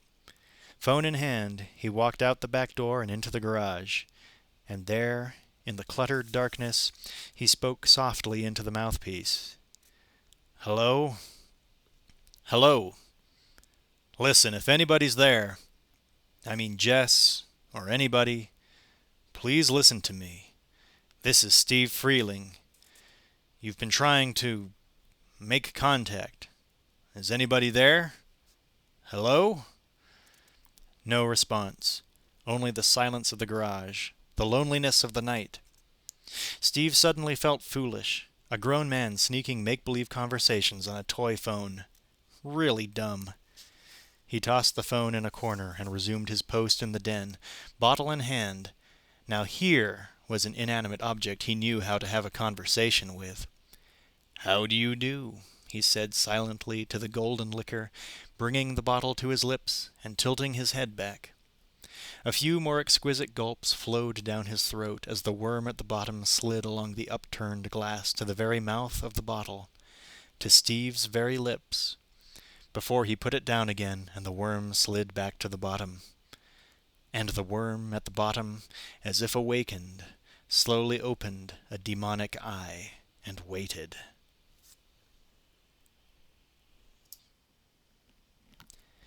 Chapter 7.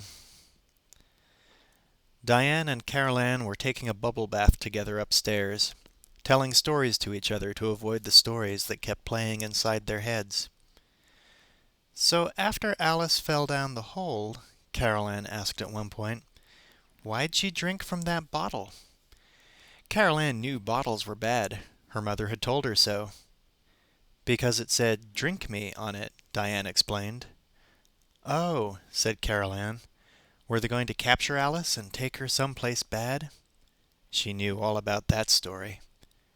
"Yes, but Alice gets home, remember?" That was the point in Diane telling this one again, to reinforce the conclusion for Carol Ann. Alice get home. Alice gets home. "Mom, did she know why they wanted to hurt her?" "No, I guess not, hon." Why does anybody want to hurt anybody? "'Cause I know," Carol Ann volunteered. "You know what, honey?" "Why they're here." Her voice had become very small. "Why, baby? Why are they here?" "'Cause they don't know where else to go," said Carol Ann, and began crying. Diane hugged her, tried to protect her from these visions and memories and dreams and demons, tried to guard her with the love of a mother whose child is in danger. "Baby, baby, don't you worry, okay? Mama's never going to let them hurt you. Never." And all the while a mist was forming in the front yard, thickening here and then there into shapes of human figures, spirit vapors that floated slowly toward the house in the treacherous night. Steve took another hit on the bottle, asking the 80-proof spirits to give him courage, to help him be strong. They were the wrong spirits to ask. As he tilted the bottle back further, wondering whether or not to finish it off, the worm slid to the lip, paused as Steve began his swallow, and then shot ahead into his mouth and down his throat. Instantly, Steve sat up, dropping the bottle to the floor. His eyes went wide, his heart went cold, his hand went to his neck. "No!" was his last coherent thought. "What have I done?" He clutched his throat with both hands, trying to wrestle off his own head to get at the demon now inside him. But it was too late. He stood, kicking the bottle across the floor, knocking over the table lamp, stumbling to the kitchen counter, where he slumped and then rose again. Only now his eyes were a little like moss, as he softly began to sing, "He is in his holy temple." Then he smiled and stopped singing, listening instead to the voices he heard upstairs, Carol Ann and her mother. He walked upstairs and into the bathroom where Carol Ann had just finished getting into her pajamas. Diane was in the bedroom. He stared at the child with a craven expression she'd never seen before, and it frightened her. "You okay, Dad?" she asked. "Sure, honey. I just wanted to give my little girl a hug." He stooped down and picked her up, with a funny sound at the back of his throat, like a gurgle, that made her want to get down, to get away. Diane came in, drying her hair. After a moment's indecision, Steve reluctantly put Carol Ann down. "We'll play later," he said to her with a flat grin. "I just want to talk to Mom first, for a second. Alone." "Go dry your hair, honey," Diane added from under the towel. Carol Ann regarded her father strangely and left the room. "Stephen, what's going on?" Diane said, walking back into the master bedroom. She sounded upset. She was upset. With Carol Ann so fragile, everything so crazy, Steve reeking of alcohol. "I just wanted us to be alone," said Steve. He came up behind her at the closet door and began to rub her neck. "That feel good?" "Yes," she said ambivalently. She wasn't in the mood to feel good, though. She had too much on her mind. "Good," Steve continued, working his hands down lower on her back. "But I want to get back to Carol Ann." Diane tried to pull away gently. Gently, he held her. "The kids are safe," he whispered, his voice getting husky. He kissed her on the neck, brought his hands around to the front of her chest. Diane twisted away. "Come on, not now." He got cold in a hurry. "Okay. When? When this whatever it is out of our lives? What if that takes years? Huh? What should I do? Put the marriage on hold until then?" There was a viciousness to his tone she'd never heard before. "Stephen, please." She winced. "Hey, listen, I have needs too, you know," he kept hammering. "Your needs seem to be fulfilled by the bottle tonight," she countered. He laughed, a hollow, hurtful laugh. "Oh, Diane, what are you doing now? Accusing me of being a drunk? Is that it?" "I'm not accusing you of anything," she said frostedly. "No?" "No." This was the last straw, though. She'd never seen this side of his alcoholism. It usually made him maudlin or ineffectual or even pathetic, but not brutal like this. The last interchange had gotten loud enough to draw Carol Ann's attention. She walked softly down the hall to spy at her parents' bedroom door. Stephen was saying, "You don't think I know what's going on with you. Is that it?" "I don't know what you're talking about," Diane snapped. "I know you so well," Steve baited her. "I know what you've been thinking." "Spare me, Stephen." She was just about ready to walk.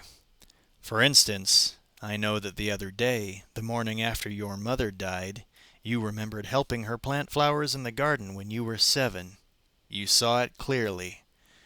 He smiled almost vindictively at the stunned effect this change of tack had on Diane. "Stephen," she blanched. "How did you know?" "Because I'm smart," he mocked, and suddenly she heard a new change in his voice. A change to a register that was disturbingly familiar, but a little too high, or something. It made her look at his eyes. He kept on talking. Mummy Jess, he mimicked. Then, angry again, "So sweet. That's how I know these things." Carol Ann, peeking through the crack in the door, was growing more upset, but she wasn't even remotely prepared for what she heard next. Stephen had never sounded so base. "You also wished we'd never given birth to Carol Ann," he hissed. "You wished she'd never been born." Diane looked horrified and was utterly speechless. Stephen continued, "Our troubles are because of her. You've thought that, haven't you? You didn't want Carol Ann." His head turned slightly to make sure Carol Ann was listening. Diane walked around the bed.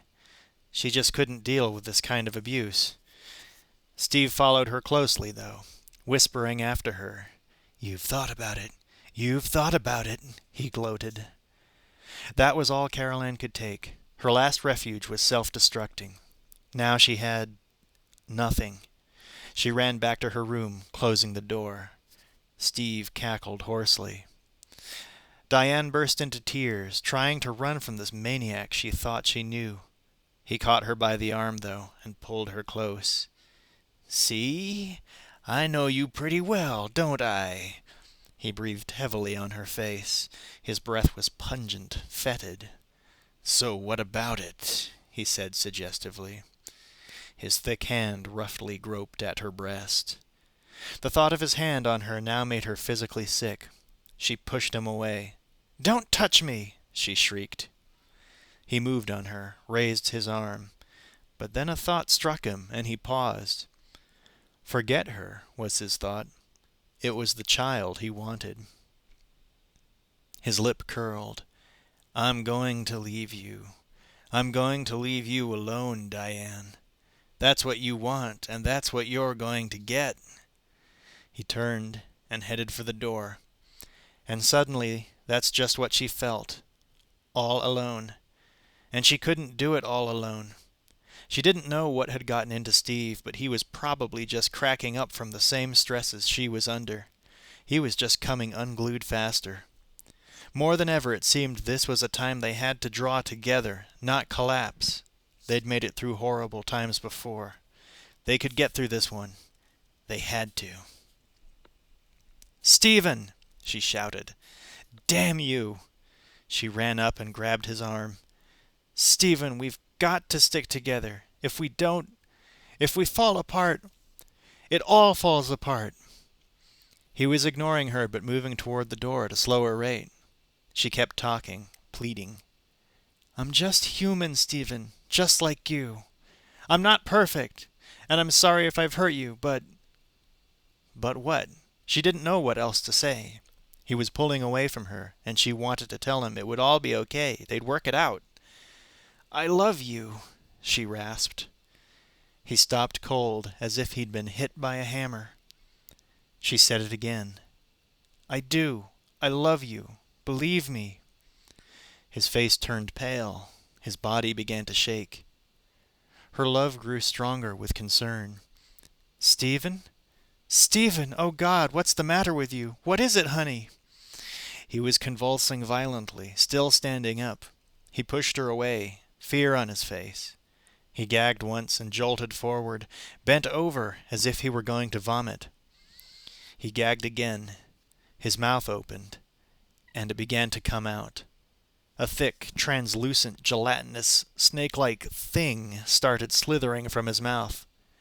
Diane screamed and backed off.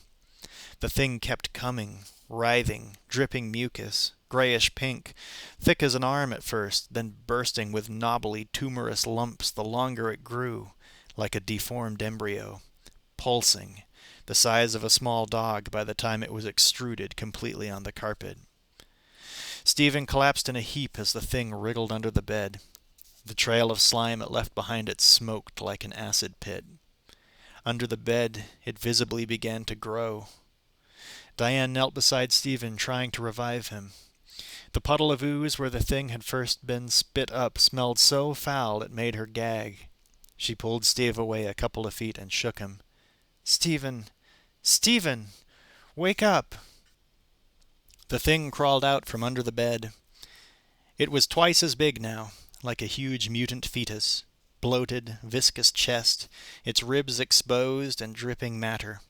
Tiny flipper-like arms, a torso that tapered off to no legs at all, but a slippery, malformed, stubbly tail, and a head that was nearly human, with eyes like Kane's, a decayed nose-hole, a drooling smile, and rotted brain tissue spilling down its forehead.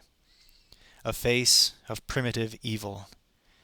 It stared at Diane momentarily, then slithered out the door. "Stephen, wake up! Please!" she screamed, and shook him. Then louder, "Robbie! Carol Ann! Run! Run away!" She stood and ran to the door and shouted after the thing. "Stop, you bastard! Leave us alone!" But the door slammed in her face, flinging her back into the room, to the floor beside Steve. He opened his eyes groggily. He looked over at Diane, whimpering bitterly beside him. "Diane," he whispered. They embraced. Stephen had renounced the beast, and he and Diane were together. "The kids," she said. He stood up shakily and tried to open the door. It wouldn't budge. He tried again, and it snapped open suddenly on an empty hallway. Slowly, cautiously, Steve and Diane stepped out onto the landing. They looked down the hall, empty, over the railing to the ground floor. Silent.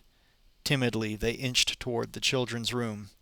The thing seemed to have disappeared, but the reason they didn't see it was that it was hanging from the ceiling, and an instant later it dropped to the floor directly before them, a monster so hideous its appearance alone made them shrink back toward the bedroom in primal loathing. It was fully 10 feet tall now. Its vile head nearly touched the ceiling. But it no longer had just one head. It had several, all partly emerging from the thing's torso, all with different faces that kept molding and remolding, dripping oily humors, gnashing and slavering, all of them repeating in whispers, "She's mine. Join us." Steve made an inarticulate groan and threw a chair at it, unmindful any longer of his own safety. The chair sailed right through the thing, though, and clattered down the stairs. The beast roared and snapped its jaws, spittle foaming. Worm-like appendages began sprouting from its head. Its intestines were exposed, dripping. Unable to tolerate even the sight of the thing a moment longer, Diane pulled Steve into the bedroom and slammed the door shut, if only for a second, just to gather her resources away from the thing's obscene cackling. A second was all she had. The beast's claw smashed through the door, splitting it in half. It wrapped its glistening talons around Steve's throat, jerking him off his feet and out of the bedroom. Diane tried to pull him back, but the thing's strength was unearthly. Steve felt himself yanked bodily through the air, held in a vice grip by the neck, hauled up to the gaping mouth of the beast. He heard in the distance Diane screaming, "No!" But he couldn't see her. Everything was becoming murky, everything except the black clarity of the demon's yawning gullet, its jaws on the verge of taking Steve's head off. Suffocating, Steve looked into the abyss. Was this the end, then? To become incorporated into this thing of horror? To help perpetrate the horror on other poor souls? It disgusted him, finally, though, more than it terrified him. And that disgust made him realize Carol Ann couldn't yet be a part of this thing, or he would have felt more pity for it. And he felt no pity. He was about to be pulled into it when he expelled the power smoke he'd taken in from Taylor, expelled it into the creature's core. It screamed, a sound of betrayal and agony he would never forget, though he would often wish to. Screamed and recoiled, and a demonic head suddenly shot out of the thing's esophagus, out of its mouth, and dispersed into the walls. And everything was quiet again. Diane raced up to Steve, who was slumped on the floor, stunned, hurt, shaken. She helped him up. "Come on. We've got to get out of here." They stumbled from room to room upstairs, but the kids were nowhere to be found. As they started downstairs, Diane stopped Steve for a moment and smiled dearly. "You were quite brave," she said, and kissed him. And then they went down. The downstairs hall was filled with shadows of furniture and imagination. "Robbie?" Diane called. "Carol Ann?" No answer. They started into the kitchen and the living room lights went out. They started into the living room and strange sounds began emanating from the ceiling. Moaning sounds, slapping sounds, breathing sounds, the sounds of something alive. Steve and Diane ran from room to room frantically, calling out, opening doors, turning on lights, pulling open drawers, pounding on walls. The walls pounded back. Finally, in the den, Diane saw Carol Ann's blanket sticking out from under a closet door. With a gasp, she wrenched the door open and was deluged by falling vacuum cleaners and appliances that Steve had piled high in there the day before. They plowed through the remaining household conveniences, tossing boxes wildly into the middle of the room to get to the back of the closet. But no Carol Ann. Steve ran to the kitchen again to look in the cabinets under the sink, while Diane opened the door to the hall closet. Dozens of groping hands reached out at her from the darkness of the closet, the faces looming behind them, depraved, insistent. They grabbed her, tried to pull her in. Like the hands that had pulled her into the earth in her dream, they were rotted, cold, clinging. But she extricated herself with a yelp, and they shrank in dismay. They were, finally, merely pitiable. Diane slammed the door on them, muffling their wails. She heard another noise in the storage space beneath the stairs. Shaking half with fear and half with fury, she swung it open on the momentum of her adrenaline, and a flying shape leapt at her, was on her. It was Robbie, clutching for safety. She hugged him forcefully, wanting not to let go. "You okay, baby? You're all right, aren't you?" "Yeah, Mom, I'm okay. Really, you okay?" Steve ran in to join them, relief on his face as he saw his son safe. Then fear again. "Where's Carol Ann?" "Don't know, Dad." There was a sudden grinding sound, and they all looked up. The plaster in the ceiling was beginning to crack. They ran into the kitchen. "Carol Ann!" Diane yelled. "Answer me right now!" "Over there!" shouted Robbie. They looked to where he was pointing. Through the window they could see E-Buzz standing at the garage door, barking. With a thunderous ripping, as if the whole house was being physically torn in half, the crack in the living room ceiling split into a fissure and ran down the hall into the kitchen. Plaster rained down on their heads. They ran for the back door. A huge bulge appeared in the ceiling, as if a giant fist were smashing it from above. Great chunks of plaster and beam collapsed as they made it through the back door, into the yard, into the garage with E-Buzz. And there was Carol Ann, sitting in the car, holding her Katrina doll, quaking. Steve tried the door handle, but it was locked. "You okay, honey?" he shouted through the glass. He saw the car keys in the ignition. Carol Ann just kept staring straight ahead. Diane and Robbie ran around to check the doors on the other side. Steve spoke softer. "Open the door, honey. It's okay now." But it wasn't, and at that moment the toys and tools piled against the walls came alive. The jack-in-the-box sprang out and began repeatedly striking Steve in the leg. A stuffed monkey started throwing things at the car and the family: screwdrivers, nails, chunks of cement. Screws spun out of the walls, hurling themselves like missiles. The chainsaw on the workbench roared to life. Steve put his face to the window. "Please, honey, open the door." The jack-in-the-box was hammering his foot. He kicked it away, but it started lurching back. "Sweet Pea?" he said. "Yes, Dad?" She finally turned her head. Diane and Robbie were dodging salvos, knocking on other windows. Steve suddenly had a flash about the nature of Carol Ann's reticence. "Sweet Pea, that wasn't Dad talking up in the bedroom. You know that, don't you?" "I know," she said. At least, she thought it was something like that. Still, it was nice to hear him say it in his own voice again. "Good. Then open the door quickly, Sweet Pea." So she opened the doors, and everyone piled in as the garage debris really started to fly. Nails, nuts and bolts, pipe joints hurtling into the car, denting the metal. Steve turned on the ignition. Cans of paint on the shelves began exploding, splattering over the windshield. The chainsaw on the workbench levitated and started floating toward them. The car wouldn't start. Battery low. A pile of snow chains whipped over the front bumper. "Come on!" shouted Diane, and Robbie began screaming.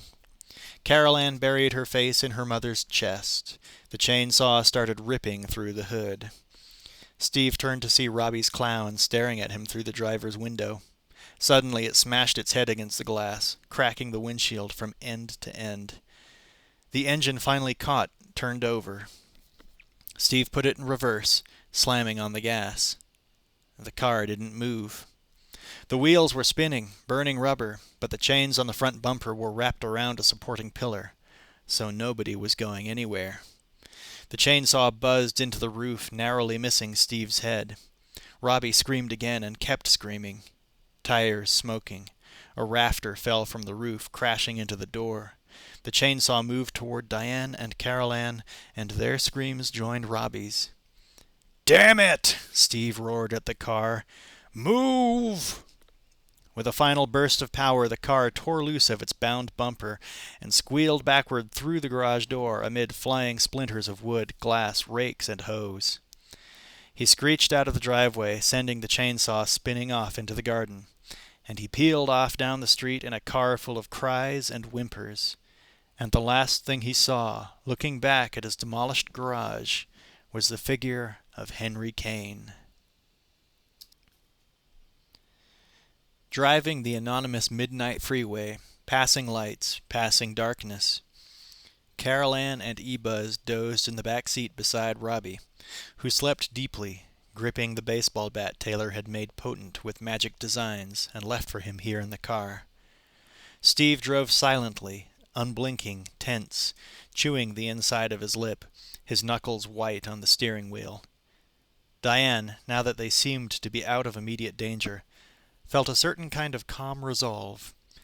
Resolving what, she didn't know. only that they couldn't go back to that house. They had to go on, ahead, to the future, whatever it was. And she knew she loved Steve. Whatever his faults and weaknesses had been over the past few years, he'd shown tonight what he was. Courageous, resourceful, vulnerable, supportive. And with them. Whatever happened, they would do this thing together. She smiled at the multicolored streaks of paint on the edges of the window where the windshield wipers hadn't reached, and put her head down on Steve's shoulder. "Looks just like the day-glow you painted your van to impress Kooky Gurnich," she said sweetly. "You do this just to impress me?" "Who else?" He smirked, his gloom breaking a little. There was more silence, more comfortable now. Then she said, "You know where you're going?" "Cuesta Verde," he answered, flinching only slightly. "Diane, we've got to attack this thing head on." She agreed intuitively, but wanted to talk it out. "Steve, what about the kids?" "Taylor told me that we've got to go back. Together. All of us." He looked less than certain, but more than resigned. "You believe him?" She didn't know what to think. She knew what to feel, though. She felt Taylor was right. She heard a rustling in the back. "Honey, you still up?" "Yes, Mom," said Carol Ann. "Was real smart of you to hide in the car." "Oh, it wasn't my idea," said Carol Ann. "Taylor told me to." "Told you to get out of the house?" "He said he was making Dad's car a safe place to hide in, but that it wouldn't run very well." Steve half laughed.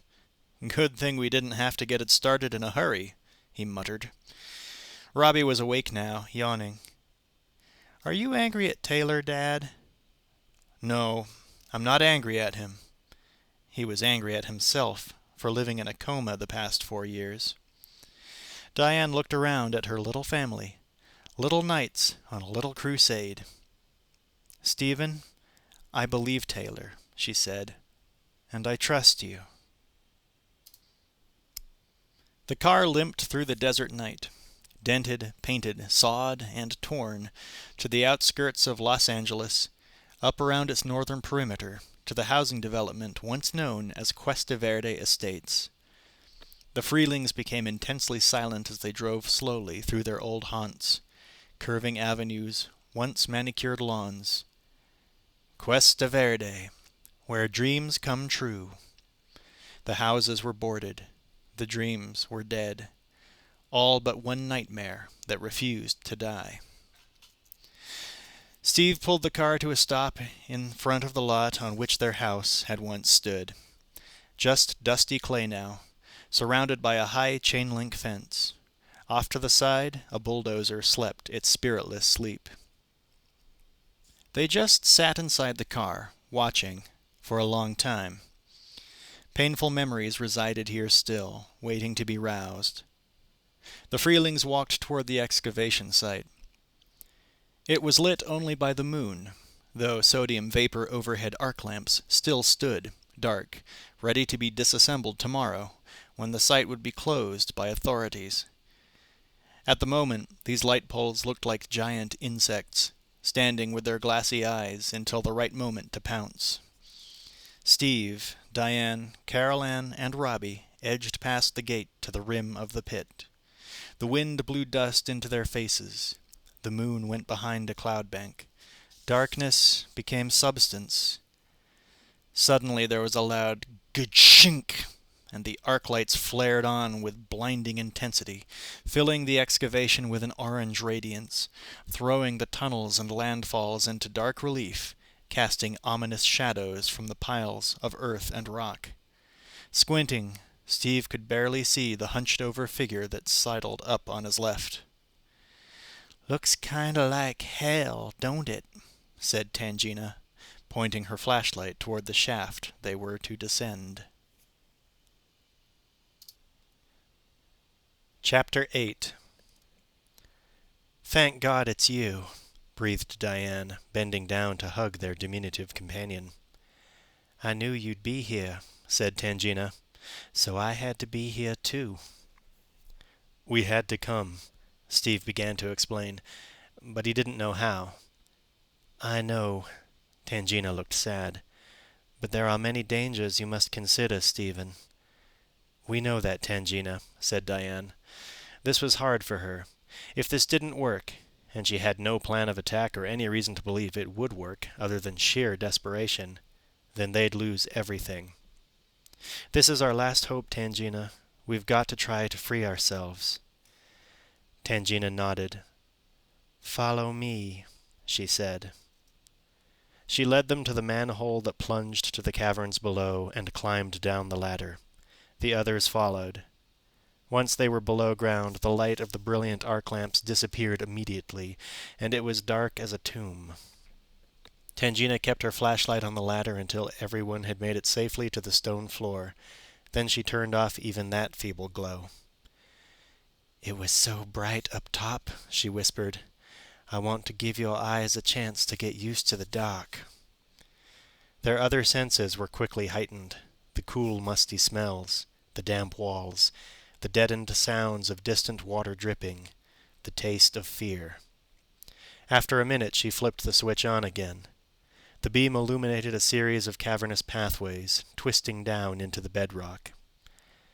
"Now listen to me carefully," said Tangina. "Stay together no matter what happens. The worlds of this life and the other side have met here before. If we are taken beyond this dimension, we have only one chance. We must separate the beast from his flock and show them where the light is. Some of them made it through to the light the last time you were there, but many remain with him, herded by the fear of his terrible wrath." She spoke with a special conviction that echoed of its own fears. "But be careful," she went on, "and don't go too far. For if you cross over into the light, you won't be able to return." Robbie crowded his father's side. "Dad, I'm scared." Tangina, who was the same height as the boy, looked him in the eye with the comradeship of human frailty. "Me too," she smiled.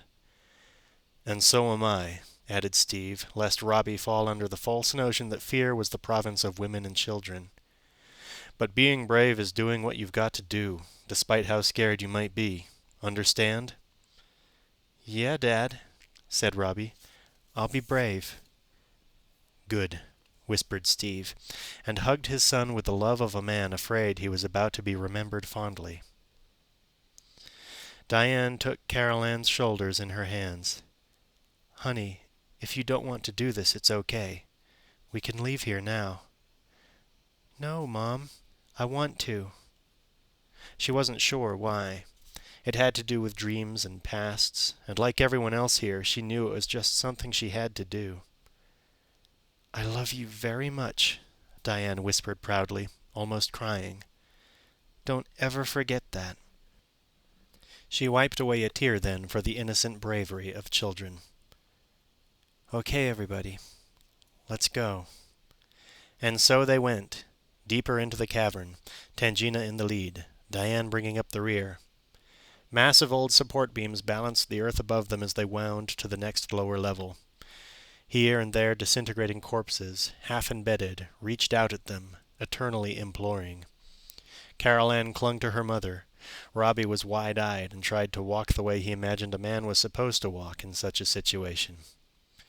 Steve suddenly had a funny sensation, like prickles at the back of his neck. He looked left and saw, to his dense horror, a pictogram on the wall.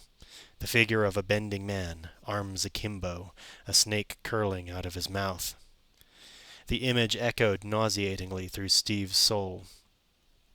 He knew intimately the story being recorded here. Here, how many centuries ago, a man had been invaded by the beast, and was spewing the thing out again, just as Steve had done.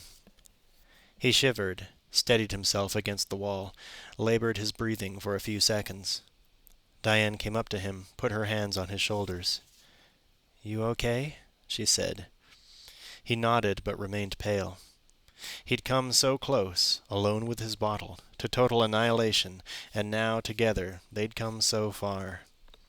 He shook off his chill and motioned that they should continue. The path dipped down, became muddy. This area had been filled with water a few days ago, pumped out by the excavation crew. Now it was a slippery depression. Tangina led the Freelings up its far side, where it opened on a large cave full of skeletons. This was the chamber Taylor had found. Scores of mummified corpses groping up a rise toward the silted-over carcass of a single man, grinning back down on this congregation with a soul of pure evil. Diane stared up at the laughing cadaver with a sickening coming together of her memories, visions, dreams. Her breathing grew shallow. Shudders took hold of her body. Steve grabbed her. "Diane, you okay?" Tangina ran up. "What is it? What's the matter, Diane?" "Diane, say something," said Steve. "Mom?" Carol Ann called weakly. Diane took a step back away from the figure on the mound. "It's horrible," she whispered intensely. "What is?" said Tangina. They're all dying here," Diane murmured. "How?" Tangina urged. She suddenly saw it all. These skeletons became young, alive people to her inner vision, their faces pleading, their hands beseeching the man on the mound, Henry Kane. He was smiling at her now, just the way he'd smiled yesterday on her front porch. She described her vision.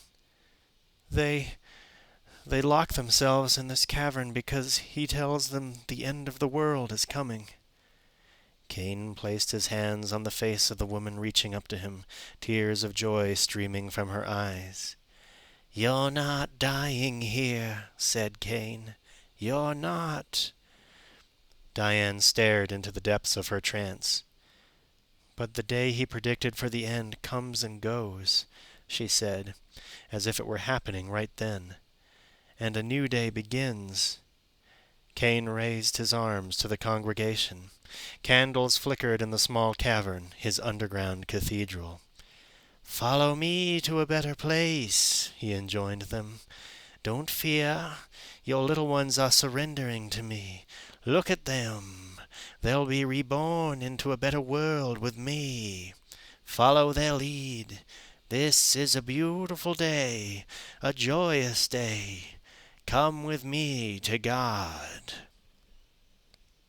Diane continued narrating softly. "But Kane won't let them leave. He tells them the earth has been spoiled, and they believe him." She began to weep. "They begin to suffocate. No air in here. Crying. Begging for mercy. Children gasping for air. One by one the votive candles flickered and died. The faithful slumped. Only Kane remained erect, charged by the power of his mastery over them. "The children are falling!" cried Diane, and suddenly Carol Ann saw it too, the anguish of the strangling spirits, confused children, sick for air. "Mom, they need help!" Carol Ann shouted, trying to make her mother do something as those children of 2 centuries earlier had begged their parents to do something.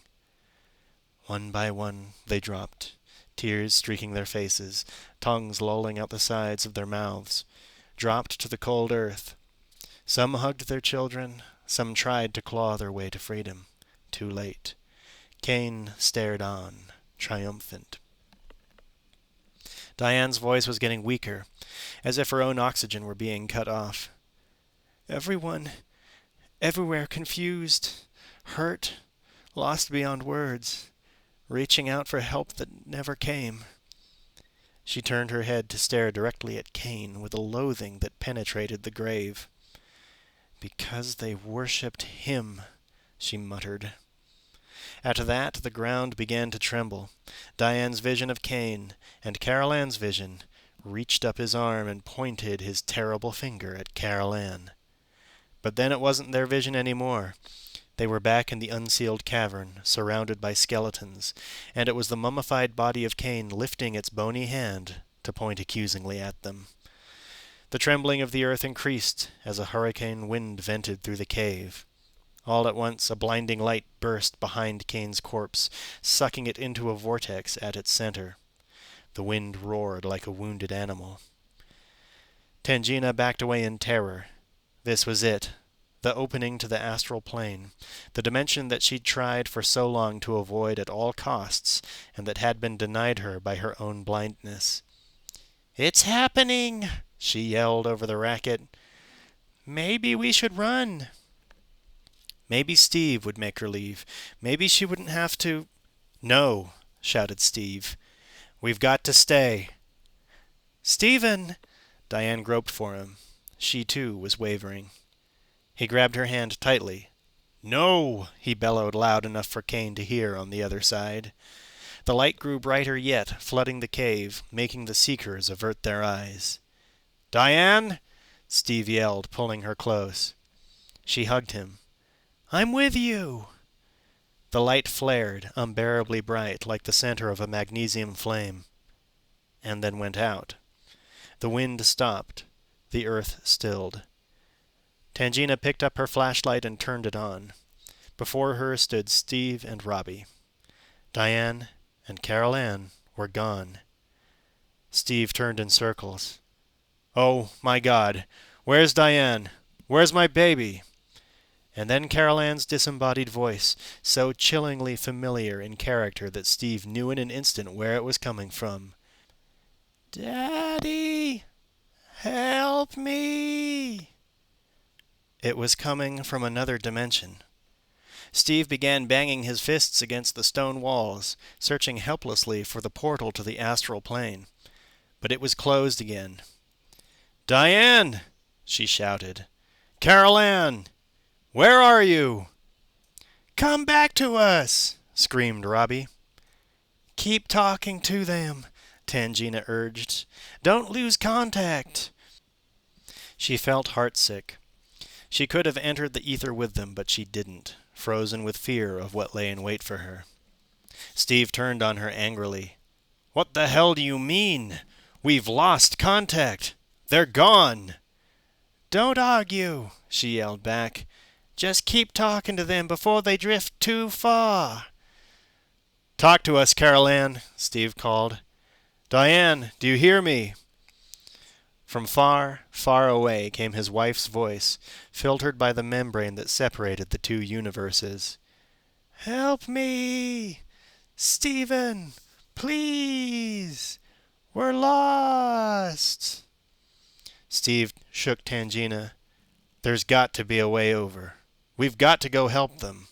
Now! Help us, damn it!" He'd never trusted her completely, not even when Diane had. But now he didn't trust her at all. For all he knew, she was an accomplice in this madness. "I don't know how, Stephen," she said, quaking. "I'm sorry. I don't know how." But then they heard another sound, a droning, rhythmic, atonal chanting that was at once eerie and familiar. It was Taylor's voice. "Taylor?" Steve whispered. It was the sound of hope. They followed the sound down two sloping tunnels that widened into another cave entrance.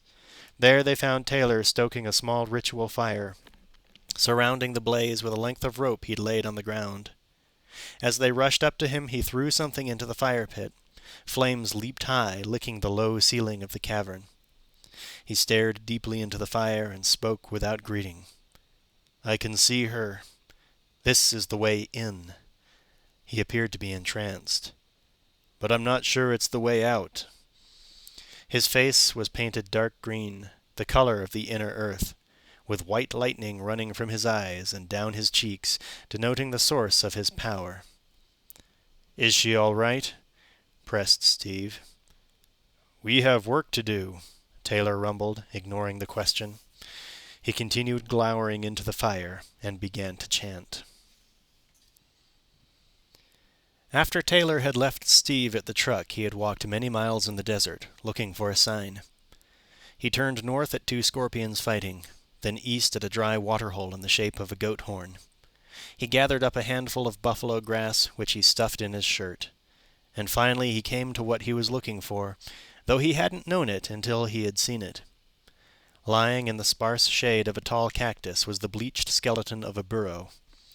A crackled leather harness lay stuck in the sand, connected by a frayed rope to the rusted-through remains of a small iron ore wagon. Taylor approached the scene delicately, almost reverently.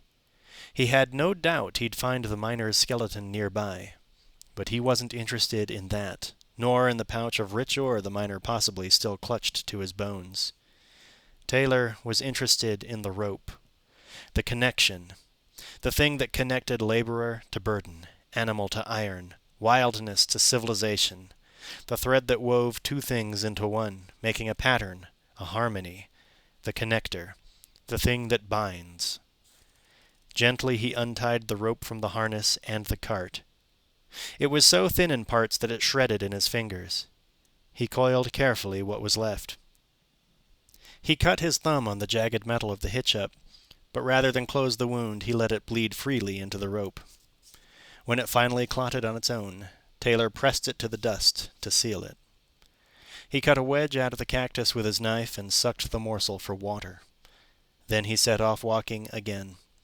By late afternoon, he reached one of the mesas where the Anasazi had lived. Cliff dwellings built into the rock face, they'd been empty for many centuries, since that magic race of people had died. Taylor would draw on some of their magic. He sat in the middle of the floor of a small room with good spirit and started a fire. By the light of the fire and the lowering sun, he skinned his rattlesnake, making a good meal of the meat. Next, he cut the skin into fine, long strips and spread them out on the floor beside the mat of sweat-soaked buffalo grass he'd carried in his shirt and the length of blood-stained desert rope. Then he unraveled the rope, and then he began to weave. Weaving was a form of meditation to Taylor, a way to speak with his kachinas, to see patterns, to prepare for great tests. He had been a rug weaver before he was a snake priest, before he was a warrior, even before he was Taylor. Weaving was his oldest way, and it brought him the most harmony. He wove the ribbons of snakeskin in intricately with the bloody rope fibers and the stringy, tough filaments of grass. The knowledge of the weaving was in his fingers, freeing his mind to travel over things past and future. Henry Kane approached him with a splendiferous smile. "Ben Lagoo," he called. "Are you ready?" "Born ready," he replied. Ben Lagoo raised his concertina and began to play as Kane brought the bow down on his fiddle and Davy banged away on the little triangle. "Oh, Madeleine," they sang, and the congregation danced. They were Cajun, many of them, but others belonged as well. Appalachians, Texicans, and former members of a variety of religions were there. Catholics, Baptists, Voodooists, Jews. But all were here to follow Kane. At the moment, to follow him in the reel he played on his fiddle. Tomorrow, to follow him to the edge of the earth, if necessary, to seek utopia. He'd promised no less. And so they went. Kane in the lead, with Ben Lagoo at his right hand, and 100 faithful close behind. Up through Texarkana, across the Badlands, down into New Mexico. The heat began to take its toll, and the Apache, of course. The year was 1837. Some of the faithful broke faith, straggled behind in Matamoros, Santa Fe, Muskrat City. Lagoo never doubted, though. He saw the fire in Kane's eye. Arizona, Nevada, down through Death Valley, the Salt Flats, Devil's Post Pile, and finally to California, land of redemption. They came to an area of rolling green hills. The Mexicans who lived nearby called it Cuesta Verde. A small river ran through one of the ravines beside a series of caves. It was here that Kane announced the long-awaited utopia, so it was here his party rested. All might have been well but for the discovery that one of the caves was already occupied by a small, non-hostile clan of Indians, hunter-gatherers who used the shelter during the winter months. They were perfectly willing to share the accommodations with Kane's group. Kane, unfortunately, was having none of that. These savages were not believers. "Henry," Lagoo said, "let them stay. They are peaceful people."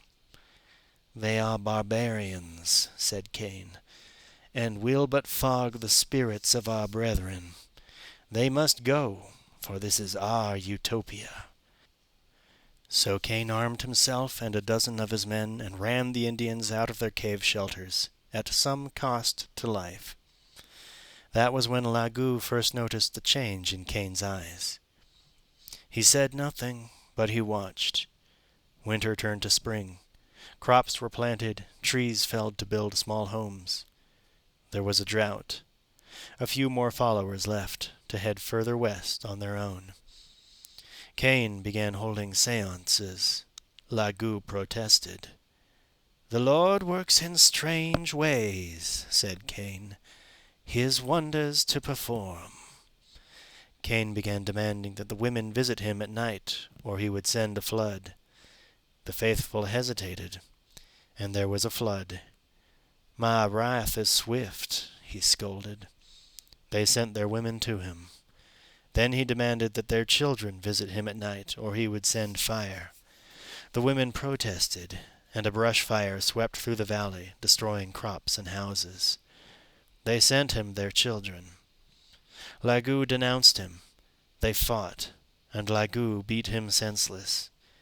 But that night, to ease his own bruises, Lagoo bought a bottle of tequila from a traveling drummer, and at the bottom of the bottle was a worm. Ben Lagoo transformed that night before the eyes of the company. In the light of a roaring bonfire he became a winged serpent that first mutilated and then ate one of the dogs. Then he changed into a powerful man with the head of an elk, with antlers that grew before their eyes, twisting and entwining anyone in their path, wrapping around people's throats, suffocating them. And then the elk man doubled over, writhing in pain, and changed back into Ben Lagoo, gagging and shaking. And suddenly he was vomiting this snake thing, this serpent, this gelatinous creature like an aborted calf, and it slithered off into the caves. The next day Kane called them all into his cave and sealed it off, that they might all follow him beyond. He proved to them that he had been right, that Lagoo was the evil one. Hadn't they seen Lagoo work his devil ways the night before, shifting shapes in the firelight? They believed Kane, and as the air in the sealed-off cave was gradually used up, they all died. Only Ben Lagoo survived, sleeping outside where no one would go near him. He wandered off, keeping his dark secret with him. But the Indians had seen. They'd continued living invisibly in the surrounding hills, and they'd witnessed everything that happened. They moved back into the caves that winter and drew the story on the cave walls. The story of the man with the elk's head, the man who spewed the serpent from his mouth. Lagoo died, but his spirit later filled the person of Wilson Jones. And when he died, Sleeping Bear of the Comanche. And when he died, Moonshadow Kelly. And each of them spent his life in pursuit of an evil presence never found, because the spirit of Henry Kane slept, sealed, undisturbed, until the spirit of Ben Lagoo filled the man known as Taylor, and the crypt of Kane was jostled by the excavations of Cuesta Verde estates, and Kane's taste for little girls was aroused by the innocent Carol Ann. And all these crossings of the threads of so many lives had finally come together into the knot that ended the weave, fixing the pattern eternally, even as Taylor's own fingers were knotting the end of the sorcerer's rope he'd woven into a magical design. Taylor pulled on the rope. The weaving was finished, strong, ready. "Hey, man, you live here, or are you just paid by the Department of the Interior to hang out and look authentic?" This was followed by mixed laughter, some embarrassed, some stoned. Taylor looked up. 4 heavy metal punks, 2 male and 2 female, were standing in the door. Torn Ozzy Osbourne t-shirts, single earrings, silver-studded black leather, hatcheted hair. Not a local tribe. There was a van parked outside. "I could use a lift," said Taylor. The comedian of the clan offered his hash pipe, and they all broke up laughing. "Which way are you headed?" Taylor pressed. The sun was down already, and he knew tonight was the night. "Non-stop to L.A., Chief. You on the bus or off?" He was on. They wove through traffic at record speed when he told them that he had, that night, a rendezvous with the devil incarnate. In fact, they dropped him off at Cuesta Verde in return for Taylor's rendition of the Chant of the Dead into their portable tape recorder. Strange and wondrous how these threads mesh, he thought. He thanked them and went down into the caves. There he set up his ritual fire, painted his face, placed his rope, and began his incantations. And there, in the fire, he saw Carol Ann, lost, scared, stalked by the evil one. He took his spear from the niche in which he'd secreted it. The spear Slings with Eagles had given him. To its already magical point he affixed the fragment of obsidian lance-tip he kept in his medicine bag. The lance-tip he'd already used to puncture Kane's newt-filled heart when last he'd confronted the demon in the astral. The chip originally from the lance carried by the first Indian Kane had murdered back in 1840 in the hills of Cuesta Verde. Taylor laid the reinforced spear behind him and increased the pressure of his chanting. He didn't know how long he'd been there when Steve, Robbie, and Tangina came running up. "I can see her," he said. "This is the way in, but I'm not sure it's the way out." "Is she all right?" asked Steve. He sounded desperate. "We have work to do," Taylor rumbled, ignoring the question. He continued glowering into the fire and resumed his chant. Carol Ann's voice floated through the ether once more. "Daddy! Help! He's here! Mommy!" And Diane's voice. "Please, no!" Steve begged Taylor. "Please," he whispered. Taylor stopped chanting. "The entity is with them. They are in grave danger." Steve punched the wall, tearing his skin. Robbie wrung his hands around his useless baseball bat. Taylor continued. "Hold on to each other. When you find them, band together. That will prevent you from crossing over into eternity." He stared at them meaningfully. "I'll try to bring you all back." "Taylor," Steve started to ask, but he could not bring himself to finish the question. "Joined together," Taylor went on, "your family's light can defeat him. This is the battle you've been moving toward all your life." He motioned at the magical fire. "The entrance is through those flames." Steve and Robbie stared into the blaze, steeled to throw themselves in, when suddenly from the smoke and flames emerged a ghost image, congealing into the figure of the beast. It wailed, scraping the ceiling, its body a mass of writhing, screaming heads and faces, the tortured mass of souls that comprised it. And one of the faces was Carol Ann's. Steve faltered in horror. Robbie gasped. Taylor shouted, "This is an illusion! The beast lies! Go into the flames now! Now!" Steve hesitated, staring at the thing. It had writhing tentacles growing from its brain, and the faces that emerged from its rotting torso twisted and winced as the creature whipped at itself. Kane's own malignant head sat atop the others. He looked down from the arch of the cavern and spoke to the group of mortals huddled there. His voice was high no longer, but the timbre of the grave. "Cross over here at your own peril, then, and at the peril of this child I claim as mine. For if you cross over into my domain, I will surely kill her and spare no pain." There was no more time to doubt or contrive. There was only now, and only here, and only each other. Steve embraced Robbie, fused himself to his love for Diane and Carol Ann, spurned the horror of the image before him, and, with his boy, jumped into the blaze. There was a wild splash of fire, and they were gone. Only Taylor and Tangina remained in the cave, sitting anxiously before the now dwindling flames. Steve and Robbie found themselves floating without direction in a spaceless land of vapors, light, and shadow. Since there were no spatial dimensions as such, there was no motion, only vague changes in orientation, perceptible through alterations in the ether wind and affected by thought. Affected somehow, but Steve could not determine quite how. He tried to sail this way, but seemed to go that way. Clouds engulfed him, yet the clarity of his vision increased. He could see the back of his head. He couldn't find his legs. It was all he could do just to hold on to Robbie. In fact, they gripped each other with a fierceness that projected its own aura in this place, which had its own natural laws.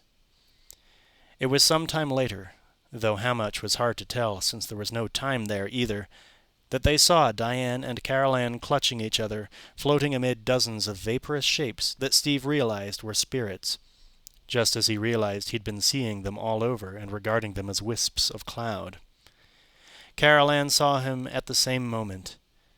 "Daddy!" she cried, with a strange, muffled echo. He willed himself toward his child.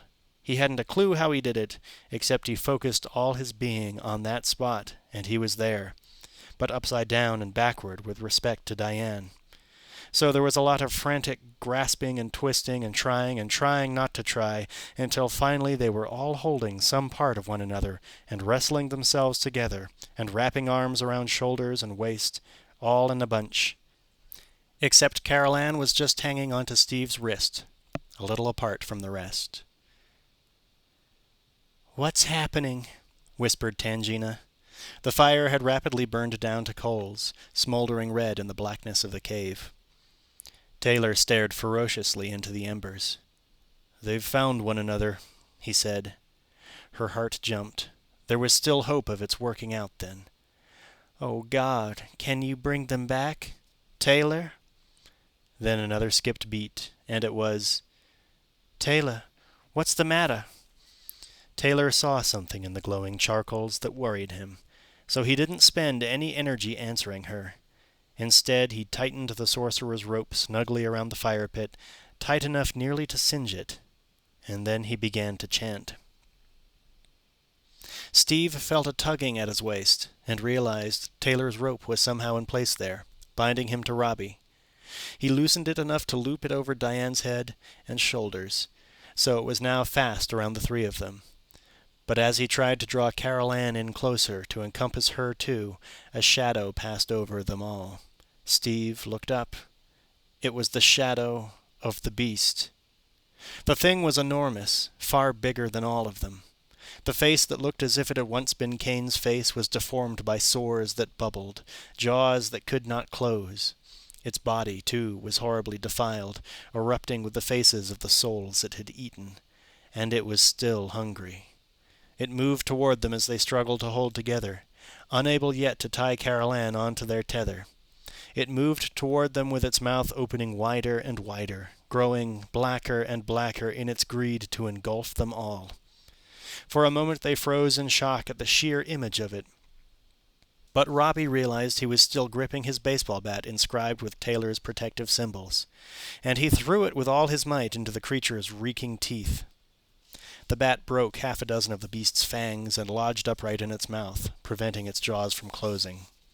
It gagged and shrieked, its broken teeth bleeding and spurting some foul ooze, and it thrashed in pain so wildly that the Freelings were thrown far away to a different part of the universe.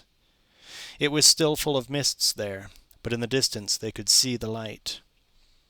"Don't look," instructed Diane. She forced calm on herself, but she was afraid. "I've seen it before. If we go in there, we don't go home again." But that wasn't their immediate concern. Their immediate concern was the beast, now hovering above them, nearly blind with vengeance, its torn gums leaking venom. The baseball bat was gone. The thing parted its jaws wide enough to take them all in, and grabbed Carol Ann by the neck in a claw hand at the end of one of its tentacles, grabbed her, wringing her from her father's grip. "I told you I would kill her," laughed the beast. His claw squeezed tightly around the little girl's neck. Her face first paled, then quickly began to rot. Her body went limp as he brought it up to his gaping mouth. Taylor saw the girl in the fiend's grip, and knew he could wait no longer. Slowly, meticulously, he pushed the point of the spear into the fire. Then he altered its direction slightly, and plunged the shaft of the weapon deeply through the parallel dimension. "What is it?" said Tangina. She saw the sweat beading on his forehead. She felt her heart go cold. Taylor didn't speak, though. He thrust the spear into the fire, following even with his own hand, up to the wrist, burning his skin before withdrawing, leaving the spear beyond. Steve reached desperately out to his daughter, who was disintegrating in the grip of the beast. He nearly turned away, but the sight was so painful, so horrid. But he kept looking, kept stretching, and the spear appeared, hanging in the ether just beyond his hand. A spear for him to use. It could be nothing else. A spear for a warrior. It glowed as he brought his hand near it, glowed brightly when he stretched further than he'd thought possible, and grabbed it. Kane was too engrossed in his imminent feast to notice what was happening, but neither did Steve give him much time. In a single motion he leveled the spear and harpooned the beast in the neck. Green electrical discharges crackled from the point of contact, mingling with the deathless creature's own gurgled wails, leading suddenly to a tremendous explosion. The force of the blast was so great it tore Carol Ann from the thing's flailing tentacles and propelled her into the ether, toward the light. And the other spirits within the beast were likewise torn from it, freed at last to migrate to the light from which they'd been so long withheld.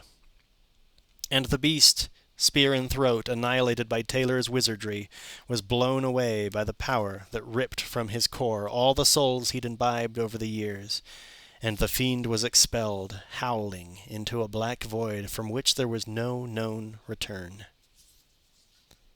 In the cave, the fire exploded in white light, knocking Taylor and Tangina against the wall. As they picked themselves up, a howling wail rose from the flames, sending a black chill through their spirits. "The beast is expelled," said Taylor. "His flock is free to pass over." "They're moving to the light?" Tangina asked. But Taylor was again preoccupied, entranced, chanting the way of return. All the freed spirits were floating toward the light, some passing directly into it, some spinning into orbit around it a few times, and then flowing into it, merging with it as their orbit degenerated, some dancing about in a fierce ecstasy of approach, and then plunging through with a gush of light, some gloating, slow and stately, others nearing the light ceremoniously, gingerly, humbly. And in the midst of these passing spirits was Carol Ann, turning end over end, disoriented in the concussion caused by the beast's destruction, drifting slowly closer to the potent radiance beyond. Steve, Diane, and Robbie watched her go, unable to move themselves, able only to wish and to weep. They watched her get caught up in a cluster of spirits, all moving along a shaft of light that emanated from the greater luminosity, which glowed brighter all the time, brighter with every soul that entered.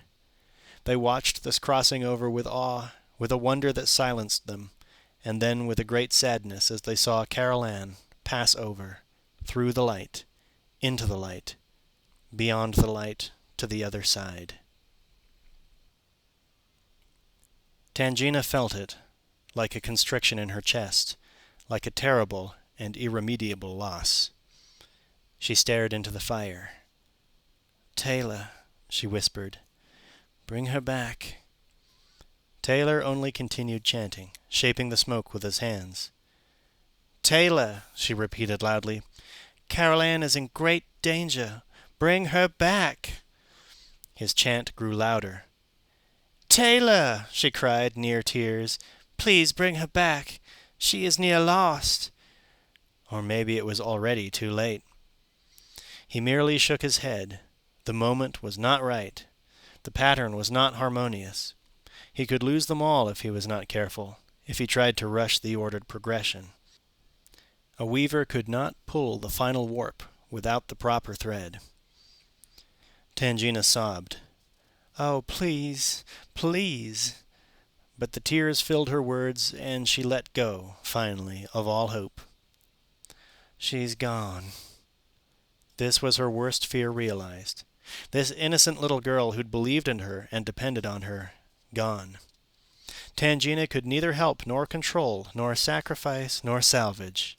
She could only witness and feel, and the girl was gone. Diane tried to move forward, to throw herself into the light, but she could make no headway. "Oh, my God, she whispered. They were all in shock. "Come back, Carol Ann," Robbie called, but no one came back. In fact, all the spirits were gone, passed beyond, and the light itself was beginning to fade. Steve, Diane, and Robbie were alone. Tears streamed down their cheeks as they hugged one another, burying their faces in one another, lost in grief, shrouded by twilight. "My baby's gone," wept Diane. "She's gone." But then another spark appeared, like a distant burning star. It grew rapidly brighter, a benevolent coruscation blasting away the darkness. And at its center, 2 figures appeared. They moved toward the family, wafting down on the heavenly glow, closer and closer, until it was quite apparent that one of the figures was Carol Ann. Diane gasped. "Baby!" They held hands, these 2 spirit forms, and then at some point the one released Carol Ann's hand, and the child drifted purposefully into Steve's and Diane's outstretched arms. They hugged, all of them, tenderly and mightily, and then Carol Ann pointed back out at the other figure, the spirit who'd guided and released her. "Look, Mom," she said. And the others could see. It was Grandma Jess floating before them, smiling with the peace that surpasses understanding. "I must go now," said Jess. "I love you all." At which she receded into the light and was no more. "It's time," said Taylor. Tangina watched him intently as he pulled the rope delicately through the fire. Above them the air began to take on a dull red glow, seeming to draw its energy from the surrounding dark. The rope burst into flame in Taylor's hands. He pulled tighter, ensnaring the flames, meeting resistance, setting the strength of his weight and spirit against the winds of the ether. The glowing red spot grew brighter. It contained the figures of 4 people, darkly outlined, insubstantial. And then the red scintillated, and the family burst forth in a rush, tumbling to the muddy cave floor beside the fire, where they looked up to see Taylor and Tangina staring at them. "Thank God! It's a miracle!" Tangina's lips trembled. Taylor clapped Steve on the back. "Some battle, huh?" "Yeah," said Steve, still too stunned to comprehend. It was over. And in another dimension that surrounded their own, there were mists, there was shadow, there was a light that sometimes grew bright but now was quiet. There was the soft clay of dreams.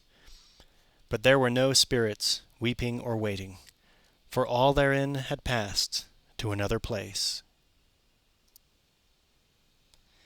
They climbed from the caverns at daybreak, and walked past the fenced-in area to the street, to fresh air, to life without fear, to the growing up of children.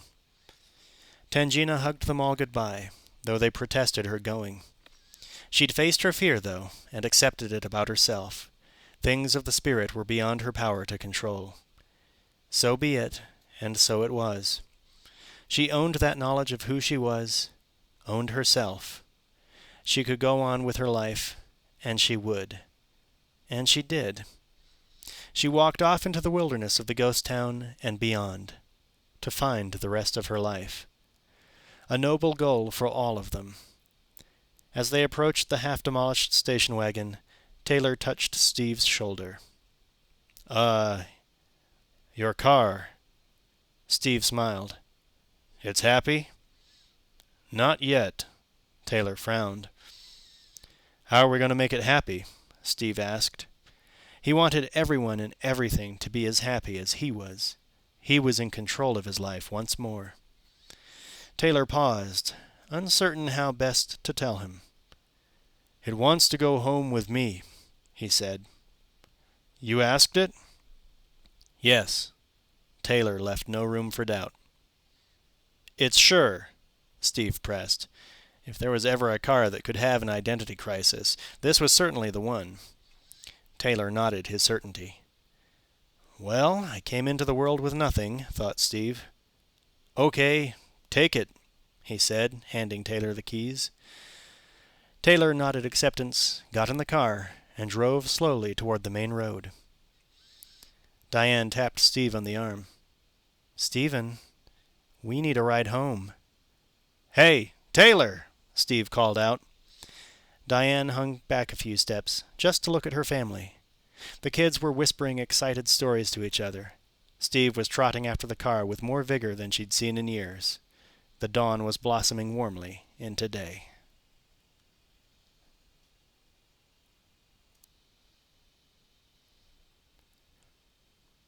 Hello, this is Jon Olsen.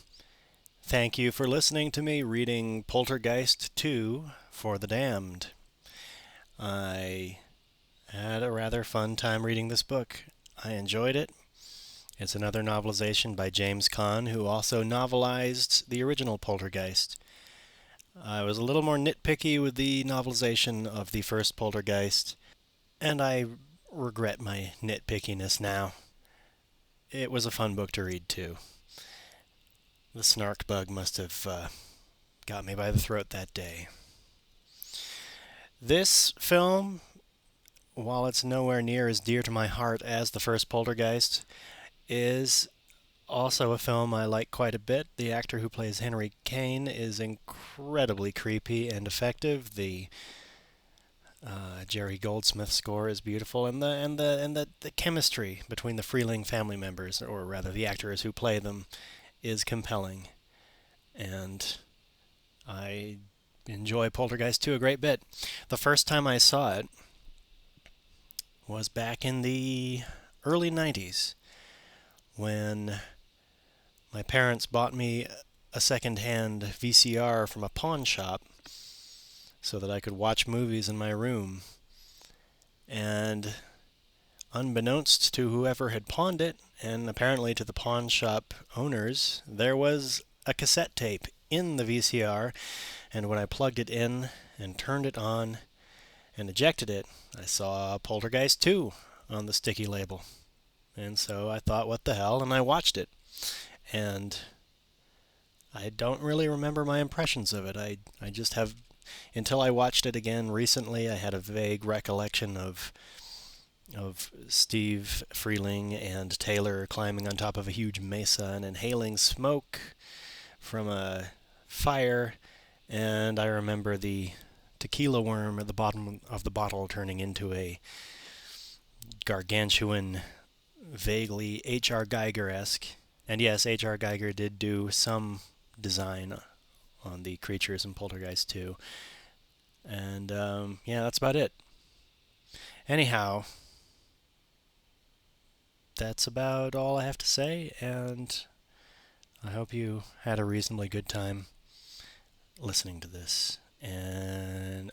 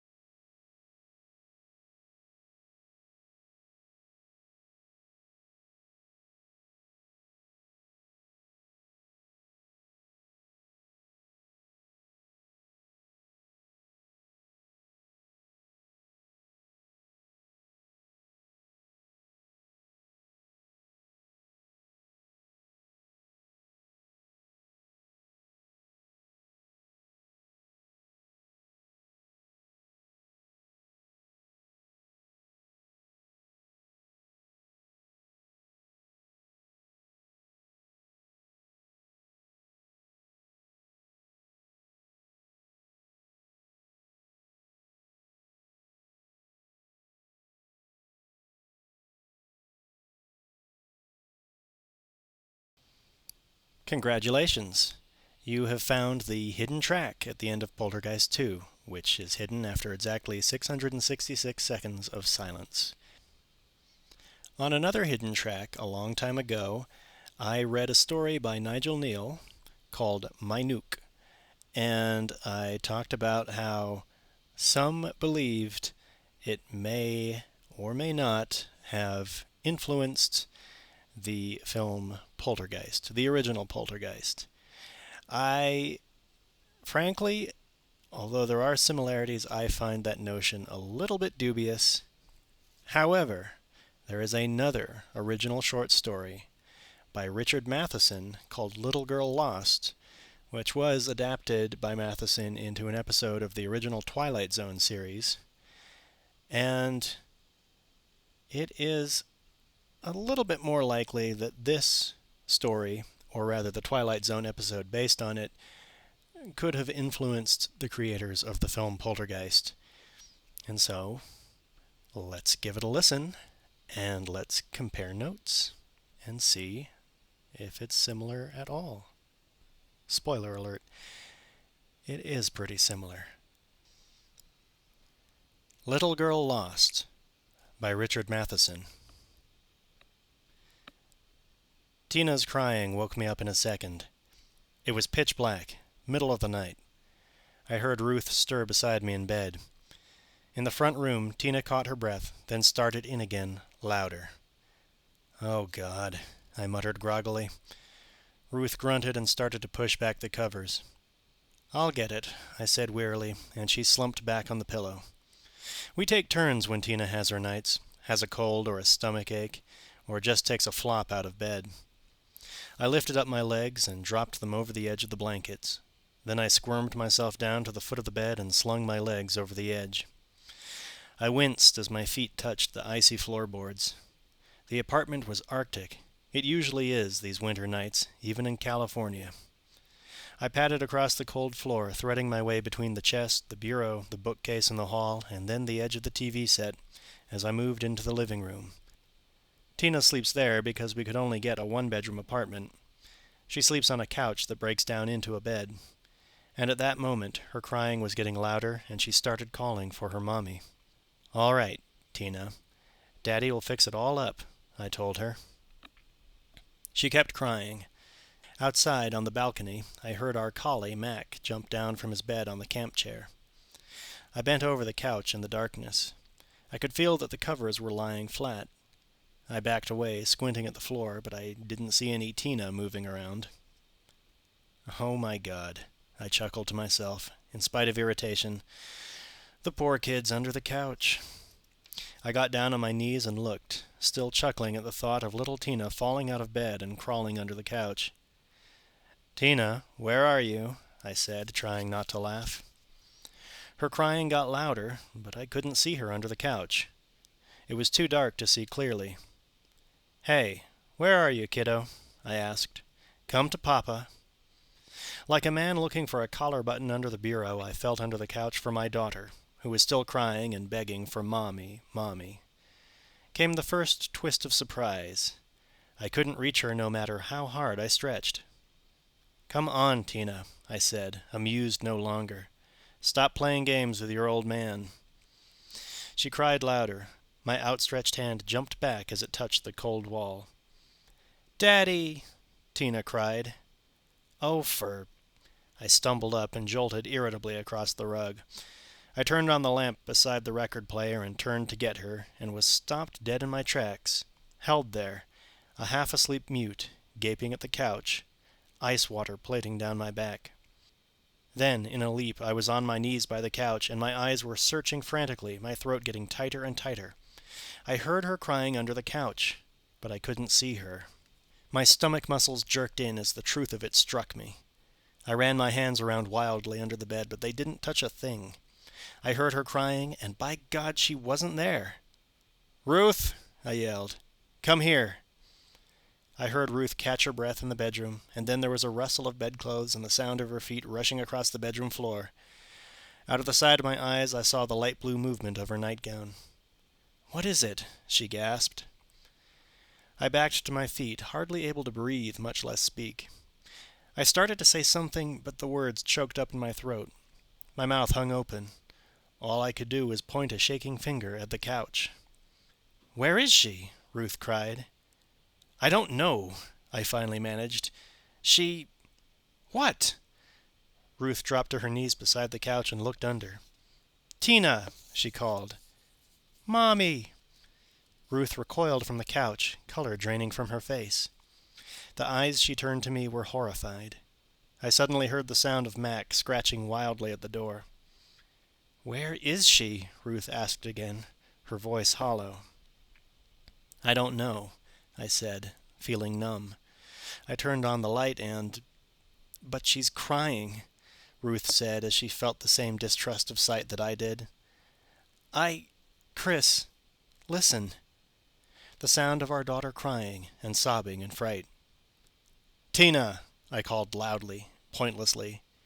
"Where are you, Angel?" She just cried. "Mommy," she said. "Mommy, pick me up." "No, no, this is crazy," Ruth said, her voice tautly held as she rose to her feet. "She's in the kitchen." "But—" I stood there dumbly as Ruth turned on the kitchen light and went in. The sound of her agonized voice made me shudder. "Chris, she's not in here." She came running in, her eyes stark with fear. She bit her teeth into her lip. "But where is—" she started to say, then stopped, because we both heard Tina crying, and the sound of it was coming from under the couch. But there wasn't anything under the couch. Still, Ruth couldn't accept the crazy truth. She jerked open the hall closet and looked in it. She looked behind the TV set, even behind the record player, a space of maybe 2 inches. "Honey, help me," she begged. "We can't just leave her this way." I didn't move. "Honey, she's under the couch," I said. "But she's not!" Once more, like the crazy, impossible dream it was, me on my knees on the cold floor, feeling under the couch. I got under the couch. I touched every inch of floor space there. But I couldn't touch her, even though I heard her crying, right in my ear. I got up, shivering from the cold and something else. Ruth stood in the middle of the living room rug, staring at me. Her voice was weak, almost inaudible. "Chris," she said. "Chris, what is it?"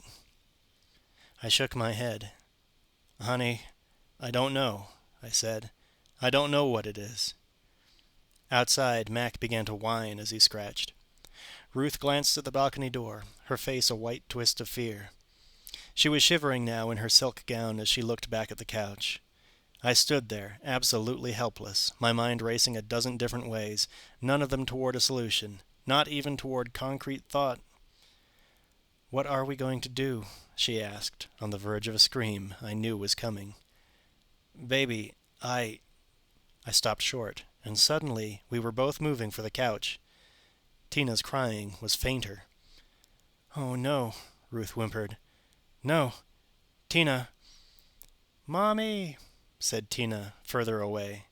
I could feel the chills lacing over my flesh. "Tina, come back here," I heard myself shouting, the father yelling at his disobedient child, who can't be seen. "Tina!" Ruth screamed.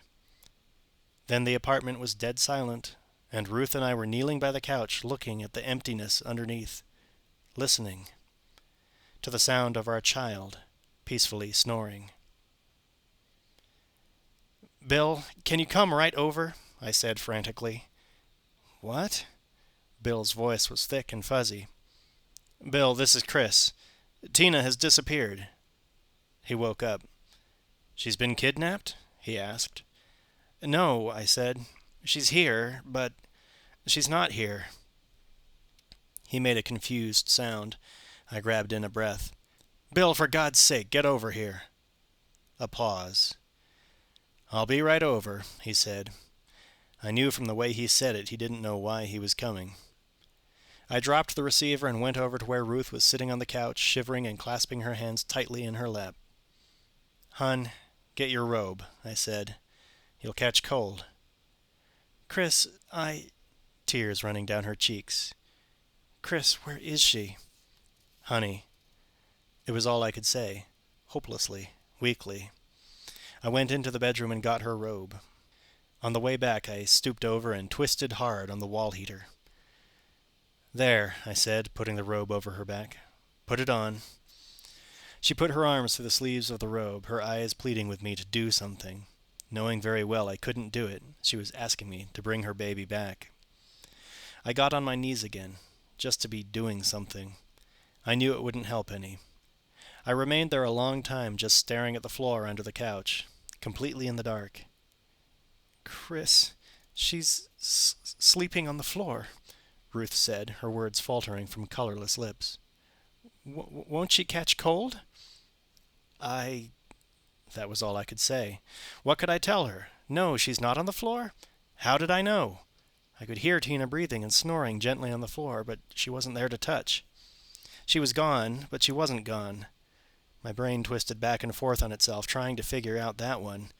Try adjusting to something like that sometime. It's a fast way to break down. "Honey, she's not here," I said. "I mean, not on the floor." "But—" I know. I raised my hands and shrugged in defeat. "I don't think she's cold, honey," I said as gently and persuasively as I could. She started to say something too, but then she stopped. There was nothing to say. It defied words. We sat in the quiet room waiting for Bill to come. I'd called him because he's an engineering man, Cal-Tech, top man with Lockheed over in the valley. I don't know why I thought that would help, but I called him. I'd have called anyone just to have another mind to help. Parents are useless beings when they're afraid for their children. Once, before Bill came, Ruth slipped to her knees by the couch and started slapping her hands over the floor. "Tina, wake up!" she cried in newborn terror. "Wake up!" "Honey, what good is that going to do?" I asked. She looked up at me blankly and knew. It wasn't going to do any good. I heard Bill on the steps and reached the door before he did. He came in quietly, looking around and giving Ruth a brief smile. I took his coat. He was still in pajamas. "What is it, kid?" he asked hurriedly. I told him as briefly and as clearly as I could. He got down to his knees and checked for himself. He felt around underneath the couch, and I saw his brow knot into lines when he heard Tina's calm and peaceful breathing. He straightened up. "Well?" I asked. He shook his head. "My God," he muttered. We both stared at him. Outside, Mac was still scratching and whining at the door. "Where is she?" Ruth asked it again. "Bill, I'm about to lose my mind." "Take it easy," he said. I moved beside her and put my arm around her. She was trembling. "You can hear her breathing," Bill said. "It's normal breathing. She must be all right." "But where is she?" I asked. "You can't see her. You can't even touch her."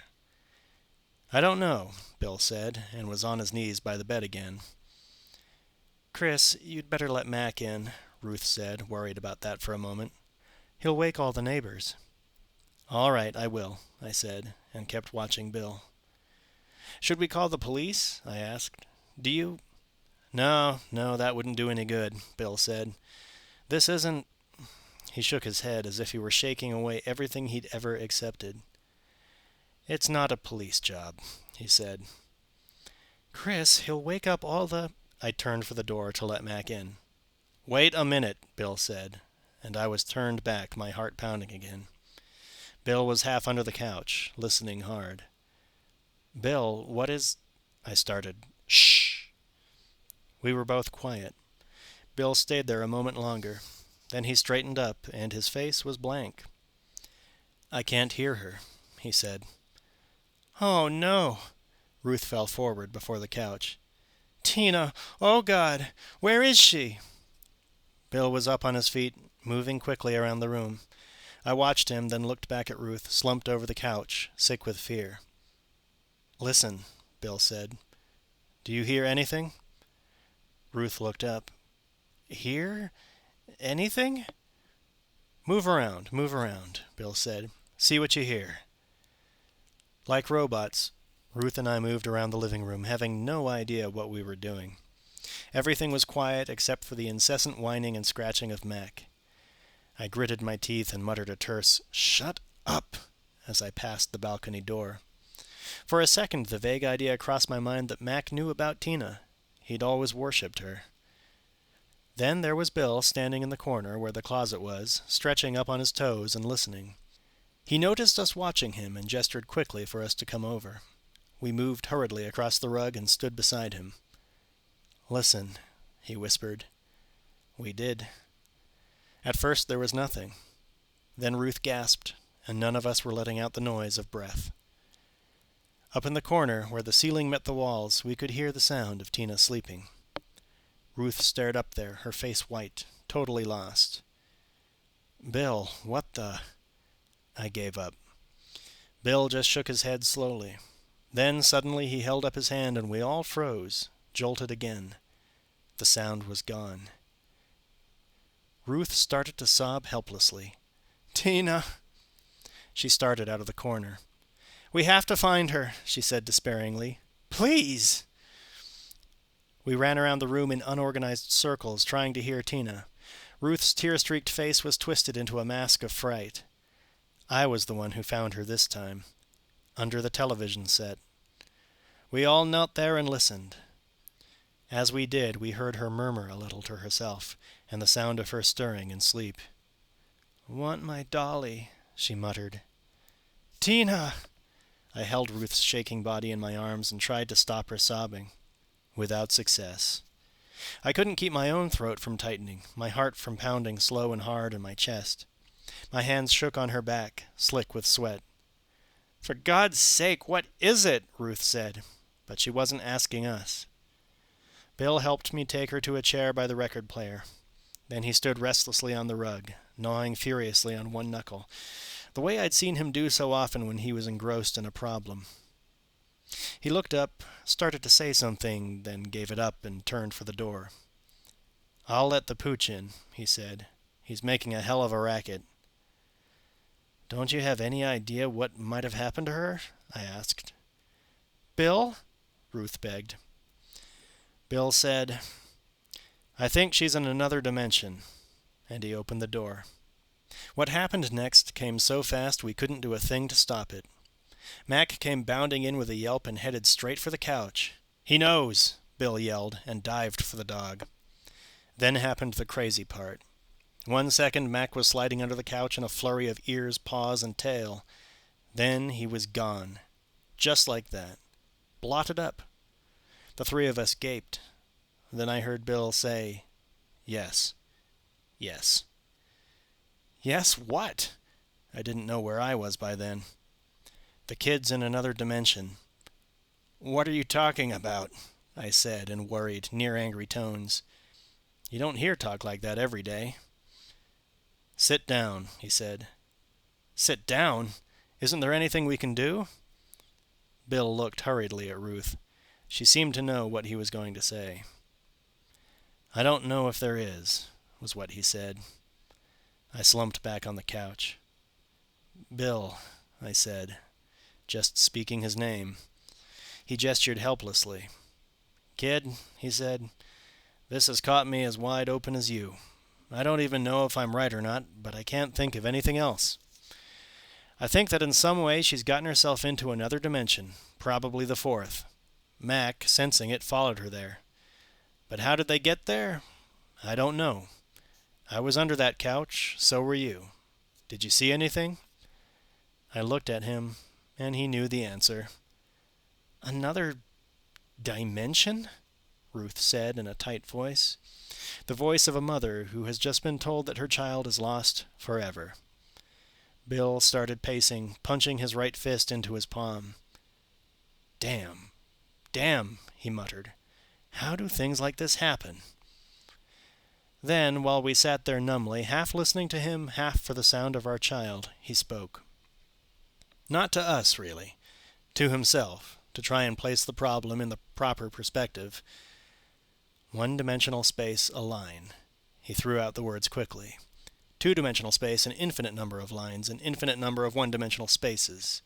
Three-dimensional space, an infinite number of planes, an infinite number of two-dimensional spaces. Now the basic factor.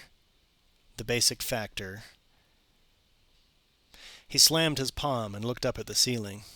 Then he started again, more slowly now. Every point in each dimension a section of a line in the next higher dimension. All points in line sections of the perpendicular lines that make the line a plane.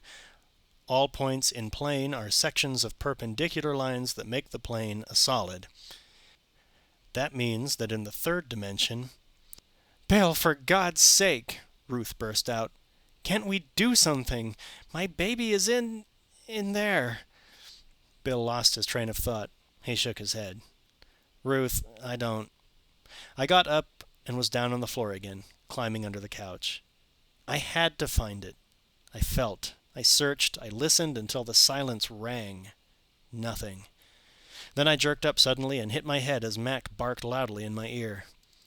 Bill rushed over and slid in beside me, his breath labored and quick. "God's sake," he muttered almost furiously. "Of all the damn places in the world." "If the entrance is here," I muttered, "why did we hear her voice and breathing all over the room?" "Well, if she moved beyond the effect of the third dimension and was entirely in the fourth, then her movement for us would seem to spread all over space. Actually, she'd be in one spot in the fourth dimension, but to us..." He stopped. Mac was whining, but more importantly, Tina started in again, right by our ears. "He brought her back," Bill said excitedly. "Man, what a mutt." He started twisting around, looking, touching, slapping at empty air. "We've got to find it," he said. "We've got to reach in and pull them out. God knows how long this dimension pocket will last." "What?" I heard Ruth gasp, then suddenly cry, "Tina, where are you? This is Mommy."